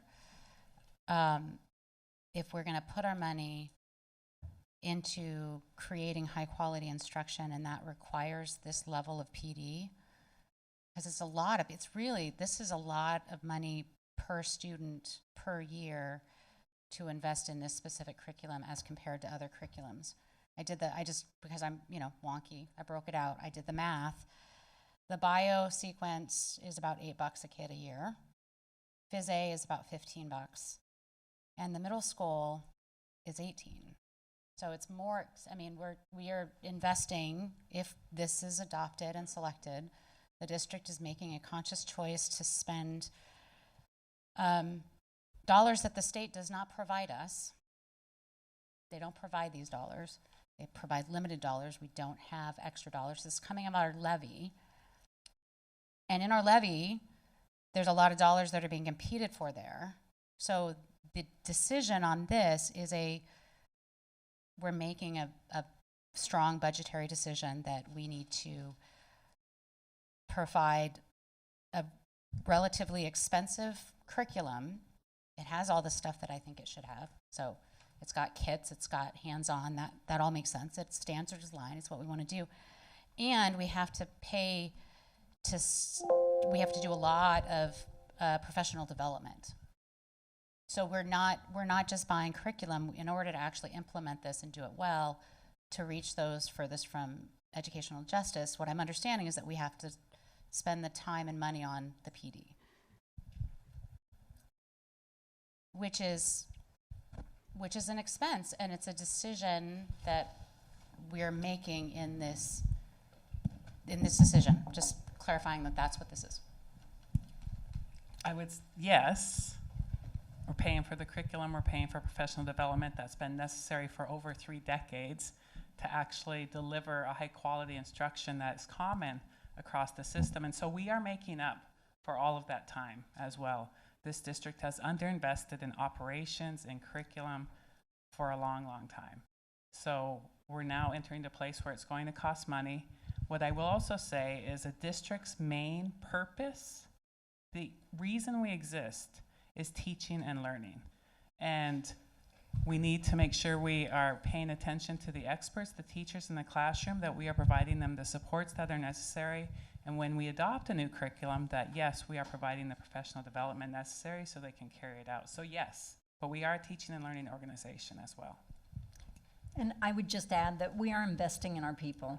You know, teaching is a very unique profession in that we expect people to graduate from their undergraduate programs and go into the classrooms. And then why in the world would we expect us not to continue with their education? You introduce a new curriculum with an entirely new set of standards.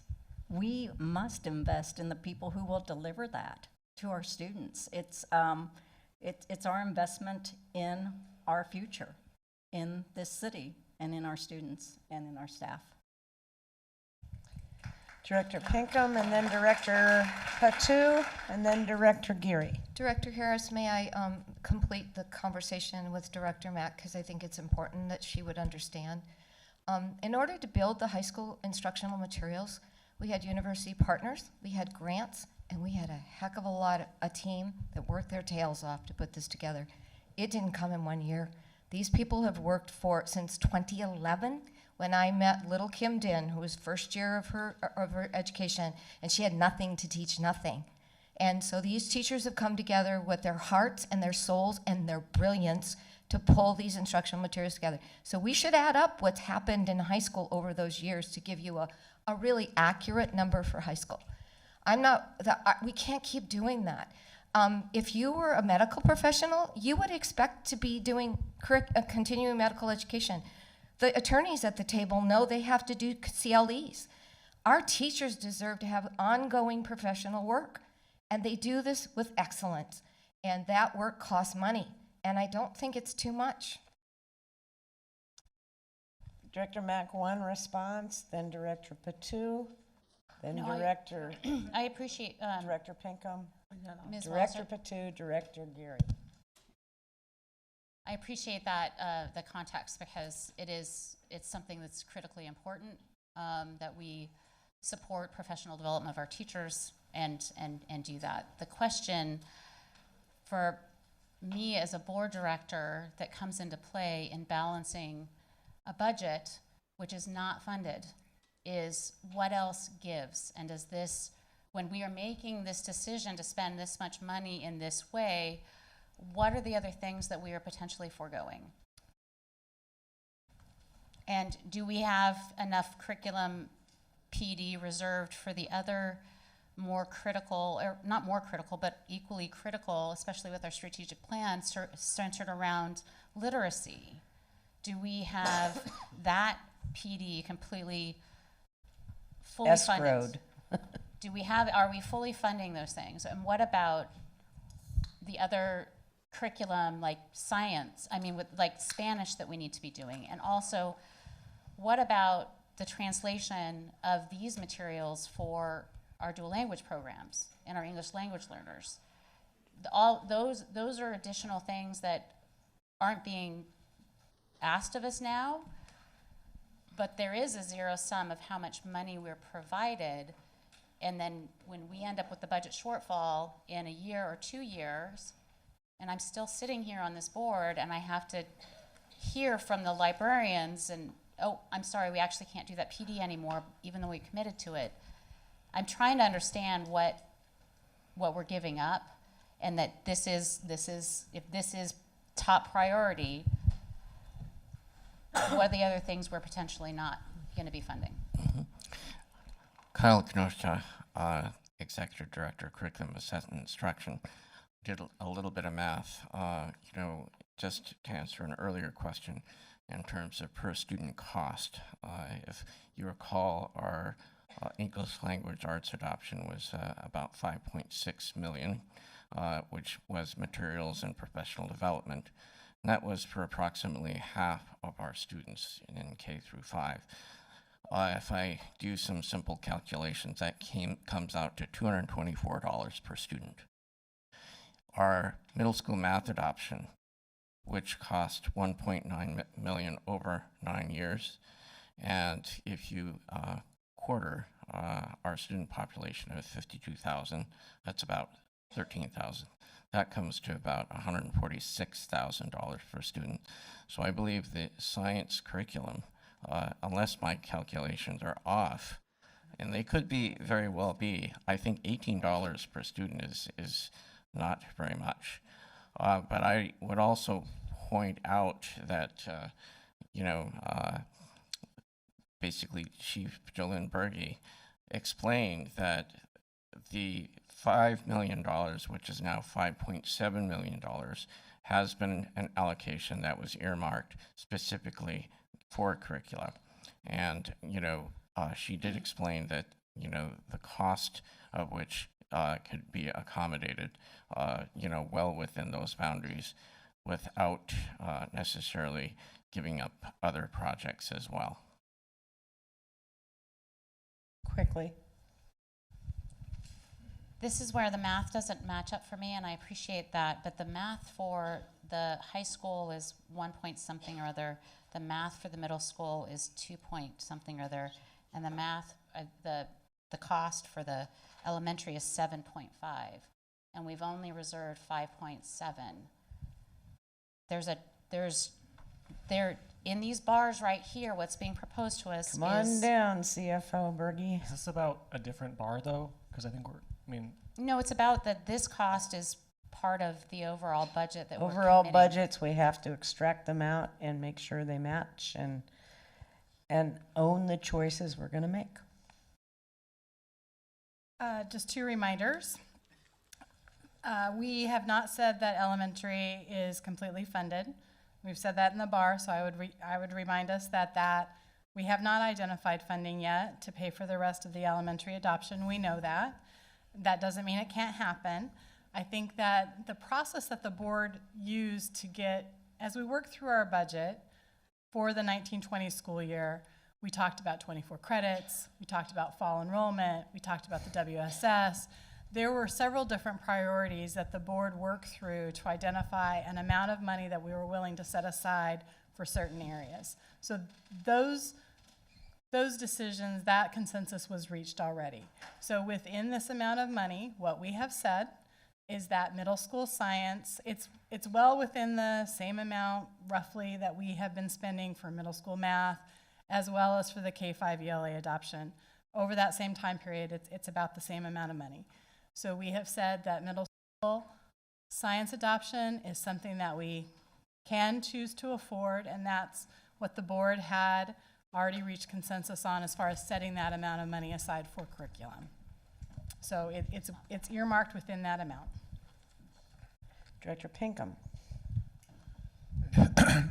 Also want to address that one of our public commenters brought up about screen time and how this may add more hours, even though it's a little bit, 10% per whatever curriculum, the concerns there. And also, as I was looking over, and I'm going to go back to the high school comments. There's comments within the high school adoption curriculum where someone said, one teacher said, last year we were learning to amplify and we used computers a lot. Some of it was not helpful. It got very repetitive. Like even the tests would ask the same question 5 times. I feel like there wasn't any thinking outside the box. It was very much about learning in a certain way. Amplify, almost no hands-on, doing rather than reading, but doesn't go far enough into the side of the ideas they're learning. Readings introduce new concepts, sometimes briefly on assessment, but no evidence collected. So we're seeing some comments on the high school that's kind of saying Amplify isn't doing too well. So I'd wonder, can you address those concerns, and hopefully maybe somebody can, hey, there's some comments here from teachers that are not saying good things about Amplify from high school. And I don't know if that's, they used Amplify as a waiver, or who these people that are making these comments. Yeah, maybe they used it in middle school. I don't know, but this is in the high school adoption where people aren't saying very good things about Amplify. I don't know why the high school teachers would report on Amplify. They don't use it. So that's the good question then. How were they formerly middle schools? This is the high school adoption where they had some comments from teachers.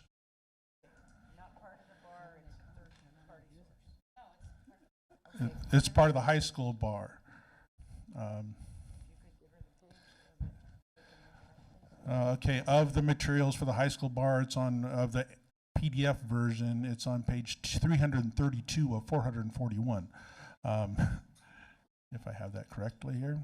Let me check again.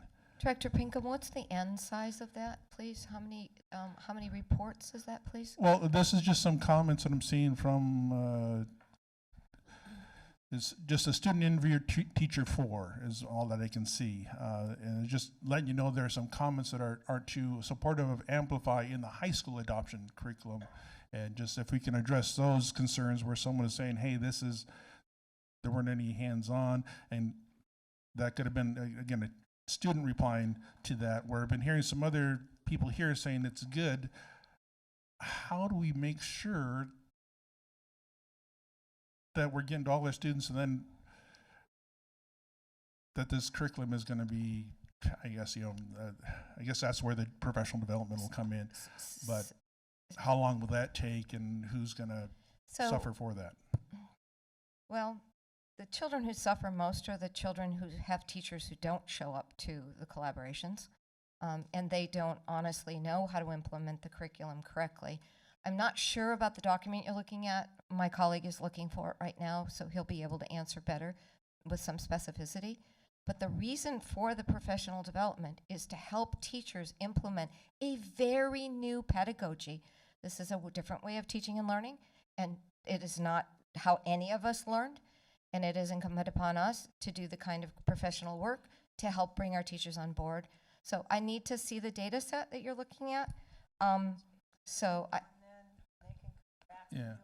It wasn't just a data set, but it was this interview, and it looks like apparently this is a teacher asking a student that might have had to Amplify in middle school and that never would in have high been school. me. I was the teacher who did those interviews, so I'll need to look at the data set. Just give me a minute to pull that up, and I'll answer that. But with regard to implementing, any instructional material requires teachers to learn the new pedagogy. Fred's found it.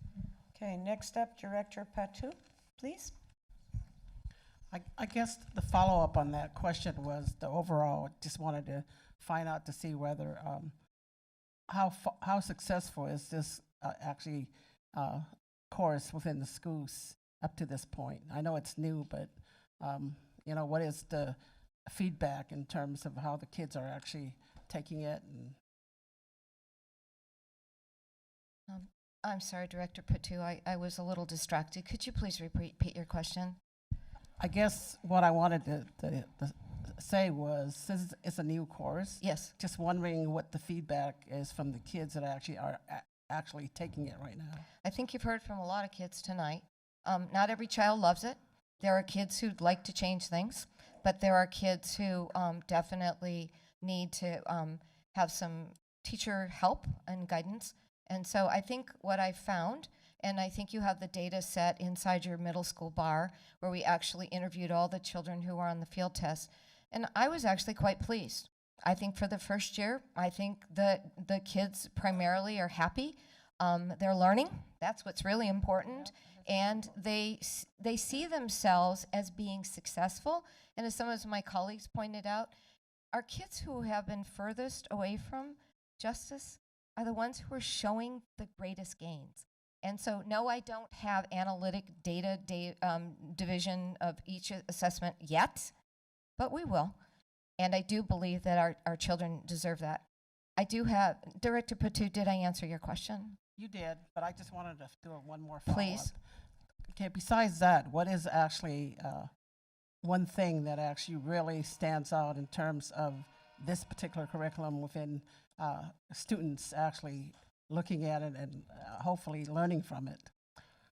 From my perspective, when I read the comments and I talk to children, as we did yesterday when we were, and as we did last week at Mercer, the thing that heartens me the most is when kids say, I like this and I'm learning.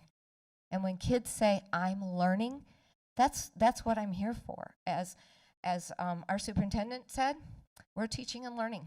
That's why we work. We want to make sure that our kids are adequately prepared for the choices they make in the future. And when kids start believing in themselves and believing they can be successful, that's everything. Now, I don't know how many of you have ever worked with adolescents, but I have for 40 years. And not all kids like everything. And some days, even when they like it, they don't like it. So I want to make sure that we do, as Director Burke is asking us, do a longitudinal study to make sure that we are assessing ongoing materials. Director Pinkham, you. I have the answer to your question.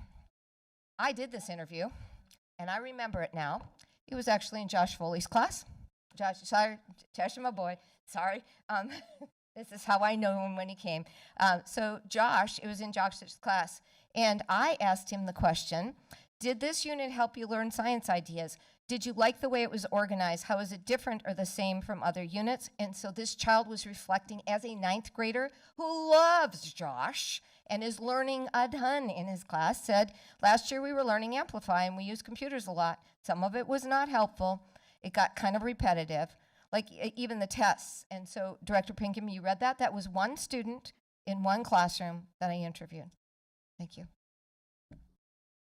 Upon going and just Google or search for amplifying the document, there's other comments that aren't too, that isn't just one, there's more comments within that document too. Just want to let you know that, again, I don't want to belabor this, but just that I want to hear those voices of people that didn't have.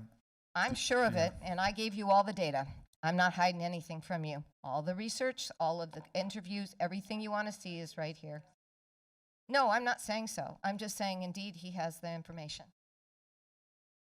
Okay, first of all, I'm excited about investing in our teachers because I've recently read an article by Linda Darling Hammond, who is out of Stanford, and her theory of action is that, or her belief is that the opportunity gap that exists today is truly an opportunity gap in that well-trained teachers with high-quality instruction have been funneled into the schools with the greatest affluence. And she has a book to prove all of that.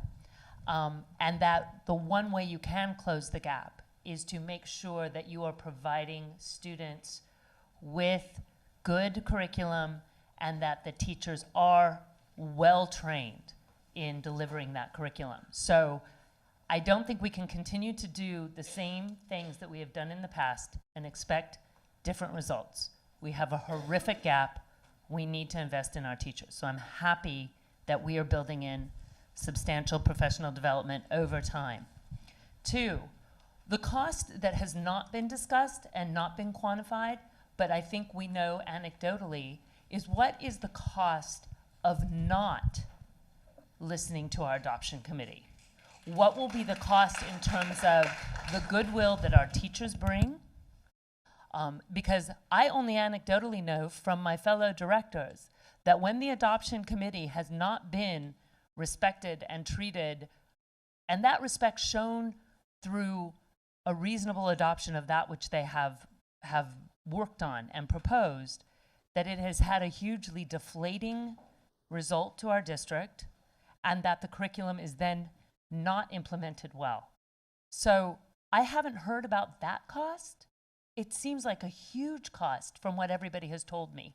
But we don't monetize it, but we will send a workforce out tomorrow to our students, knowing that they haven't been given tools if we don't vote for this, and knowing they haven't been trusted or heard to do right if they are given good, aligned curriculum, and they are given a chance to have professional development, and they are trusted to have heard that we want them to eliminate the gap. We want them to do it through a lens of 0030.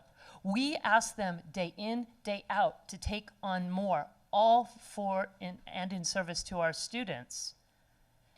We have to trust them. And if we don't, how would you feel? How would you feel as a professional who's put all that work in? How would you go back to your workplace? And what do we ask them to do? We ask them to walk into a room with a smile and goodwill and love for every single one of our kids. So I haven't heard anybody monetize that, but it's real. And it will affect our students tomorrow and the day after and the day after, especially those teachers who go into the hardest classrooms and are expected to get great results, are expected to pump out data. You think they're going to pump out data if we don't trust them? I don't know. I don't know how we could do that to them.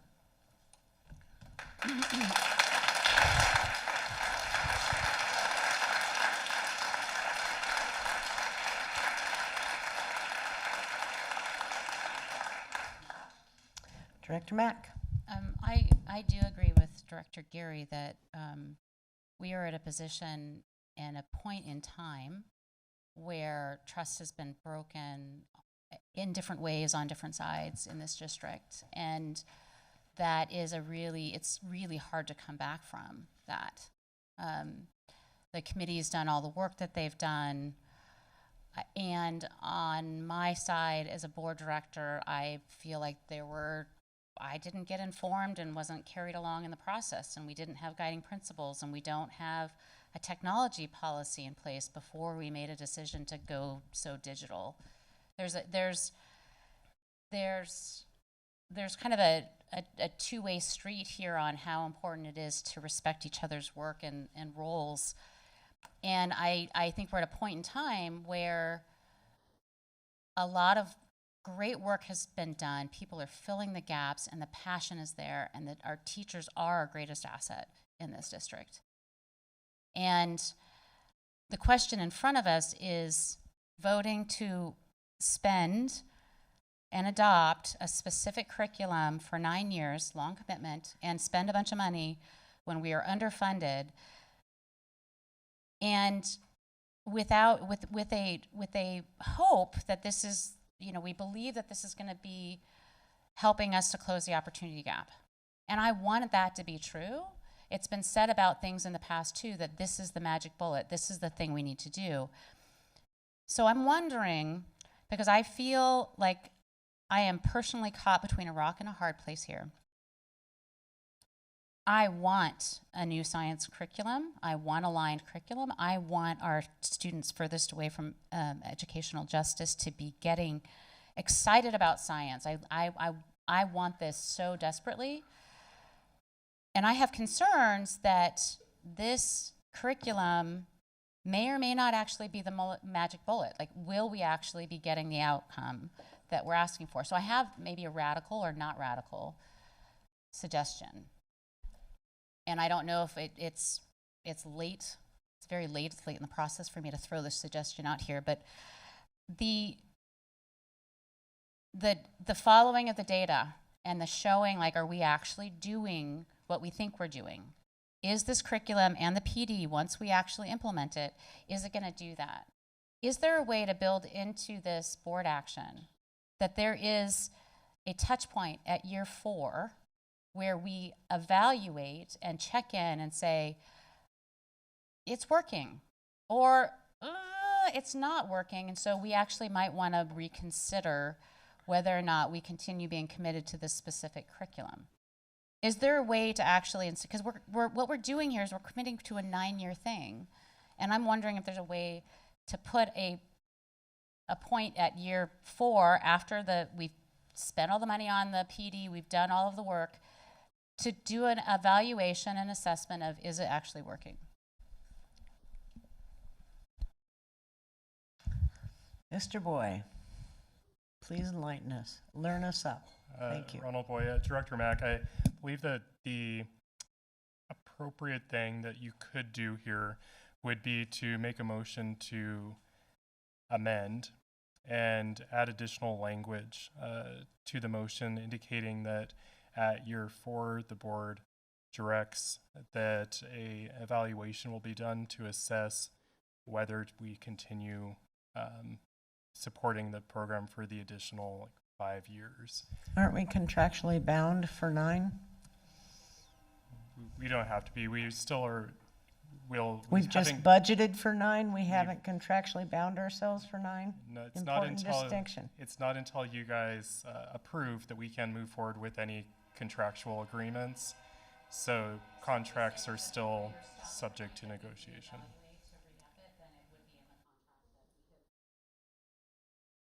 We could potentially do that, and this is just spur of the moment, but we could. Well, and I'm really leery of spur of the moment unintended consequences from diocese, and I wonder if there's consensus on this at all. Director Geary, please.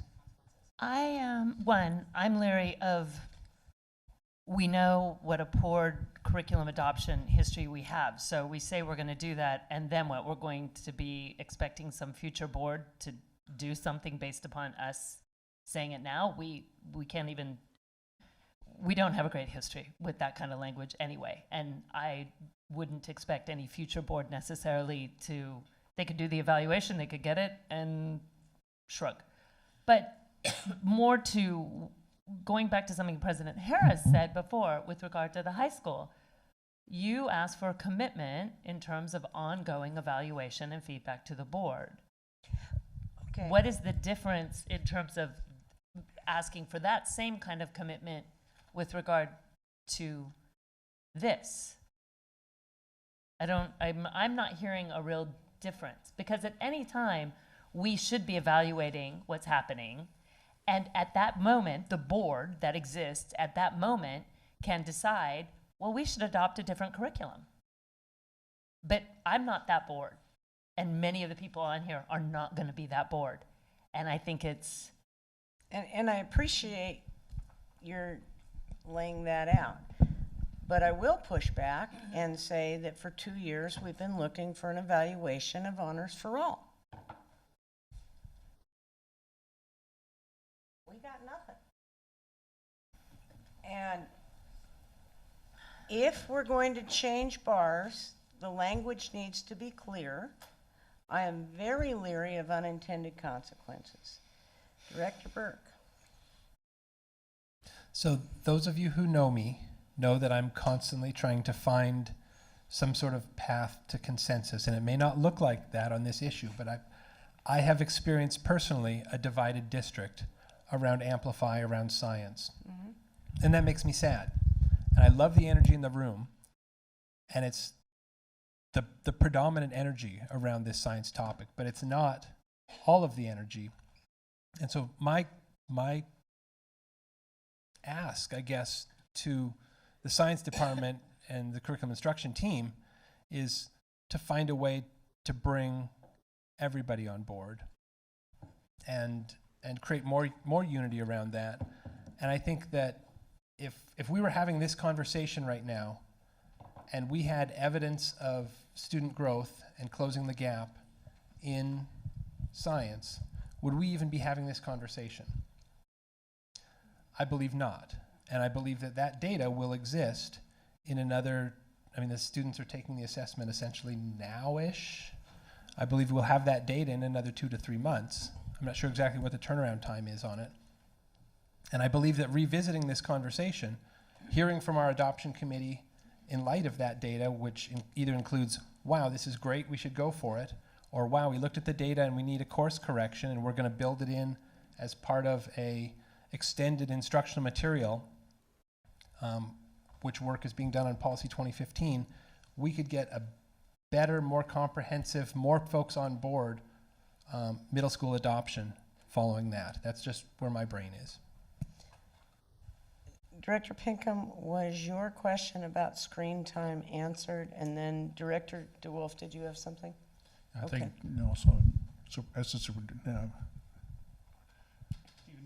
Stephen Nielsen, Deputy Deputy Nielsen. Superintendent. So I'm standing here to reply to Director Mack's earlier question, not the conversation that followed. If that is no longer pertinent, I will not waste everyone's time. If you would like me to try to answer the question, I'm happy to do so.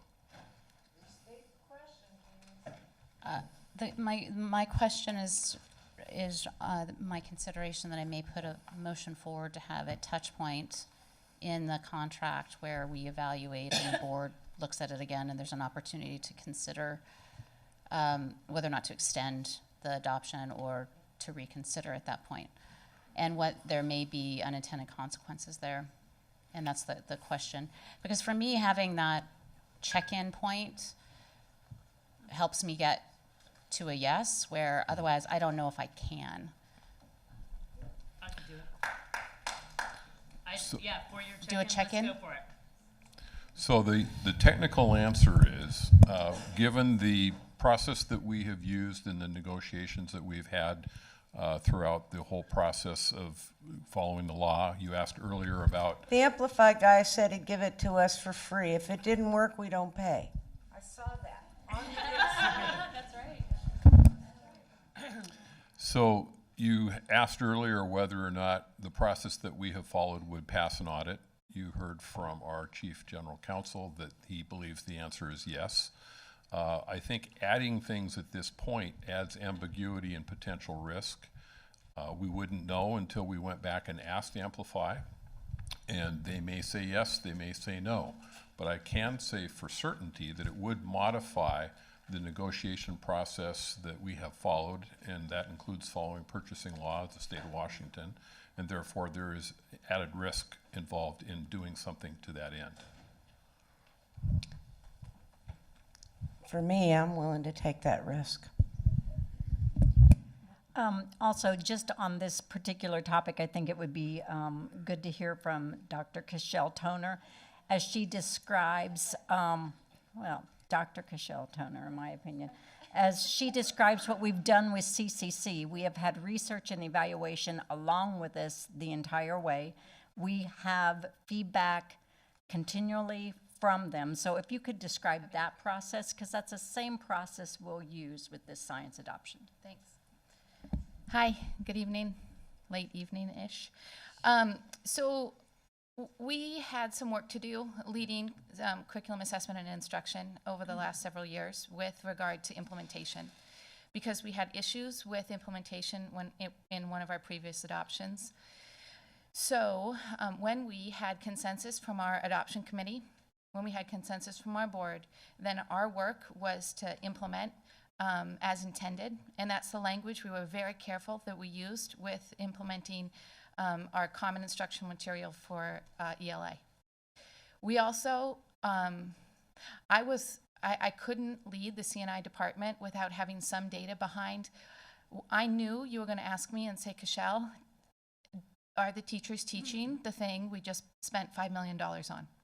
So we needed to partner with research assessment, with research and evaluation department to get a better answer than, yes, anecdotally, the teachers are teaching the instructional material we just bought. So we partnered and have committed to a 3-year study where we've had survey data, we've done focus groups, we scheduled a board work session with you. We actually kind of fought for that time so that we could come and report back to you and say, this is what we've learned in our first year of implementation. This is what we're hearing from our teachers, and these are the course corrections we're going to make. We followed the same process when we had consensus from our adoption committee with middle school math instructional material adoption, and we had support from our board. We've studied our implementation, And we've actually implemented some of the lessons learned from CCC and made those course corrections in a more timely manner for middle school. We're getting better as we go, but what we need, what we've learned over time is when we have consensus from the committee and support from our board, we study our implementation and we make course corrections. So I would offer that that is the same plan that we have moving forward for this opportunity to have a common instructional material in middle school for science. Director Mack? Thank you, I appreciate that. So the process is in place for studying the implementation. I think that the motion that, and I think I might need some help, Mr. Boyd, on framing it correctly, but the motion that I would like to make is to provide a check-in point at year 4 with the board on implementation and results, and that at that time, if the results aren't there, the board would reserve the right to consider a different adoption. Is that possible? Point of clarification, if I might. If we do that, aren't we talking about a 4-year contract with a renewal period of 5 years to get to the 9 years? Yes, Let's be as clear as humanly possible here, folks, please. Yes, and that could obviously could potentially throw off the numbers, because the quote that we have at this You point said is free. For 9 years. The man said free. So that is something to keep in mind. The other thing that is to keep in mind is that any contract that we enter into, we do have termination clauses that could potentially be utilized if something happened, like where Director Gary mentioned that we decide at some point that this isn't working, we need to get out. Termination clauses are always an option for that as well. So I believe that it would probably be most appropriate to say a check-in, to evaluate, to look at the information, and let the board that's in place at that time decide next steps as a result of that check-in. But that could be easily added to the motion as far as just an additional amendment to add language for a check-in. Okay, do you have some, can you help me with the specific language here that would reflect that? I don't want to have unintended consequences, and yes, there's termination clause and all of that, but I do want us to be deliberate about checking in. And I guess the question for you would be, how would you like to see that check-in? Would it be a check-in to the Curriculum and Instruction Committee? No, it's a check-in with the board. Okay. I guess in my mind, it would be during year 4, the evaluation would be done. Yeah, and in year 5, there would be a report back to the board about this is how it's all going. Just like, you've already got a process in place you're doing other ways, so it's not really different from that process, but that there would be that built in. Yeah, so I think that it'd probably be appropriate to say that, add a sentence at the end that says, in year 4, the board directs curriculum instruction to perform an evaluation and a report of the success or of the instructional materials, and hold a work session with the board to report that out. Something to that effect would probably be effective. Can I just quote that and say that's so moved? Second.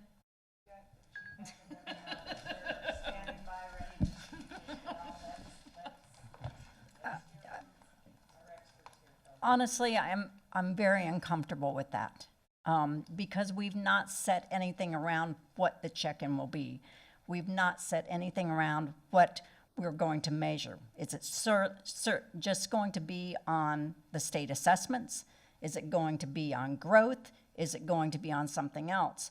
So putting that into this amendment and everything that we would adopt and not knowing that going in makes me very, very uncomfortable with the the language that was shared.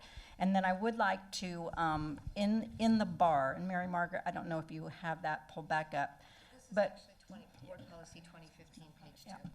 after materials are implemented, it is expected that staff shall systematically collect and evaluate student performance data to determine if the outcomes sought by the adoption were successful and report that information to the school board.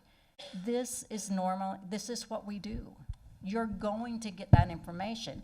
I guess the question is that, does that give us an escape clause with the money amount? The evaluation is going to happen. You're going to get those annual reports. But to be able to write an escape clause within this, I believe, from my experience doing adoptions at state level, we would have to go back and ask for different pricing in order for that to be done. I'm just very uncomfortable with us doing that with this at this moment. Okay, a motion has been made, a second's been made, but I think it was not necessarily spelled out. I have a question for Mr. Boy. Might as well sit there.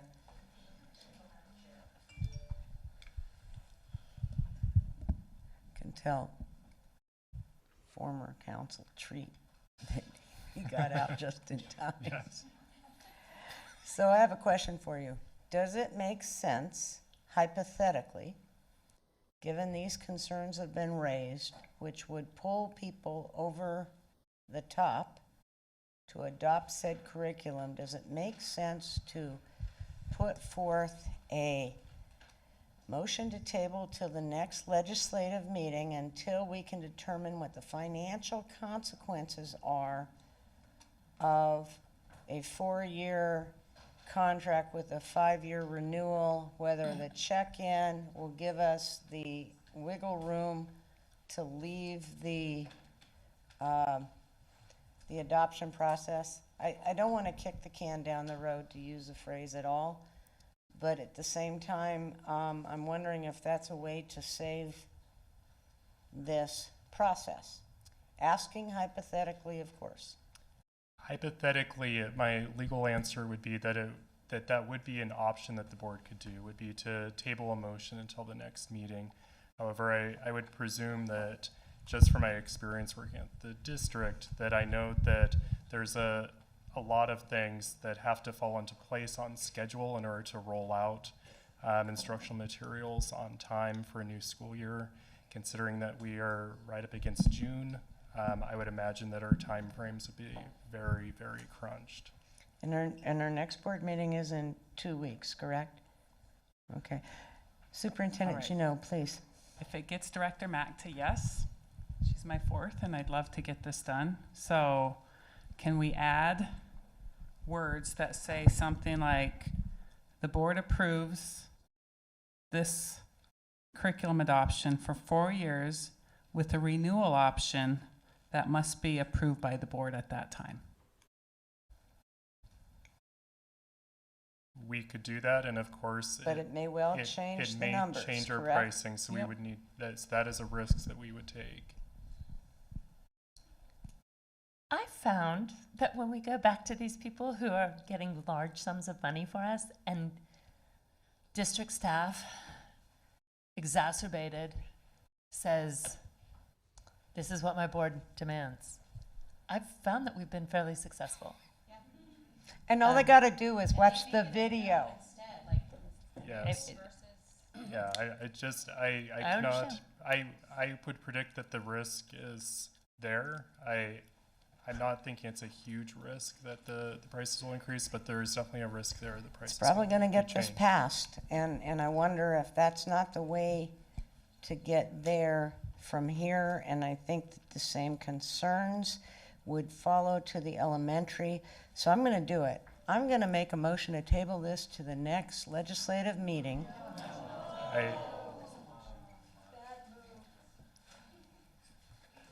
Thank you, y'all.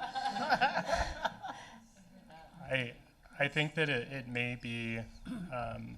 We don't know what the changes in the contract numbers are going to be, and I don't know that we can vote on that fiduciarily, is my point. I'm looking for a way out of this box. Please appreciate the collaborative spirit in which this is offered. Director DeWolf, We please. could vote for it as is, and that will get us out of any box right now.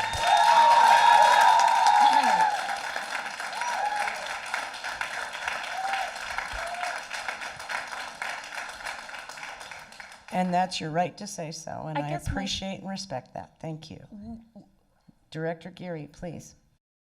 I don't mind us looking at, we asked research and evaluation to do deep dives.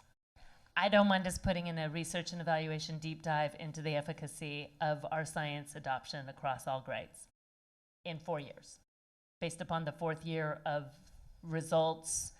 And we can look formative, summative, interim. we can look at them all. Like, have research and evaluation do the deep dive into it in 4 years across all of the adoptions, because we got a bunch of things going on at high school too. And just report that back to us in the 5th year. And then that board can decide if it needs to do a supplemental adoption to fill holes or do something else, which would probably be less expensive than trying to figure out how to negotiate this here on a speculation that the board in the future is going to have the money or do anything with it anyway. But if we get the deep dive and we embed that in, then that board in 4 years will have a public document that they can be held accountable to. And at that point, there will be a whole new conversation in the context of that work session about how we applaud or fix science. And there's nothing wrong with that. But I don't think there's a book called Learning to Learn, and it's all rolling forward. It's an iterative process. And just switching direction, making hard left turns, isn't good for anybody. But continuing to roll forward in education and adjust is what we do, is what they do. And if we decide by a policy that we're going to put limits on digital time, they will have to adjust to that. And if we make a policy that says they have to hand out worksheets every day, they will have to do that. So they will adjust, but we got to give them something. But I think a deep dive in the 4th year. You know, I would move after the 4th year of implementation, research and evaluation, shall do a comprehensive analysis of the outcomes across formative, summative, and interim assessments. For K through 12. For K through 12. I move that. I second it. I second it. Okay, well, I will do K. K through 12 is just part of this bar. K through 12. And they'll have to do it all. Will that pass muster? We, before we ask Mr. Boyd to weigh in on that, let me say, we are confident in the 3 bars that we brought you. We are confident that we can get results in 4 years. And if this is what it takes to get to yes, we will do our work on our end to make that happen.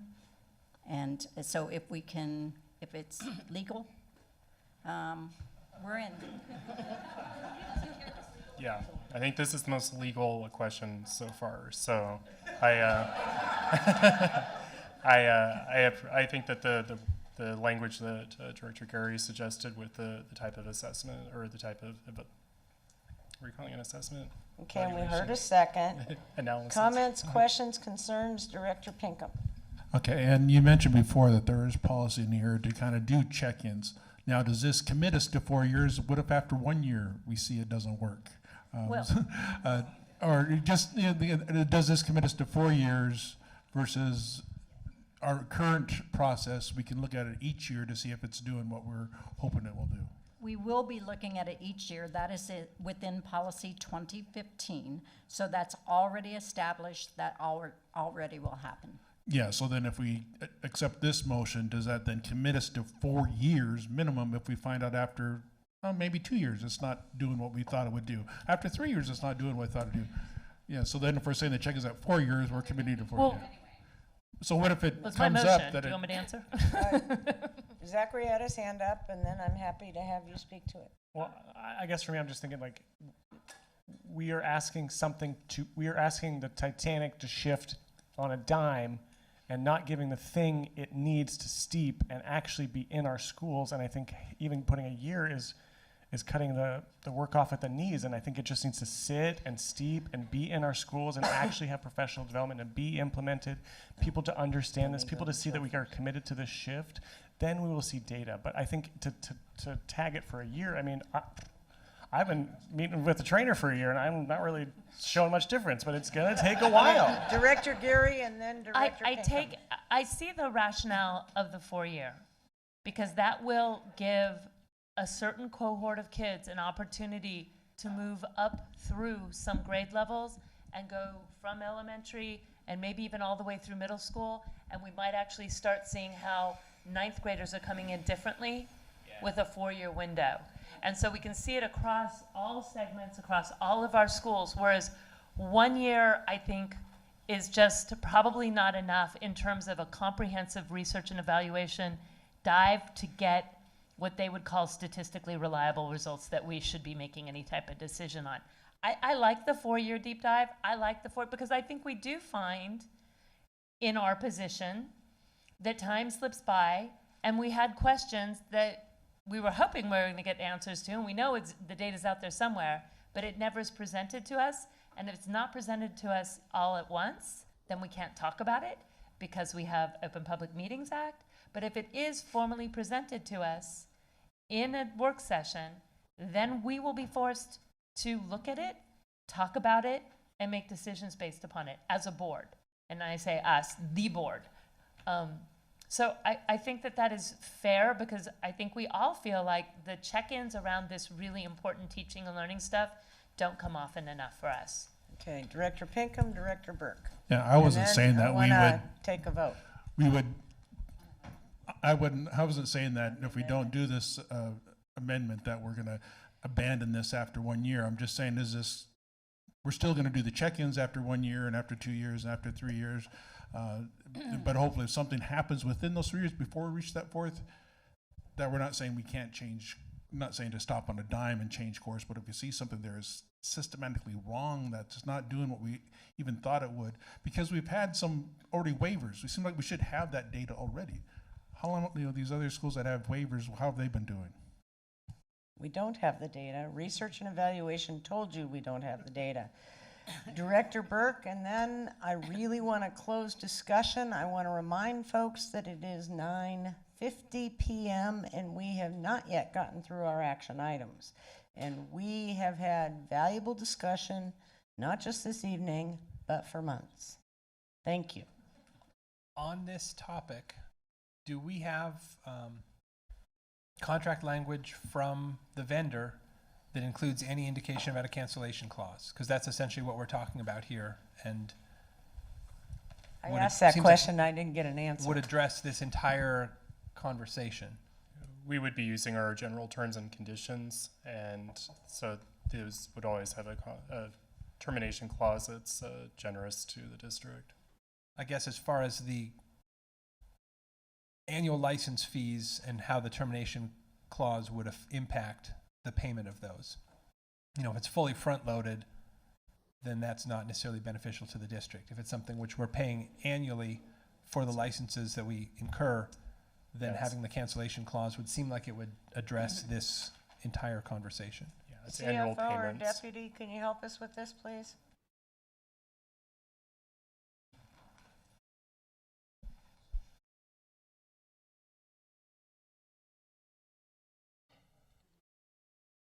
Would you please repeat the question? I want to make sure that I have it clear. Thank you. If you can. Two-part question. Is the payment arrangement with this vendor an annual payment that is uniformly spaced, or is it front-loaded? Secondly, if there's a cancellation clause, would there be any penalty or termination fee for that? Stephen Nielsen, Deputy Superintendent. I do not know the answer to question 1. I'm doing this from memory, and Ms. Berge has seemed to have, oh, she's right here. Sorry, she moves. So perhaps she can answer that. Item 2, there's almost always some negotiation that goes through a cancellation clause. And as our our general counsel stated, there's usually a favor for us as we negotiate as best we can. That said, there's almost always a cost. And in many cases, we would be buying something that we're paying for nothing if we canceled. That's speculation. We wouldn't know until that time. Yeah, I would agree with that. I mean, I think that there's generally ways when we have these kinds of contracts with vendors, there's usually out clauses that we can get out after a certain period of time. Usually it's year to year where we can have, some type of cancellation for convenience, something like that. And the pricing structure, we'll have to go back and rework with them. We think that we can structure something year by year so that we can continue to negotiate with them within the parameters of the board motion. Director Mack. And then I'm going to call a question so that we can vote on it. So the thing about this, we've been doing this experiment with Amplify for a couple years, but not with full PD for everyone, not with the same materials, but not with the full kits. And so it is an experiment. It's a new curriculum, it's a new scope and sequence, it's going to require a bunch of PD. And I'm deeply uncomfortable with the whole fact that we had them as waivers, and then this is the one option, and we don't have any data to show that it works. It makes me very uncomfortable, especially with as expensive it is. The whole thing is uncomfortable to say yes to. And we are at this point in time when all of this work has gone into it. We either say no and shut the whole thing down, which doesn't feel good either. Not correct, because the waivers continue for another year. Okay. Thank you. That's true. That's true. My thought is that if we had done this with everyday math and done a check-in, would that have been a better experience? Because everyday math had this strong narrative that this is going to be the best thing and it's a fix. No, I'm talking about everyday math. That was even longer ago. But anyway, Folks, let's stay on track here. Time check. Thank you. I will rest and you can call the question. Thank you. Superintendent Juneau. Thank you, and I appreciate this robust conversation with the board. So thank you all for paying attention and being diligent and making sure that I know it's a lot to ask and to move forward and decide what is best for the 53,000 students in Seattle Public Schools and whether it's the right thing to move forward so that, they can learn science. We are living in like the biggest science and technology city in the country, right? We have the big tech companies here. We have people looking to us to produce the workers of tomorrow that they need to be in this region. I am an English and history teacher. And so the only way, and now I'm the superintendent of Seattle Public Schools, the only way that I know about a science curriculum is to trust the science teachers, the experts who are at the table. I don't know how to teach science. I know some pedagogy, I know some kind of instruction stuff, but I don't have the content. I don't do that on a daily basis. And so when a group of people come together and work it out and try things out and field test it, and interview and look at it critically every which way, the only way that I know whether it's a good science curriculum and whether it can be positive for our students is that I have to trust that process, and I have to trust the people who are at the table. And the people who are at the table, if this is any evidence of our teachers in this district, they are fierce. And they are people who have put their hearts and soul into this curriculum adoption, and they are looking to us and to you to do the right thing by them and by our students. And so I appreciate the robust conversation. I appreciate the concerns. If we move forward with this amendment to take a deep dive in 4 years to look at it, and which we will be doing on a yearly basis anyway, but to really at that point, make sure that we are being transparent with the public about the rollout of this. I think that's an appropriate way to go forward. And so thank you, Director Mack, for putting that forward and saying that you would vote yes if this is on the record. I appreciate that and look forward to a positive vote. And I just want to thank everybody. Oh, there's a squeeze. Well, that's what she said. That's what she said. And so I just want to thank everybody in the room. Thank you, teachers. Thank you, science people. Thank you, university professors. Thank you, everybody who contributed to this effort. Whatever comes out of this vote, you are appreciated by this district. Thank you for the And work by that you this do every board. day. Thank you. The motion's in the record already. A roll call, please, on the amendment. Uh-oh. So I What? actually think we had a number of motions that were thrown out and seconded. The So I- 4-year check-in, Gary, seconded by Director Patu, is the motion, the amendment we are currently voting on. And then I think we should also say for the record that all other motions that were thrown out are withdrawn. All other amendments that All were thrown out amendments, have yes. been withdrawn. Excellent. So said. Roll call, please, on the amendment, please. Director Burke, No.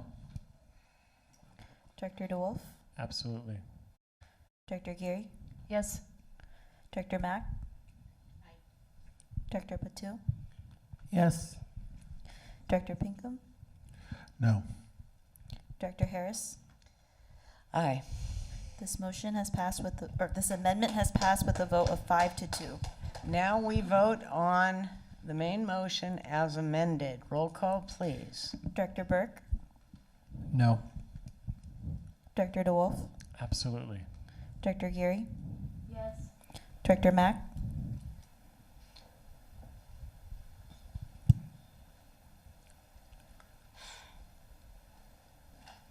Yes. Director Patu, Yes. Director Pinkham, No. Director Harris. Yes. This motion as amended has passed with a vote of 5-2.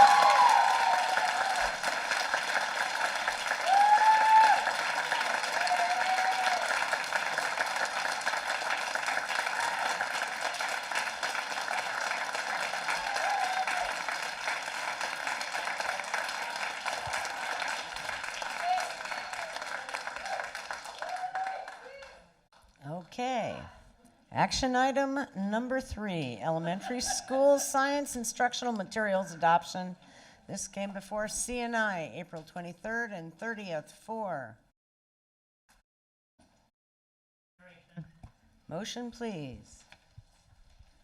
And the time check is 10 p.m. Thanks, y'all, for sticking around. Much appreciated. I move that the Seattle School Board approve the Elementary School Science Adoption Committee's recommendation to adopt Amplify Science for instructional materials for all grade K-5 Seattle Public Schools science classrooms. I further move that the Seattle School Board authorize the superintendent to purchase Amplify Science as the core instructional materials for all grade K-5 Seattle Public School classrooms for an amount not to exceed $2,368,870 in a 3-year phased-in purchase and implementation plan out of the fiscal year 2019-20, fiscal year 2021, that's 2020-21, and fiscal year 2022, 2021 through 2022 budgets, covering licensing through school years 2019-2020 through 2027 through 2028, and an amount not to exceed $5,040,674 for in-house professional development and collaboration. Second. If the state legislature, Sorry. If the state legislature does not address current funding concerns, the district is authorized to fund a phased-in purchase and implementation plan within funding limitations, beginning with the 2020-2021 budget, identifying when expenditures for this adoption can proceed as part of the 2021 school year, and when the purchase and implementation plan can continue in the 2021-22 and 2022-23 school years. Second. Okay. Clarification question here. Do we make the amendment as we did the last one, vote on that, and then we start talking about the main motion? I believe we do. Yeah, we need to, Thank you. if we want this same thing to occur with the check-in, we would do an amendment here as well. Point of clarification? Go ahead, please. I just want to highlight for the public and the community that the original amendment, that was the Burke-Pinkham amendment, has been formally withdrawn. That was something which came up and was discussed fairly extensively at the last meeting. So in conversation around amendments, I want folks to understand that that has been withdrawn. It was another experience to try to find some unity, and clearly it did not. So thanks for that. It did, however, what's the word I want? Did, however, open up the conversation from the dais on the record. Not all bad. Director Geary, could you make the amendment, please? For the 4-year check-in? Sure, but we did do it K through 12 before. Okay, so I move that we amend this motion to include the statement, after the 4th year of implementation, research and evaluation shall do a comprehensive analysis of the outcomes across formative, summative, and interim assessment for grades K through 12. Do we have a second? Second. Okay, can we do a roll call on the amendment presently? Director Burke? No. Director DeWolf? Yes. Director Geary? Yes. Director Mack? Yes. Director Patu? Yes. Director Pinkham? No. Director Harris? Yes. This amendment has passed with a vote of 5 to 2. Okay, now we're on the main motion. Comments, questions, concerns from my colleagues? Director, Let me go first. call it. I'll go. Director Mack, Director Burke. So this bar is different because the cost is substantially higher. And the expense that we're laying out for PD, and it doesn't have a funding source, leaves me deeply concerned. The reliance on digital at elementary, I don't think is as necessary as the middle school adoption and what was brought forward. So I am just going to lay it out here that it may be surprising, and I'm sorry for those of you that feel disappointed, but I am not going to be voting yes on this because the cost is too high. We don't have the money for it set aside. And I think there are other options that would not have been as digitally focused. So there's my thing. Director Burke, then Director Geary. Well, thank you for starting with that, because those are my two concerns as well. I've vocalized previously that I do not want our elementary school students to be in front of screens. I don't think that's the highest value use of our relationship building time. I think there are places where we can help them develop skills, but it's not really a race to use computers. They're going to get there. They're going to get there soon enough. We don't have to pull that exposure all the way down to kindergarten, first grade, second grade. I think they should have some opportunity to play with more tangible things and less digital things. The concern around professional development, this is, I've raised previously that I do not believe that this professional development model is scalable or viable in our current budget situations. And I pulled some historical things. Our middle school math in March of 2018 is $394,000 in professional development. Our CCC adoption in February of 2017 is 1.44 or 1.4 million in professional development around literacy. And that includes a 5-year, $120,000 a year. Our middle school social studies did not have professional development broken out, but it was 1.8 million total for materials and professional development. And in this case, all of our middle school and high school are both sub $1 million, and our elementary school is $5 million.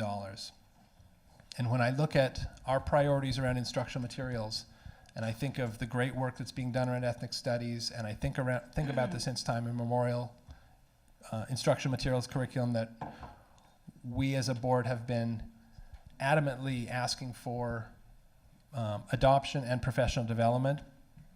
And this, putting a $5 million debt on our curriculum adoption budget feels to me like it's going to limit those things in the future. So I would really like to see the science team take a more innovative look at how professional development is delivered in elementary, and how to remove the reliance on technology and bring it back. That would be my hope. Director DeWolf? I guess my question is, you had mentioned there are some tangible things that you want our students to be engaging with. What are those things? What are the things that we need them to be playing with physically? And my other question is, have you utilized those things that you're talking about tangibly in front of students of color and teaching them science? I'm not saying that I think any of this is perfect, but I think we are on a pathway to getting there. My curiosity is by putting out open-ended, kind of vague things like they need to have time with some tangible things. What are those things? What is the research telling us? What are teachers telling us? Because tangible things is a throwaway phrase. And screen time is also a throwaway. I want to be very specific. What do you mean? In this city, we're in a city of technology. I want our students to be engaging with it. I also kind of, maybe I'm not a parent yet, but I would expect our parents need to take responsibility as well and not put their students in front of screen time at home. But that's not something I can say. But at schools, we need to engage them deeply and critically thinking about technology. My recollection from my conversation with Mary Margaret Welch was that there's a kit in there, and sometimes they're playing with tangible things. Sometimes it's being with somebody that you maybe never talked to before from a different life experience, talking about energy conversion today, talking about how hydropower works, all these things. There's a blackout in the city. How would you solve that? How would you solve that as a student that has never had access to the same wealth or privilege? There's going to be some really great social, emotional conversations. I do, you know this, Rick. I appreciate you so much, and I have had the best time serving with you. And today we're actually wearing the same shirt. So I want you to know, this is more just to say, yes, we do. I want to be really thoughtful about these types of questions about screen time and naming some tangible things, which is a phrase you just said, because I don't know what that means. And I want to make sure publicly we are also talking about what that means, because from my recollection of that kit, there's things that they're touching. There's consumables that will go away after each time they teach it. So I'm perplexed.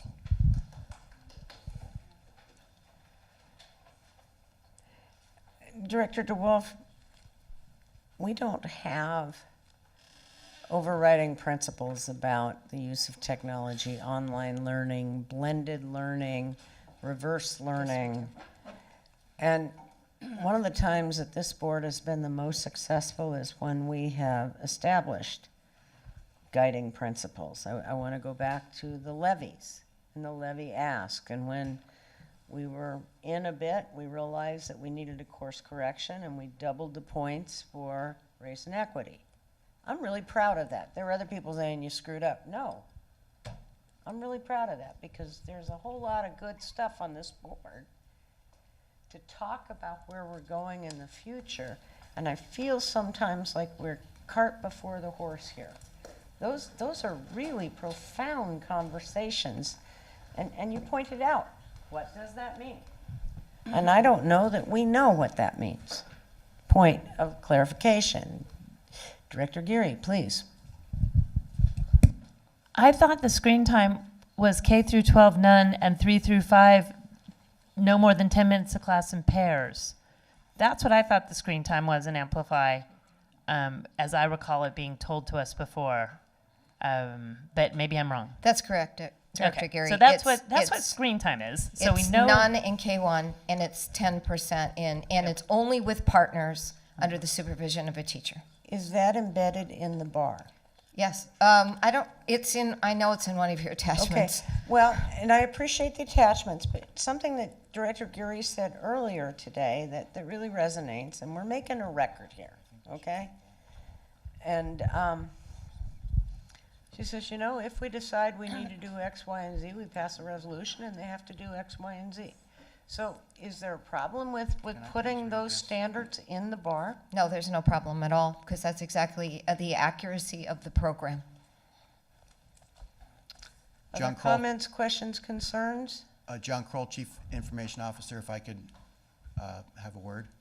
Please. Thank you. I want to remind the board of Policy 2022, and I'd like to read this into the record. The board also believes that students need to be proficient users of information, media, and technology to succeed in a digital world. Therefore, the district will use electronic resources as powerful and compelling means for students to learn core subjects and applied skills in relevant and rigorous ways. It is the district's goal to provide students with rich and ample opportunities to use technology for important purposes in schools, just as individuals in workplaces and other real-life settings. Again, policy, excuse me, Policy 2022. And then, if I may, the state adopted EdTech standards in May of 2017. There are standards for grades 2 through 3. If I may, I'd like to read some of those standards. Standard number 1, empowered learner. This is for K through 2. Students leverage technology to take an active role in choosing, achieving, and demonstrating competency in their learning goals and perform learning sciences. Standard number 2, digital citizenship. Students recognize the rights, responsibilities, and opportunities of living, learning, and working in an interconnected digital world, and they act and model ways that are safe, legal, and ethical. Is there a grade band that's attached to that, sir? That is grades K through 2. Thank you. Let me continue. Knowledge constructor. Students critically curate a variety of resources using digital tools to construct knowledge, produce creative artifacts, and make meaningful learning experiences for themselves and others. State adopted standards. Number 4, innovative designer. Students use a variety of technologies within a design process to identify and solve problems by creating new, useful, imaginative solutions. Are we still at K through 2, sir? K through 2. Thank you. K through 2, number 5, computational thinker. Students develop and employ strategies for understanding and solving problems in ways that leverage the power of technological methods to develop and test solutions. Standard number 6, creative communicator. Students communicate clearly and express themselves creatively for a variety of purposes, using platforms, tools, styles, formats, and digital media to achieve their goals. Standard number 7 for K through 2, approved by the... How many more standards do you have to read? I think you've made your point. One more. You're not running this meeting, Adam. Number 7. There you go. Global collaborator. Students use digital tools to broaden their perspective and enrich their learning by collaborating with others and working effectively in teams, locally and globally. And that's K through 2 again. That's... Thank you. You're welcome. And our teachers are expected to achieve these standards with their students. It's a whole long way from Freddie Fish. Director Geary. So we hear what the standards are, and we know that that's considered basic education, because I talked about that earlier. And we also heard from our teachers that while some of the students grow up very tech savvy, Some of our students don't. And so this is their only opportunity to be exposed to it, so that by 3rd grade and 5th grade and 6th grade and 9th grade, as the demands with that technology become greater, they're prepared for it, they're not left behind. So, you know, we're setting them up for a high school curriculum, and preparing them over time is part of what our state expects us to do, right or wrong. That is what education is in this state. Now, the other thing that's really important to me is that this teaches, a lot of our kids are exposed to technology, a lot of technology, and it is where they watch really stupid YouTubes, do-it-yourself stuff, you know, cute kittens, and it's a game, it's a toy. And we need our students to look at it as a tool.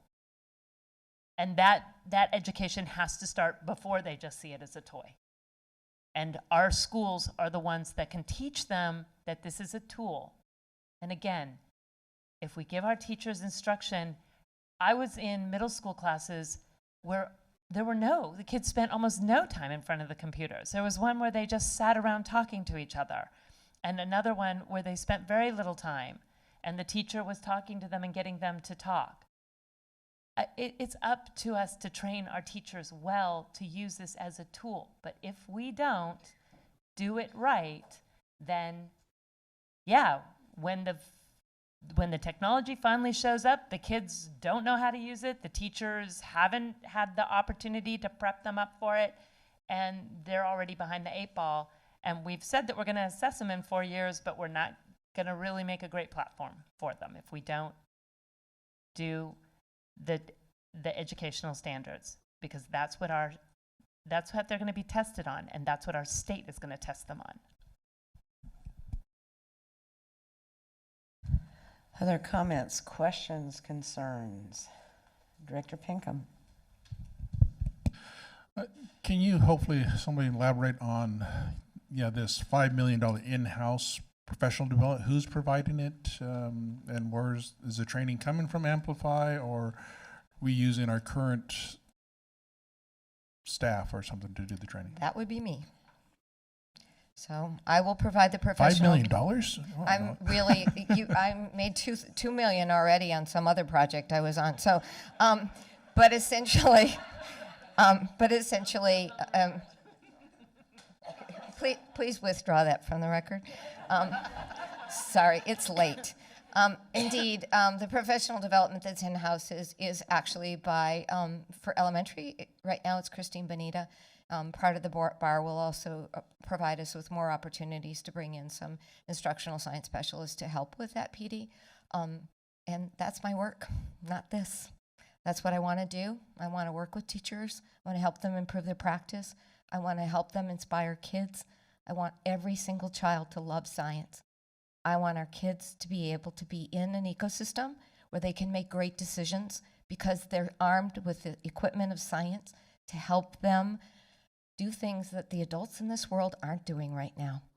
Because our future is our children, and I believe our children deserve better from all of us. And bless their hearts, my elementary colleagues haven't had anything for 25 years. And quite frankly, when I came here, there were 8 curriculum specialists, 8 of us. And now we have 2.6 of us.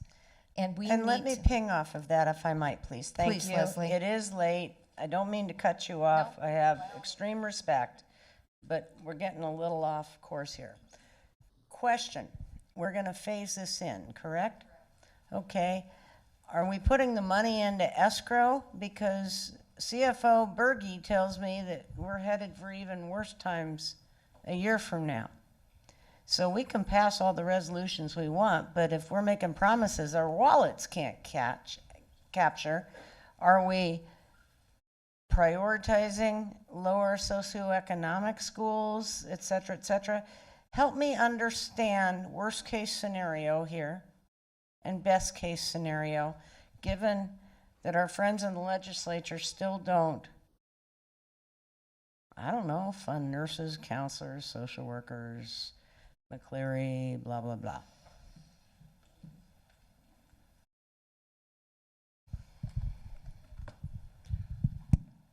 So we know that we have the 1.1 available and ready to go through the 1920 school year.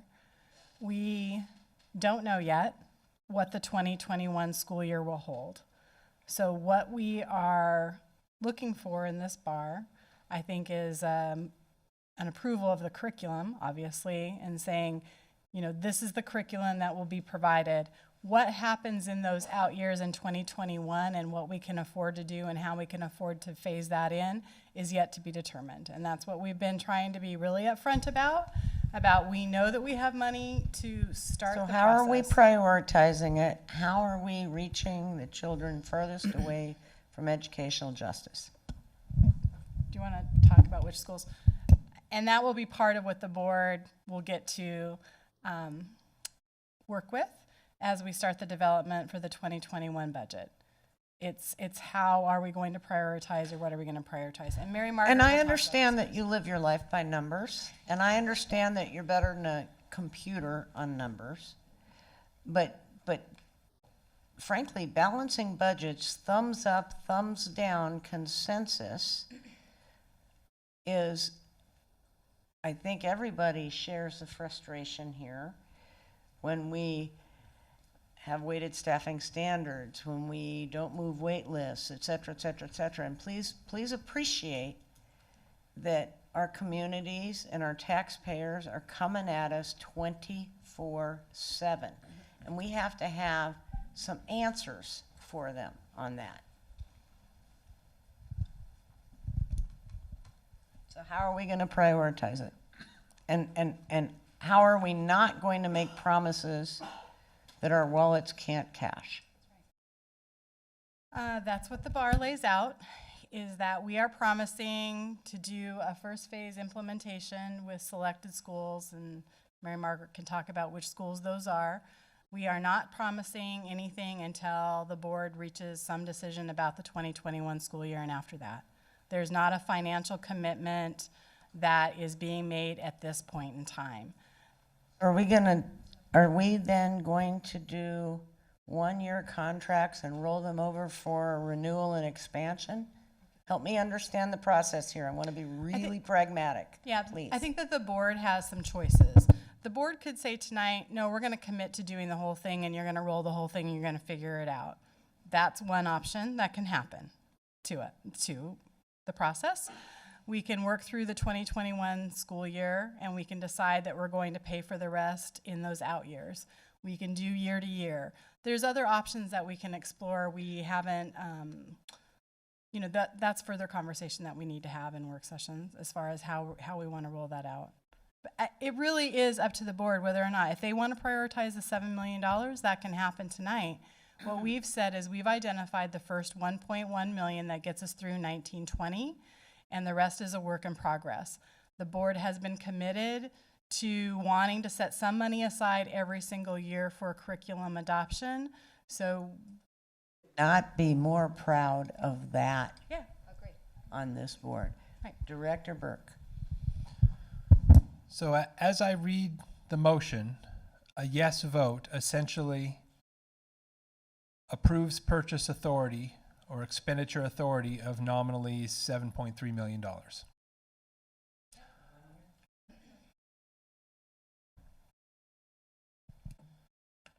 or false?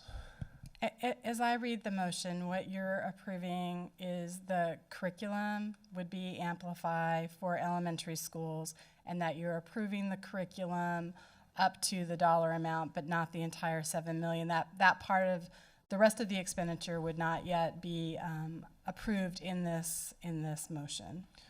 I see.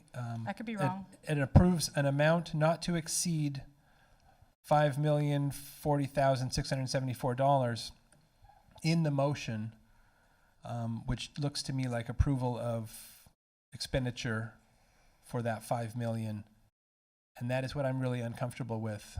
We are in budget-strapped times, and we've said to ourselves as a board at our budget work sessions that we can't continue to do business the way we're doing it. We can't afford the methods that we're using now. And this is, despite I think, a unified commitment to professional development.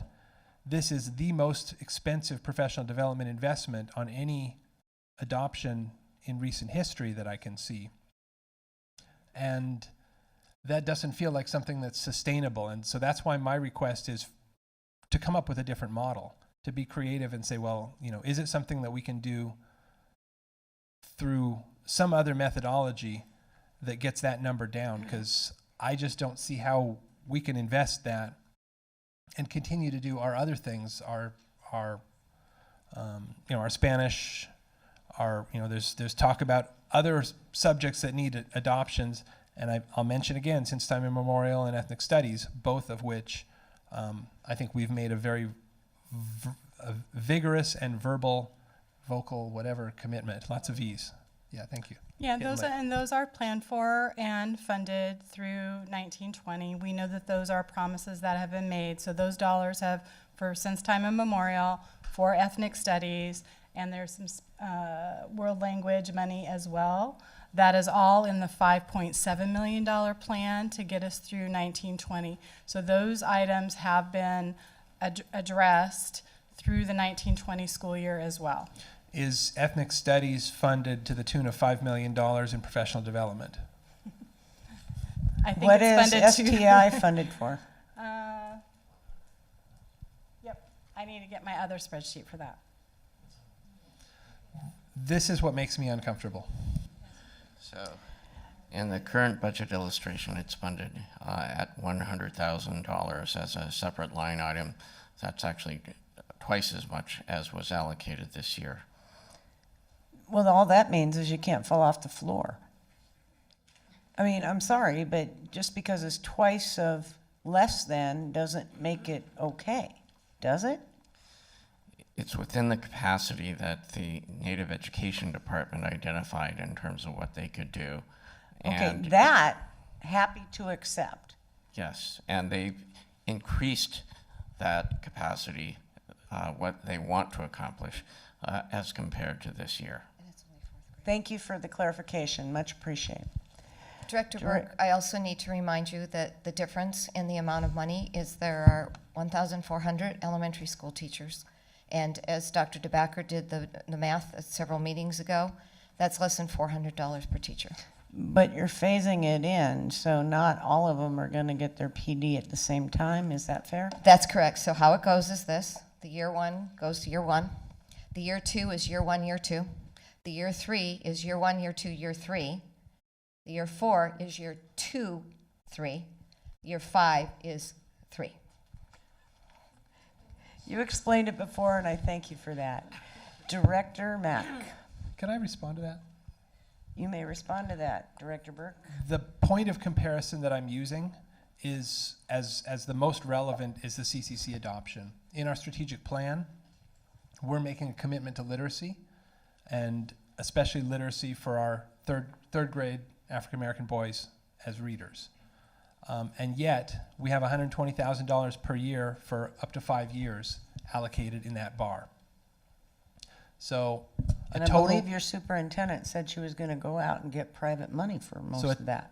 A Is total that of, correct? I'm not sure. That's what was allocated in the bar, so that would have come out of the curriculum, the instructional materials budget line item according to the bar. So $1.4 million for a 5-year PD cycle. And I'm comparing that to the $5 million for essentially a 7-year cycle. And that brings me to my request of, can we do something different? I think best practices would show us that having personal encounters with teachers and helping them have opportunities to discuss with their colleagues is optimal. The other option potentially would be online. So we can see if there's ways for us to do Zoom meetings or Skype meetings with our teachers, but I will tell you that I've tried that. It's not very effective. Teaching is a personal, relational profession. Teachers do best when they're with their colleagues. I think that this is not overzealous. It's the same exact model of time in the summer, 3 touch points during the year to prepare our teachers. And I believe it's what's necessary for our teachers to fully implement a curriculum that's also expensive, and also reminding you that the instructional materials have a lot of hands-on in that box. So they're expensive. Any of our colleagues we have not heard from at length thus far?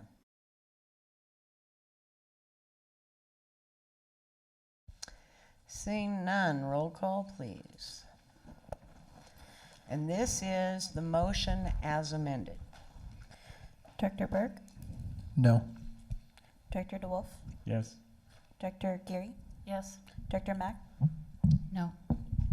Director Patu, Yes. Director Pinkham, No. Director Harris,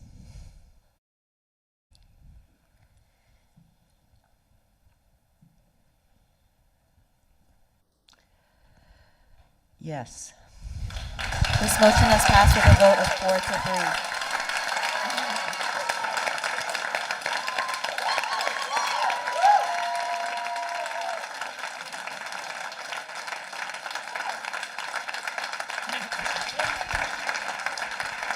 We'll be taking a 15-minute break before we all do face plants. Thank you.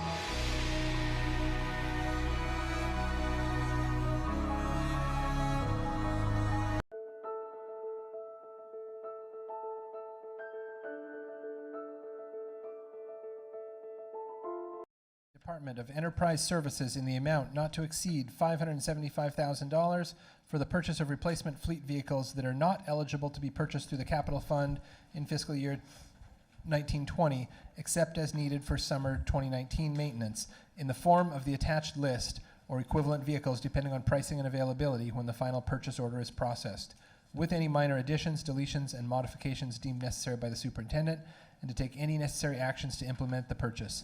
Immediate action is in the best interest of the district. Are you seconding the motion, sir? I'm sorry. Second. Chief Financial Officer Jolynn Berge, can you first address why this is coming to us for intro and action? So that we can actually get the vehicles deployed within this, for this summer's work. Did we not know that last month? We did. We've been holding off, waiting for legislative action to see how the landscape of the finances worked out, to make sure that we felt like we could still move forward with this purchase. We had been holding these dollars, just wanted to make sure, wanted to be confident that we could still move forward. Okay, and we all agree that intro and action items are disfavored. Yes, I rarely bring one. Thank you so much. Take it away, and keep in mind the time. I don't have anything to add. Comments, questions, concerns from my colleagues? None. Sorry. Director Geary.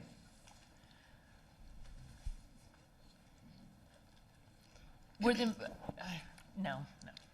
I have a question. Director Patu, please. How long do these cars actually last? Well, we're replacing some that are 35 years old. That's a long time. It's They actually last that long? in some fashion. We have good mechanics. Obviously, if it's 35 years.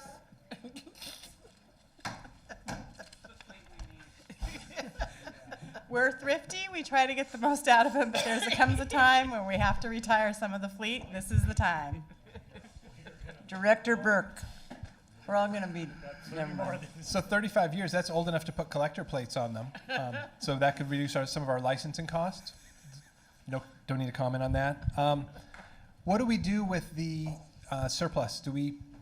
Are we replacing vehicles and they're going out to surplus? Yeah, we Or sell are we them. supplementing? We have a surplus for fixed People assets. buy them, huh? So if we have a vehicle, like one of the public comments that was raised, a vehicle that had a low amount of miles, will that receive a higher bid or whatever through our surplus process? So the value that they're surplus at. It's commensurate with age and number of miles on it. So I think we do have one that only has 144,000 with only 10 years old. Okay.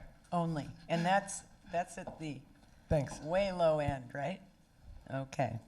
Any other comments, questions, concerns? Director Pinkham, please. Yeah, and at the ANF meeting, we were asking about, prioritizing, and then the amount hasn't changed. So there was no prioritizing as far as the vehicles as to what would be replaced right now, or, yeah. It wasn't that the amount was going to change, it was the types of vehicles, we might shift some of them over to the capital budget, but that the fundamental amount was going to stay the same and it would be populated with a different segment of vehicles. Wasn't that what you said? Well, I wasn't there. Oh, but that's what I what understand was said. Oh, yeah, Okay. sorry. Thank you. Okay. And it was all to Please. maximize the use of capital dollars where we could. Yeah. But also get a up and running fleet in time for summer. Can I ask one more question? Of course, Director Patu. Do we have contract with automobile companies where we actually get a discount on the cars that we get? We generally use state contracts. So the state has gone out to bid and we'll use those contracts. So you try to, that's one of the reasons that we want to hurry. The number of allotted cars runs out, and so there's nothing left to purchase at that dollar amount value, and then the dollar value goes up. Every year the costs increase, so we're trying to get in at the lower price. Okay, thank you. Director Mack. I just want to say that something I said in committee, that one of the things I remember very distinctly about 5 years ago was going down the street and seeing a Seattle Public Schools vehicle that's all decrepit and falling apart next to a brand new police vehicle, and that it's super important that we have our vehicles be safe and in working order. And I really appreciate the fiduciary responsibility around using capital dollars where we can and making the modifications to this list. It's also a risk management issue in a really big way. Yep. Seeing no further questions, comments, concerns, roll call, please. Director Burke? Aye. Director DeWolf?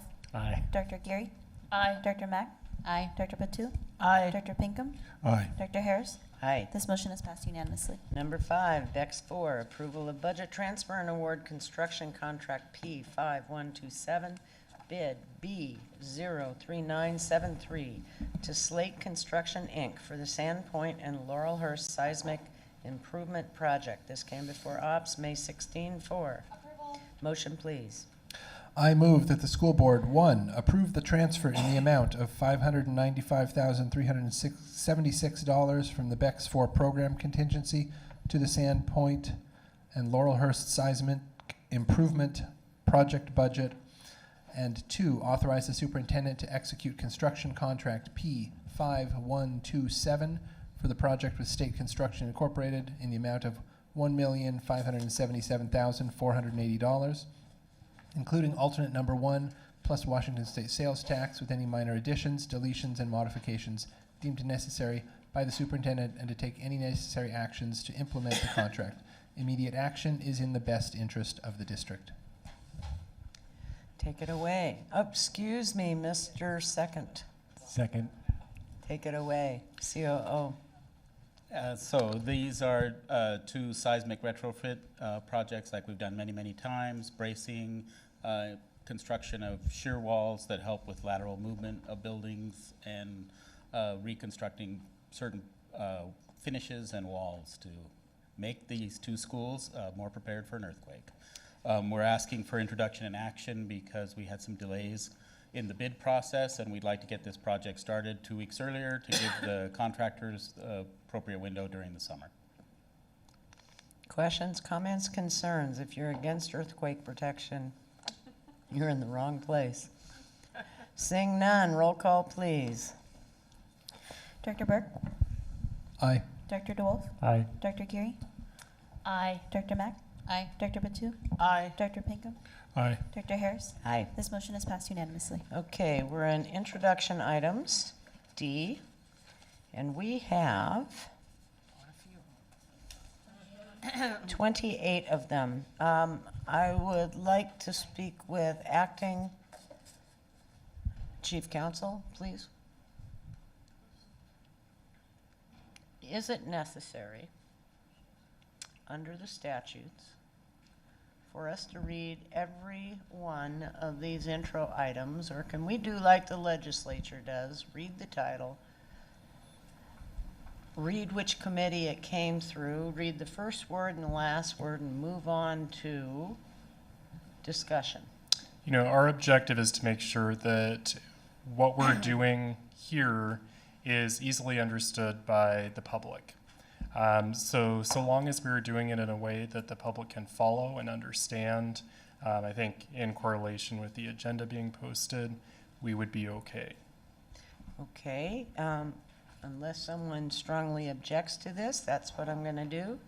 And then I'm going to go through a number of these items in batches, because the same staff person will be addressing them, and we can ask our questions, since we're not voting on this, in batches. But when you ask those questions, give them the number of the intro item that you're asking about, please, so we create a clear record. And one of the things I am proud of this evening is that we have created a very clear record, and props to everybody for that. Number one, approval of the 2019-20 Student Rights and Responsibilities. This came before CNI May 21-4. Approval? Approval. Thank you. Approval of this item. Board action report. Number two, BTA 4. Approval of license and subscription fees for Power School maintenance and support for 36 months for $1,096,429.15 came before CNI May 21-4. Approval. Approval. Any necessary actions to implement the agreement? Number three, BTA 4, approval of student computer refresh to support teaching and learning and equitable access for each student district-wide. Came before CNI May 21-4. Approval. Approval. Implement the purchase orders. Number 4, approval for contract amendment with School Data Solutions for school-based implementation of MTSS Student Data Portal.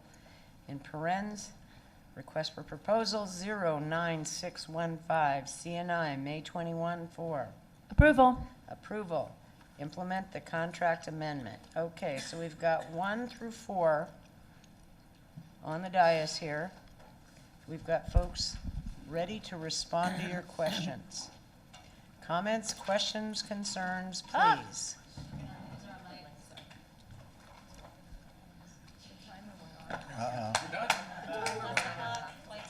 You don't get out of here that easy, kids. Sorry.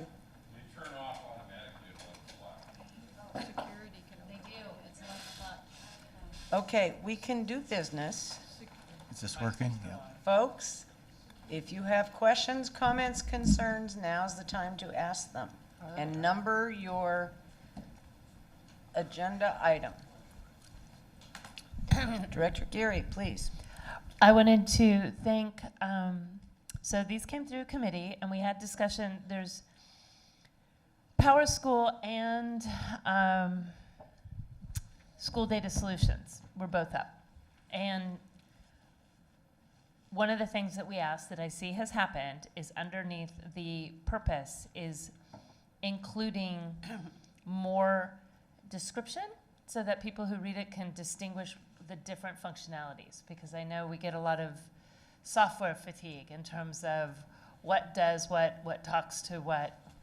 So I appreciate that the bar was amended to be a little more clear about that. The other thing is that one of these, and Mr. Cole, I'll let you, one is for a 3-year period, or even, yeah, Yes. and one is for a 1-year period. And we had a lot of discussion about why would we look for a 3-year for one and a 1-year for the other? And it being, I'll let you explain it. You did such a good job. We're talking about items number 2 And 4. and 4. Thank you.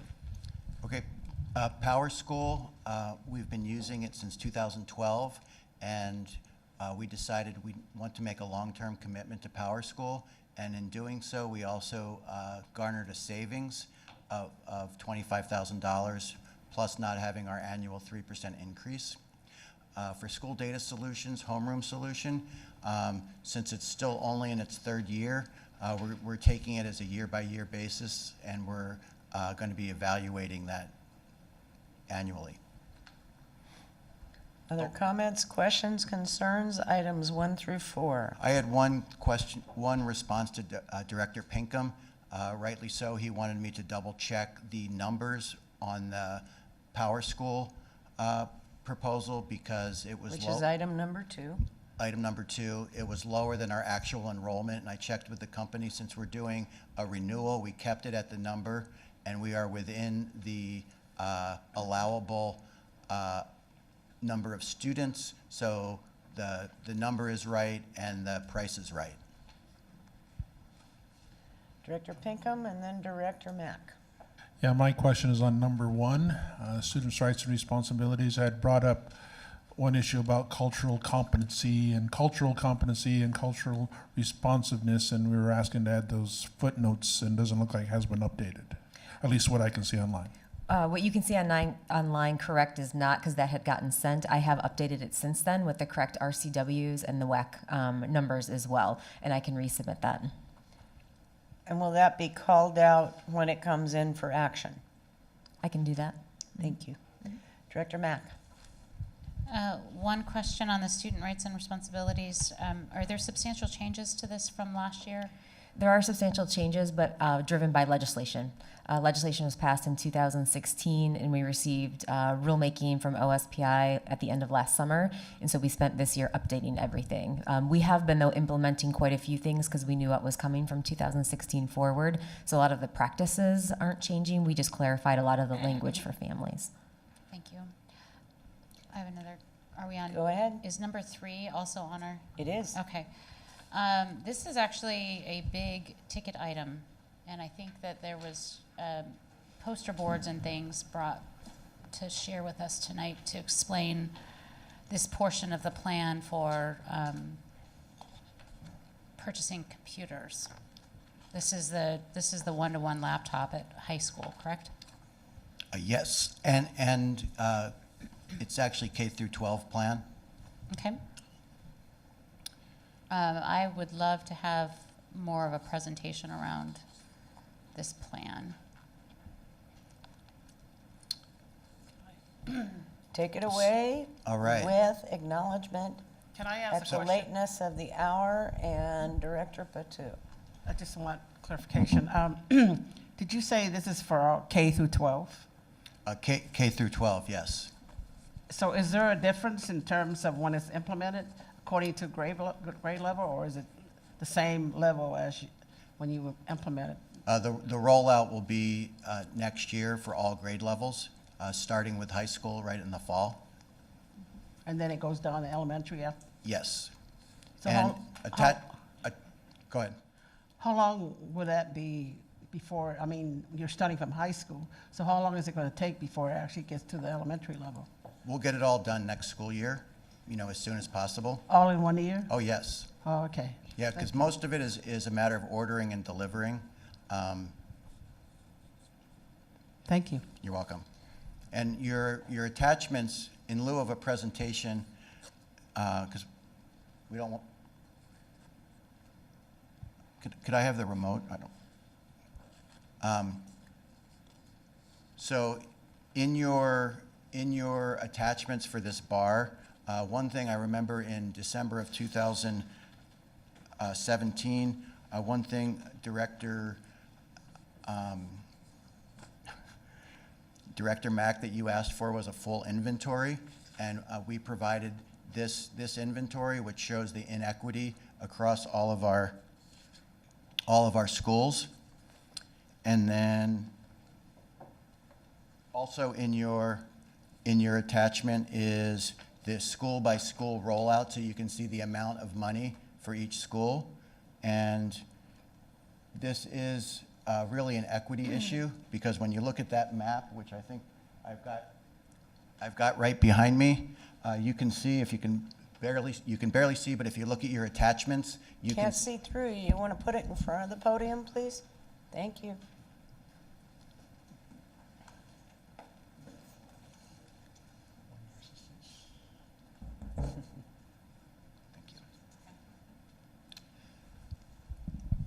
So this map shows where we currently are with our rollout. So as I've come before you with our new schools opening, new schools have gotten our computer standard, so they're actually meeting standard. And then some of the other schools, based on other income that they've gotten over the years, are closer to standard. But this plan, what it calls for is having all of our schools meet the standard. Because right now we have schools that are way, way out of standard. So it's an equity issue. With the high schools, we're taking an equity lens, and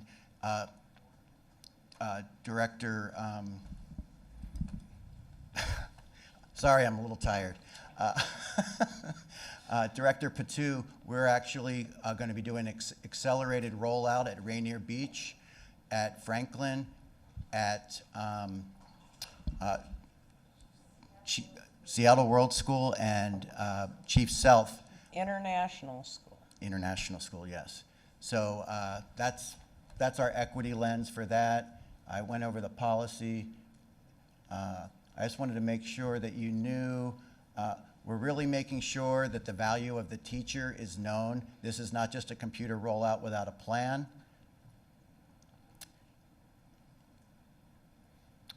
Remember, we did the principles of digital learning. I remember Director Burke, you talked to me again in December 2017 that you wanted a theory of action and you wanted research. So we've really done that. We've done a lot of research. We developed the principles of digital learning.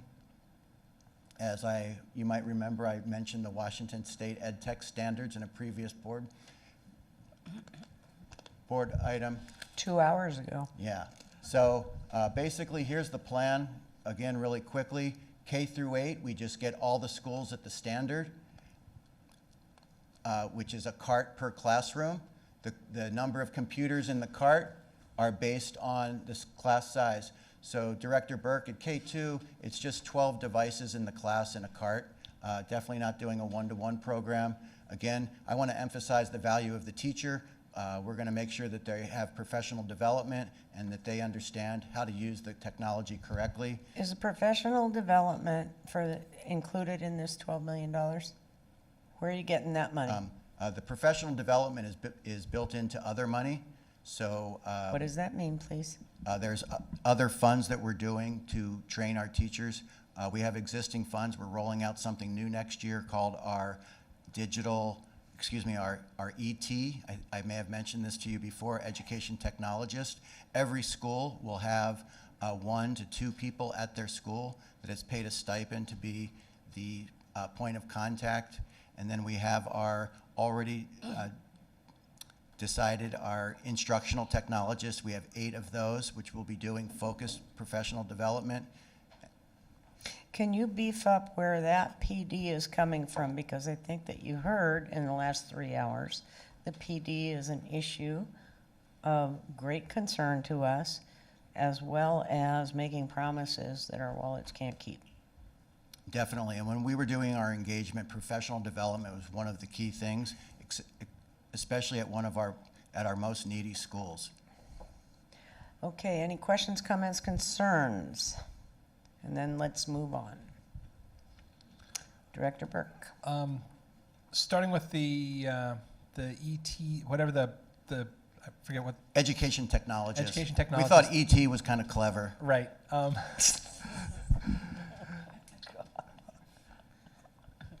I won't take the bait. Okay. Is there can there be some intersectionality in working with librarians on that? I think we've heard a lot from librarians as a place where that's a growing area of interest in that group. So I just wanted to put that out publicly. And then I also want to share that, the student to device ratios, is that a board approved thing, and via what mechanism? It will be if you pass this bar. We're trying not to talk about ratios. We do have our education specifications, and for the last 3 years, I've come to the board with that exact education specification, and we've opened several, I believe over half a dozen new schools that follow that specification. And we're really not trying to think of ratios, Director Burke, but we're trying to think of what's standard for a classroom. So a classroom might have a projector, a classroom might have a document camera, and a classroom will have devices for the students. So Okay. think of Other it questions, as comments, how we concerns? outfit a standard classroom. We've been doing all of our schools. If you look at your attachment, you can CIO see. Kroll? Yep. I'm trying to be quick, I know. Okay. It's 11:10. Just what I'm hearing from that is that right now the place where that lives in board documents is the ed specs. Yes, for both elementary, middle school, and high school. Okay, and then my request is, I had shared at CNI, I actually did not favor moving this forward because I'm worried about the ratios in the younger grades. And in all of our conversations and in all the stuff around the standards, we talk about student benefit, we talk about equity. I have not yet heard from us as a district a discussion around risk, a discussion around, we talk about effective use, but I think having a balanced conversation around what is risk and risks of student, in student development and relationship development is something I would like for us to be able to have a richer conversation around. Director Mack? And I think that I would agree with that because while the 2022 that you referenced earlier exists, it only says, yay, technology. It doesn't put some bounds around some of this intentionality that I think we need to wrestle with and have conversations around. One of the things that I notice that happens in the classroom when I volunteer is that students will be broken up into groups, and some of them will be sent to the laptops and they'll be told to just, go to the math software program. And they spend all this time logging in and wasting instructional time and then going and playing on games and so forth. And so there's all these different questions about how to effectively use technology, because it's important, but there's a lot of questions left. So I guess I want to underscore the request for that policy. I don't know what the policy is, but I think that that's something we need to get working on. Is it the overriding principles that we've been talking about? There's the policy. It. So I want to remind the board, Director Burke, you asked me to do this 2 years ago. Okay, since you asked me for a theory of action, and since you asked me for what's the pedagogy, now the word risk, but since that time we have developed the principles of digital learning. The state has developed and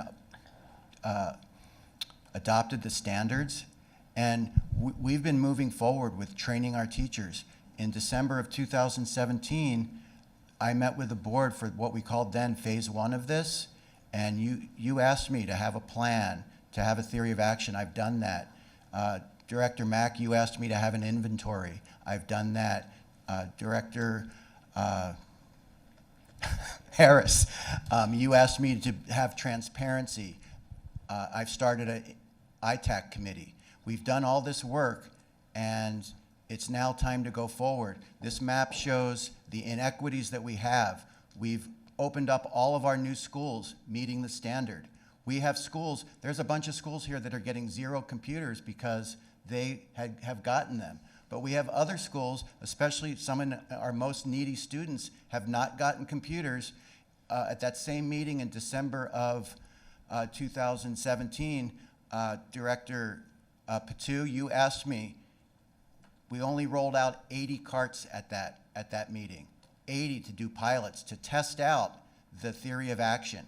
We rolled out 50 carts for blended learning to learn from that. We rolled out 30 carts, yes, for Amplify, to learn from that. We've been learning for 2 years, okay? There's a certain sense of urgency, okay? Yes, we need a theory of action. We've got one, but it's a constant learning thing.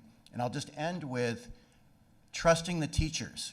Yes, you're gonna have teachers that maybe have problems with technology. We're gonna train them, okay? Just like in the old days when I taught, people would pass out dittos and have a student do a word search. That wasn't good instruction. but we worked with those teachers so they knew how to use the materials correctly. Okay, So we're thank going to do the you. same. Your point is made. Quickly, please, Director Mack. My point is, yes, the bar isn't under, we're not voting tonight, but it's not under threat because of that. I'm just saying that that's something that we still need to do as a board, and I just want to get on it. The question specifically about the one-to-one laptops in high school, can you explain how that's getting rolled out, and are they going to be directly what's the word? Given to students to take Assigned. home? Assigned, Assigned. thank you. Directly assigned, which to me actually makes some sense because then they don't have all that rigmarole of logging in and they Exactly. actually. But so can you talk a little bit about that plan? Sure, I'd love to. So, Quickly. yes, so we've broken it down. We've got what we're calling the freshman 10. So the freshman 10 is going to be rolled out to ninth graders only. At 15. those 10 high schools. Okay, we're just going to do ninth grade to start with, so it's going to be a rollout over 4 years. We're going to assign it to the student. The student keeps that laptop for 4 years. It's assigned to them. Studies have shown that they take great care of them if it's assigned to them. With the front four, we're calling them. So that is our most needy schools that I talked about, including Rainier Beach. We're going to do all 4 grade levels in 1 year with them. So our project management team has been working individually with each one of those schools, and we're going to customize that rollout for success with that school. So we're working with the principals to make sure it's successful. And I want to also emphasize that this is not a one-to-one program just with devices. Okay, I was even staying away for like a year. I was saying it's not a one-to-one program. It's computers assigned to each student. And then I forget who told me, but they said just call it what it is. But this is not a one-to-one program that's just devices, Director Burke. It's going to be tied into curriculum. We're upping the professional development in our ninth grade. It's going to be tied to ELA, so ninth graders are using it for English. They're getting ready. Ninth grade history and ninth grade algebra. I've talked to all the specialists with that. They're going to be upping the PD in that. So it's not just a device. And then at our 4, we're actually going to start with seniors. At those most needy schools, we're going to pass out laptops right away. To the seniors are going to get the first ones. So they're going to start applying for colleges using Naviance, using what's necessary that maybe some of our other students have computers at home.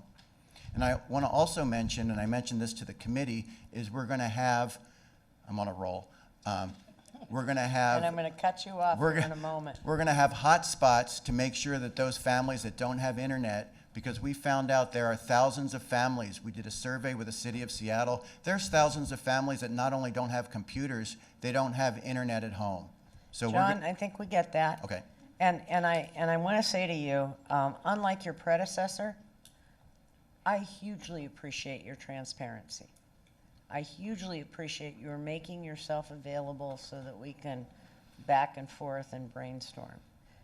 And you inherited some broken trust, and you've repaired it, and I really appreciate that. Director DeWolf, Appreciate that. were you looking for something? Okay. Moving on. Number 5 and number 6 are going to be batched. Review and approve of Career and Technical Education 2019 Annual Report for Policy Number 2170 came before CNI May 21-4. Approval. Approval, and as attached this board action report. Number 6, approve purchase of technology to support the career and technical education. CTE program came before CNI May 21-4. Approval. Approval necessary by the superintendent. CAO DeBacker.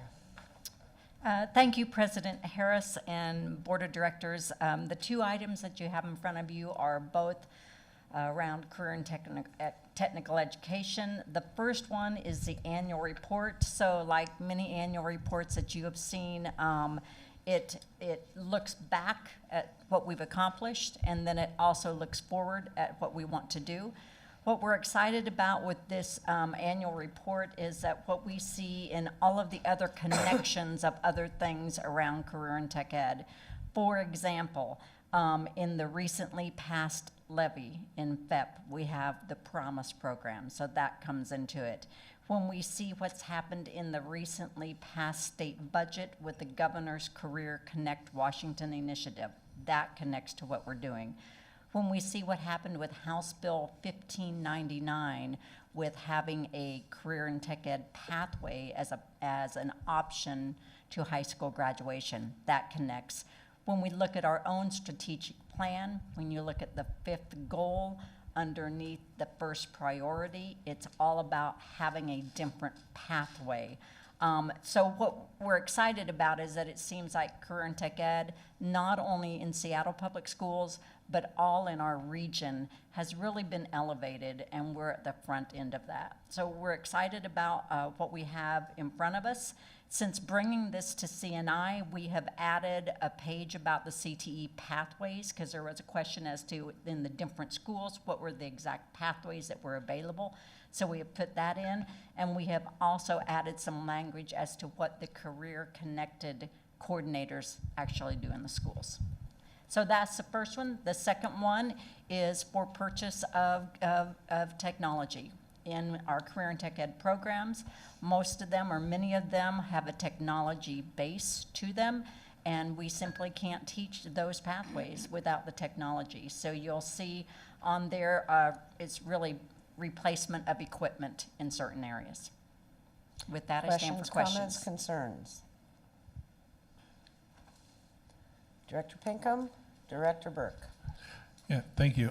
On the dual credit for the CTE, do students, as they try to get the dual credit to Seattle colleges, do they still have to take like math and English placement before they can enroll, or is that waived for CTE courses?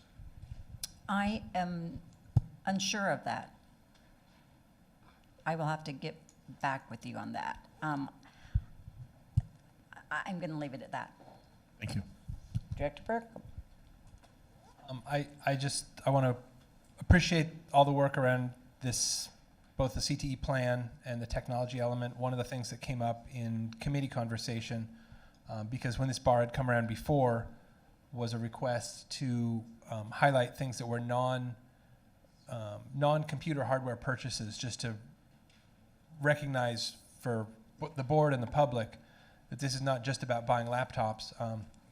And I believe that the information that's included, correct me if I'm wrong here, there's essentially nominally $500,000 of non-laptop items that are referenced here, just sort of for people's understanding. So $750,000 in computer components and another $500,000 in consumables, hospital bed, essentially all of the different types of hardware and cool stuff that supports CTE.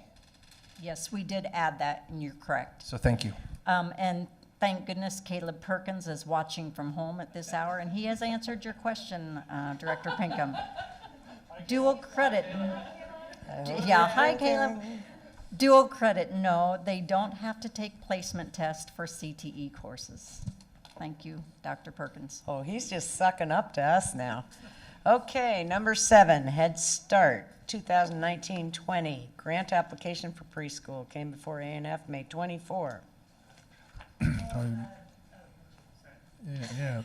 This one, and how many numbers are we doing? We're just doing this one. Okay, for approval. Number 7. I'm through 16. I just want to say that. Okay, approval. Fiscal year 2019-20. Go ahead, please. This is the same Head Start grant that we've seen for multiple years. We're in the second year of a new 5-year grant. It's just over $5 million. Director Geary, Director Pinkham. Oh, Director Geary. So, I'm the Head Start liaison. That was my confusion. There's some really big changes happening in Head Start that I want y'all to be aware of. One, Jean Guzzi is retiring, and we're going to be putting all of our preschool programs to be headed by one person. Now, that seems like a pretty practical decision, and I don't have a problem with that, but we're also getting rid of the financial analyst on the Head Start side. So my concern being that the person left in between, the financial analyst and Jean Guzzi, is going to absorb 2 jobs on top of her own, or portions of each of those jobs on top of her own. And so I just want us to be very mindful of changes to job descriptions and value people appropriately, and not just assume that with all these changes that that person in the middle is going to absorb and absorb and absorb with her expertise and her history in the program. So I just raise that as an issue for our district to keep in mind.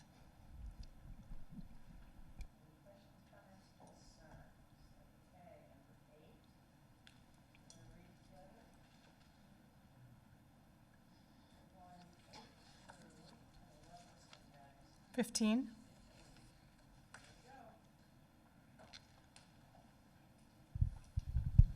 Approval of contracts for sign language interpreter vendors.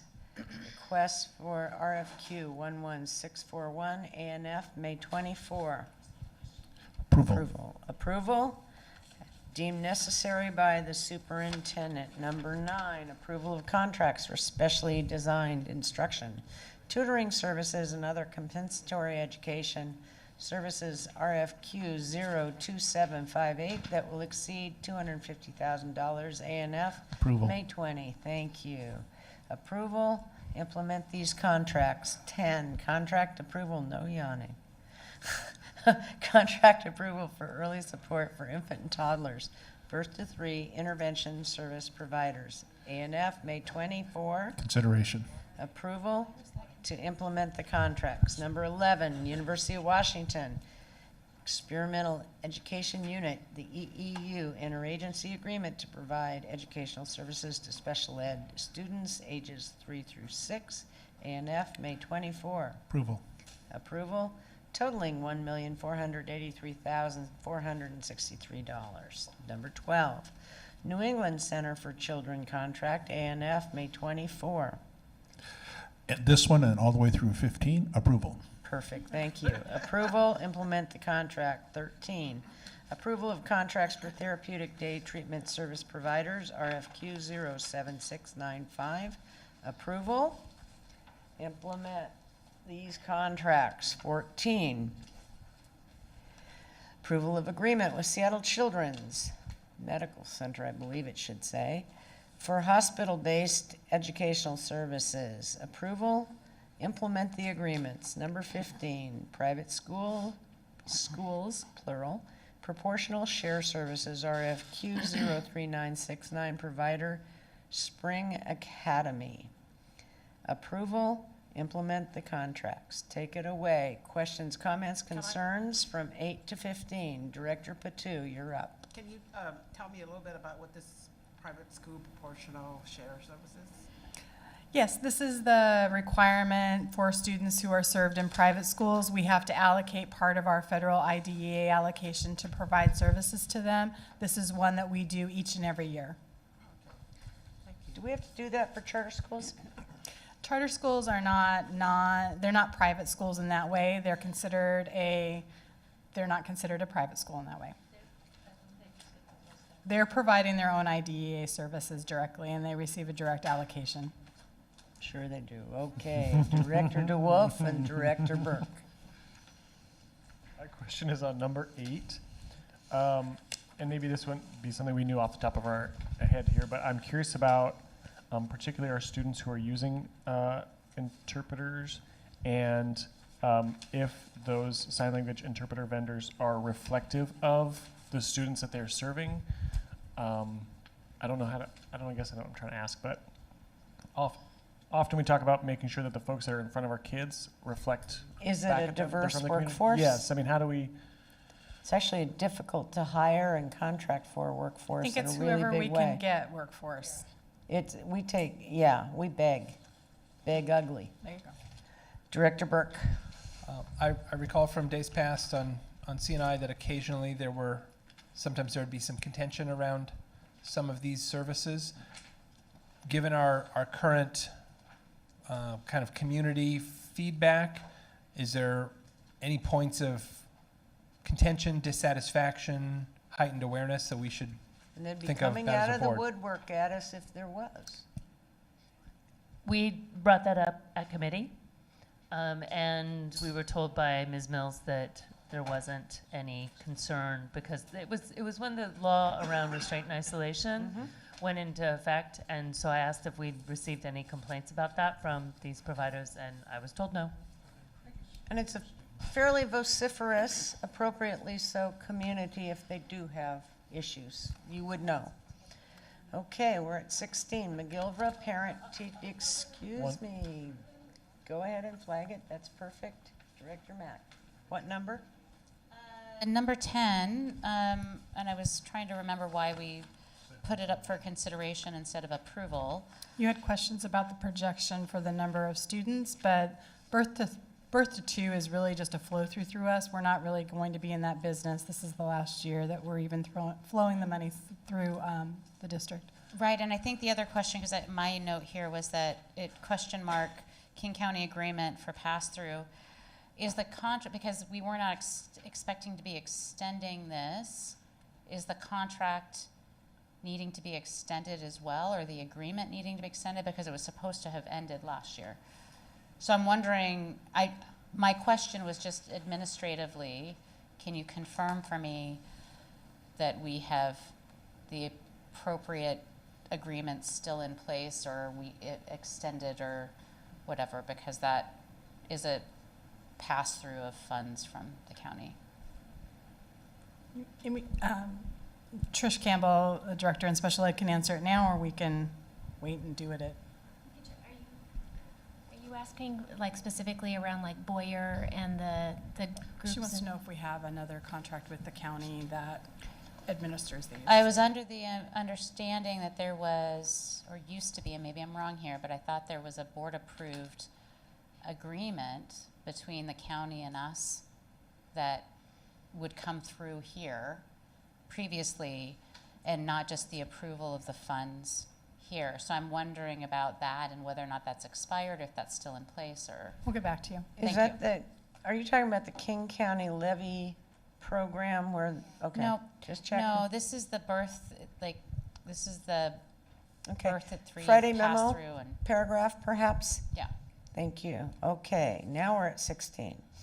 McGilvra Parent Teacher Association, PTA, grant to fund multi-tiered systems of support for 2019-20 school year. A&F, May 24. Approval.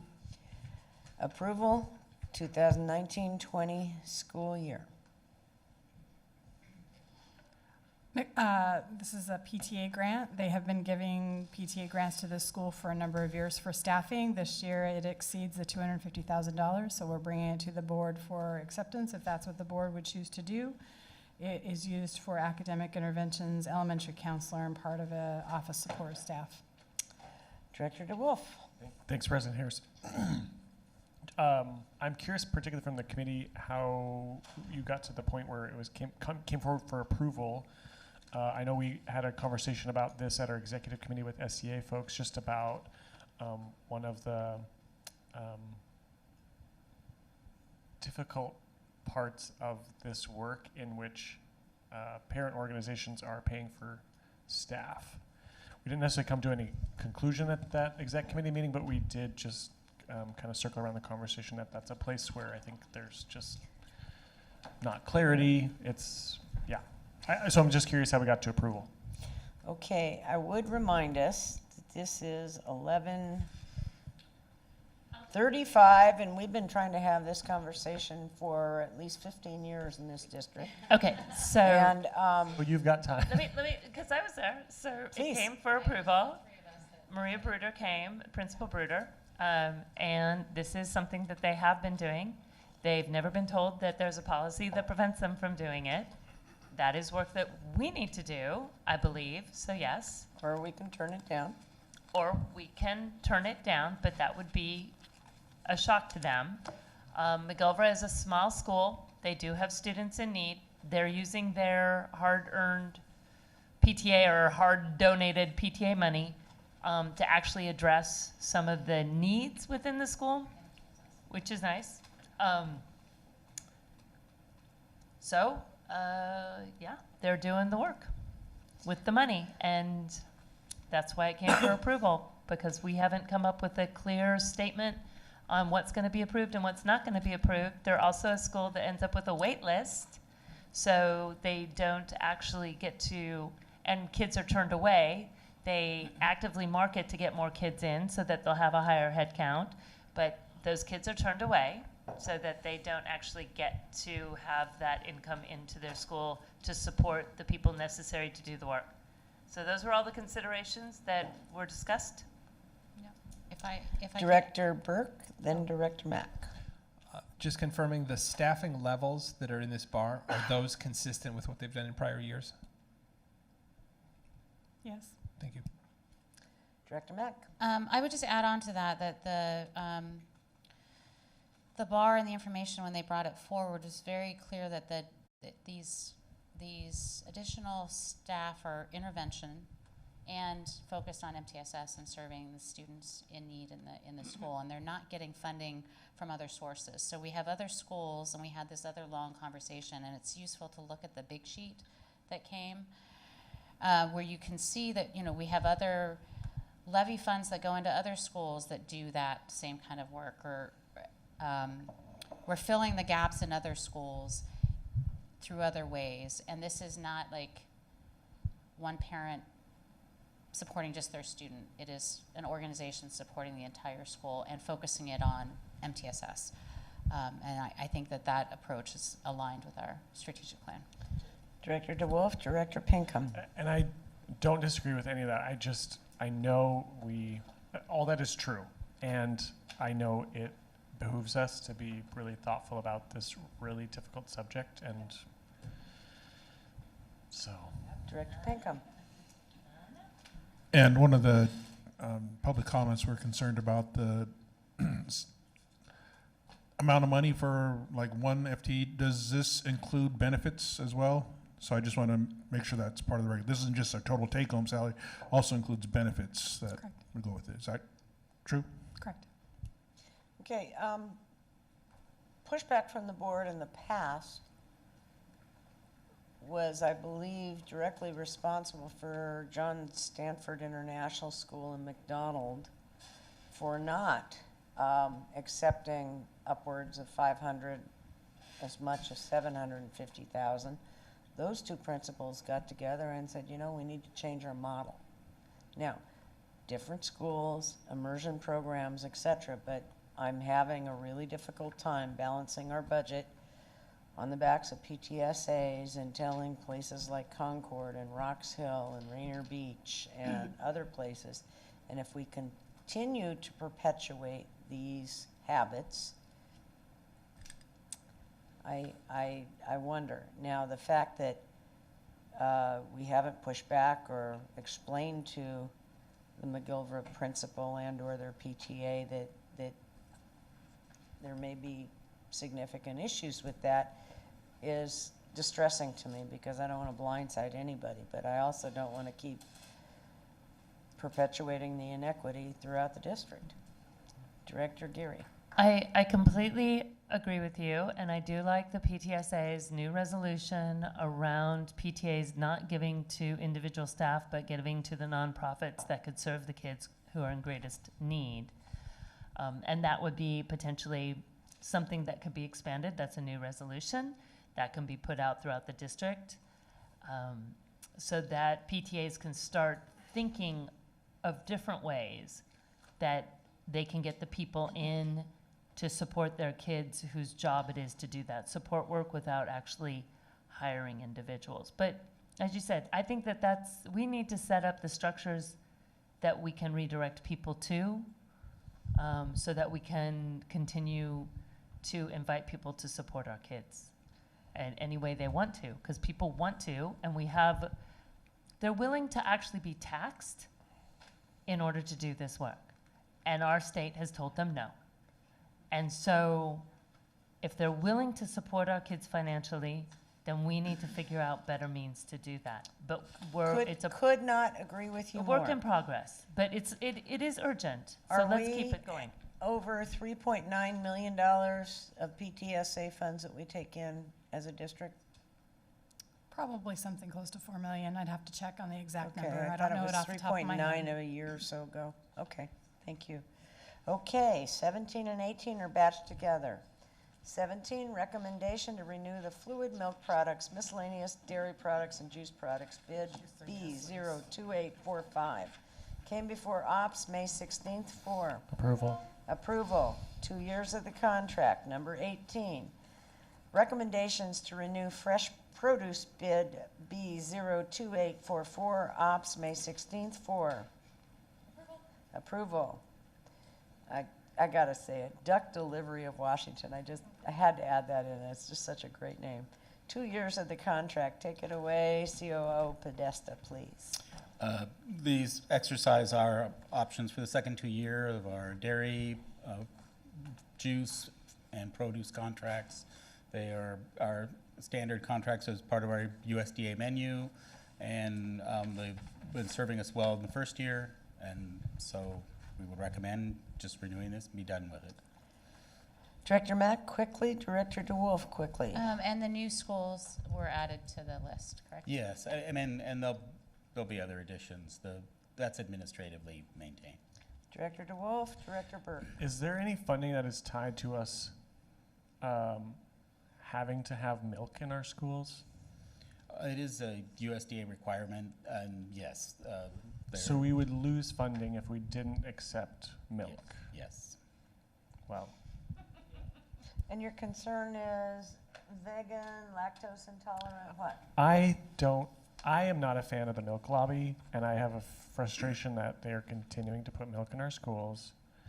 Yes, I was vegan. I'm not anymore. I do appreciate cheese, but I don't think we need to be, I just personally do not think we need to be putting this much milk into our schools. And if it has a cost and dollars that come with it, I will not die on this hill, but I want it to be known.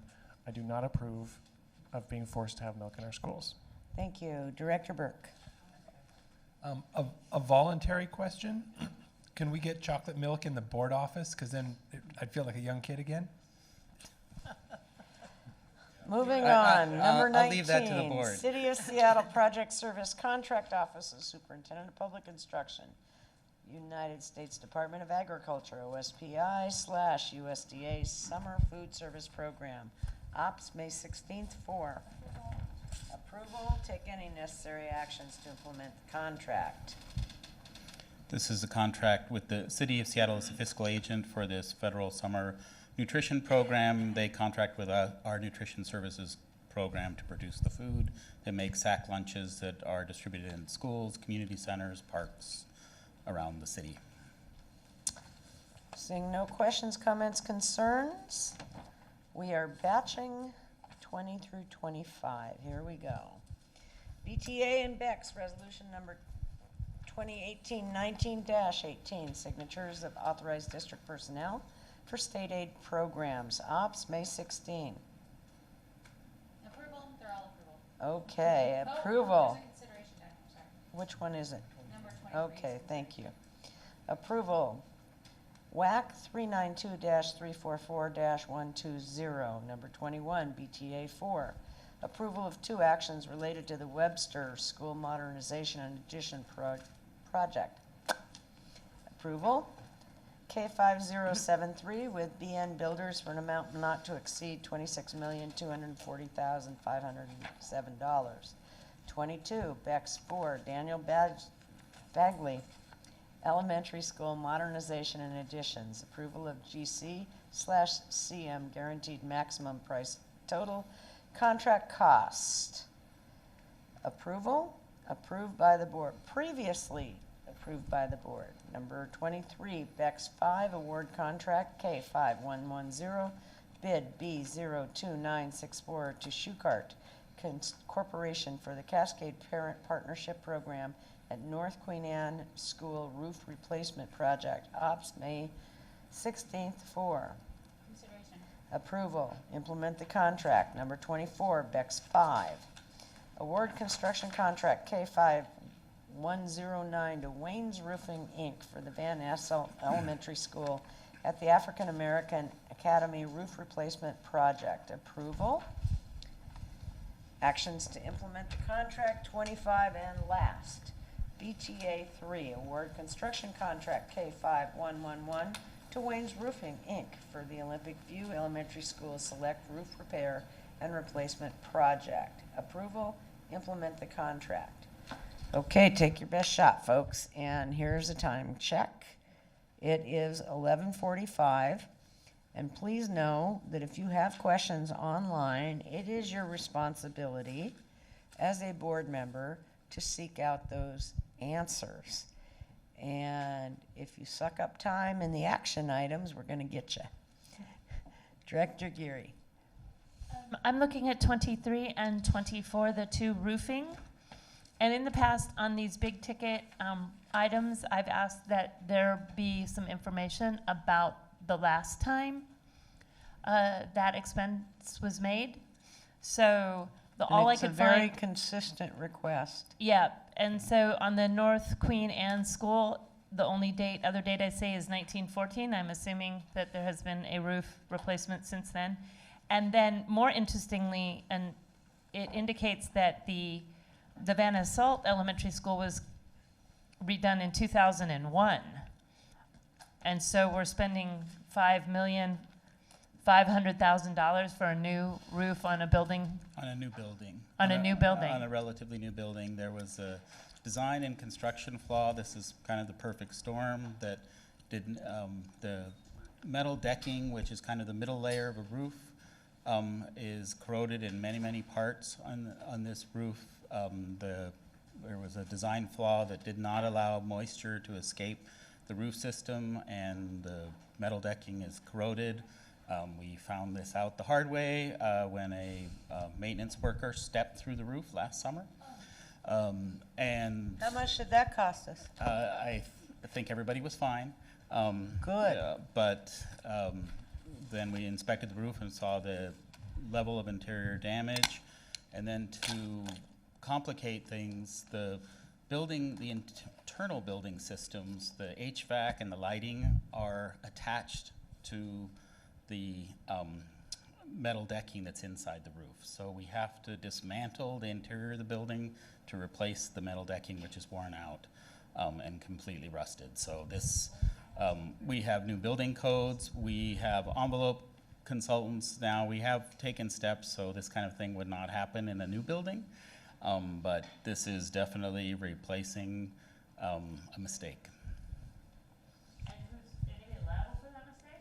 Any recourse? I think we're well beyond the warranty period on this roof, but I will double check by the time we come back to action if we have any recourse. But And then can we get a date on the last time the sure. North Queen Anne School was? Yes.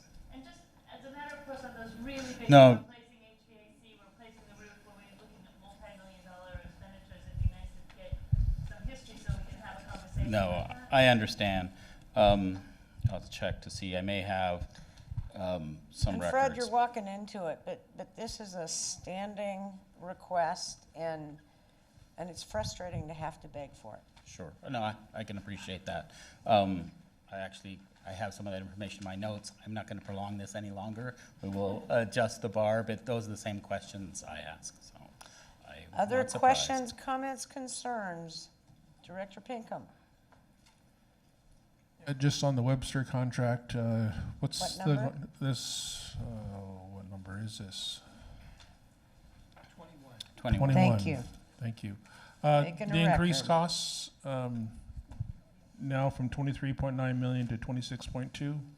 I think when we had a better understanding of the cost of doing work in a historical building and a landmark building, though it's always complicated to estimate those costs. We've also, this project has lagged a little bit, and we've had bid escalations in the interim, but between those two are the reasons we've increased the cost. Okay, so yeah, so it was brought in a public comment about the original guaranteed maximum price was 18.1. Now it's increased by another $8 million. Yeah, in the original authorization, came kind of from a broad-based estimate across the whole levy and was appropriate at that time, but again, with our landmark buildings that are modernized, understanding the true costs until a lot of work is done inside the building is hard to do because we don't finalize all our methods, and we don't, some of our older buildings, we don't have great as-built drawings, we don't have great records to know what it is that is behind that plaster. Do we still get to claim on time and on budget this way? I think at the program level, we do. Okay. You know, I mean, we're using contingency funds, we're using funds that we saved elsewhere, so I think our levies, our capital programs are built with a rolling contingency, assuming some things are gonna come in higher, some things are gonna get lower, and our job is to make it all come out in the end. Thank you. Director Geary and Director Burke. I do want to note that the Olympic View Elementary has the history on the roof in it, so you don't need necessarily to redo that one. Great. Thanks. Thank you. I'll use that as a Director model. Burke. Also to item 21 around Webster, as I'm just reading through the background, and it looks like the original guaranteed maximum price was set by the district, and then a contractor was engaged, B&B Builders, and that was the first incremental change, and then this is the second one. Is that? That's correct. That's I think correct. there's- Okay, so the B&B Builders did not set the 18 million. No. Once they came in and did their evaluation. I think that was our engineer's estimate early on, Okay. again, done kind of at a program level across many projects. I just want to make sure that the record shows that this is not actually two price escalations under a single contractor. It's one under Thank our you. estimation That's and a one really under good the point. contractor additional scope change. Thanks. Any other questions, comments, concern? Seeing none. 11:55, we are adjourned. Thank you, folks.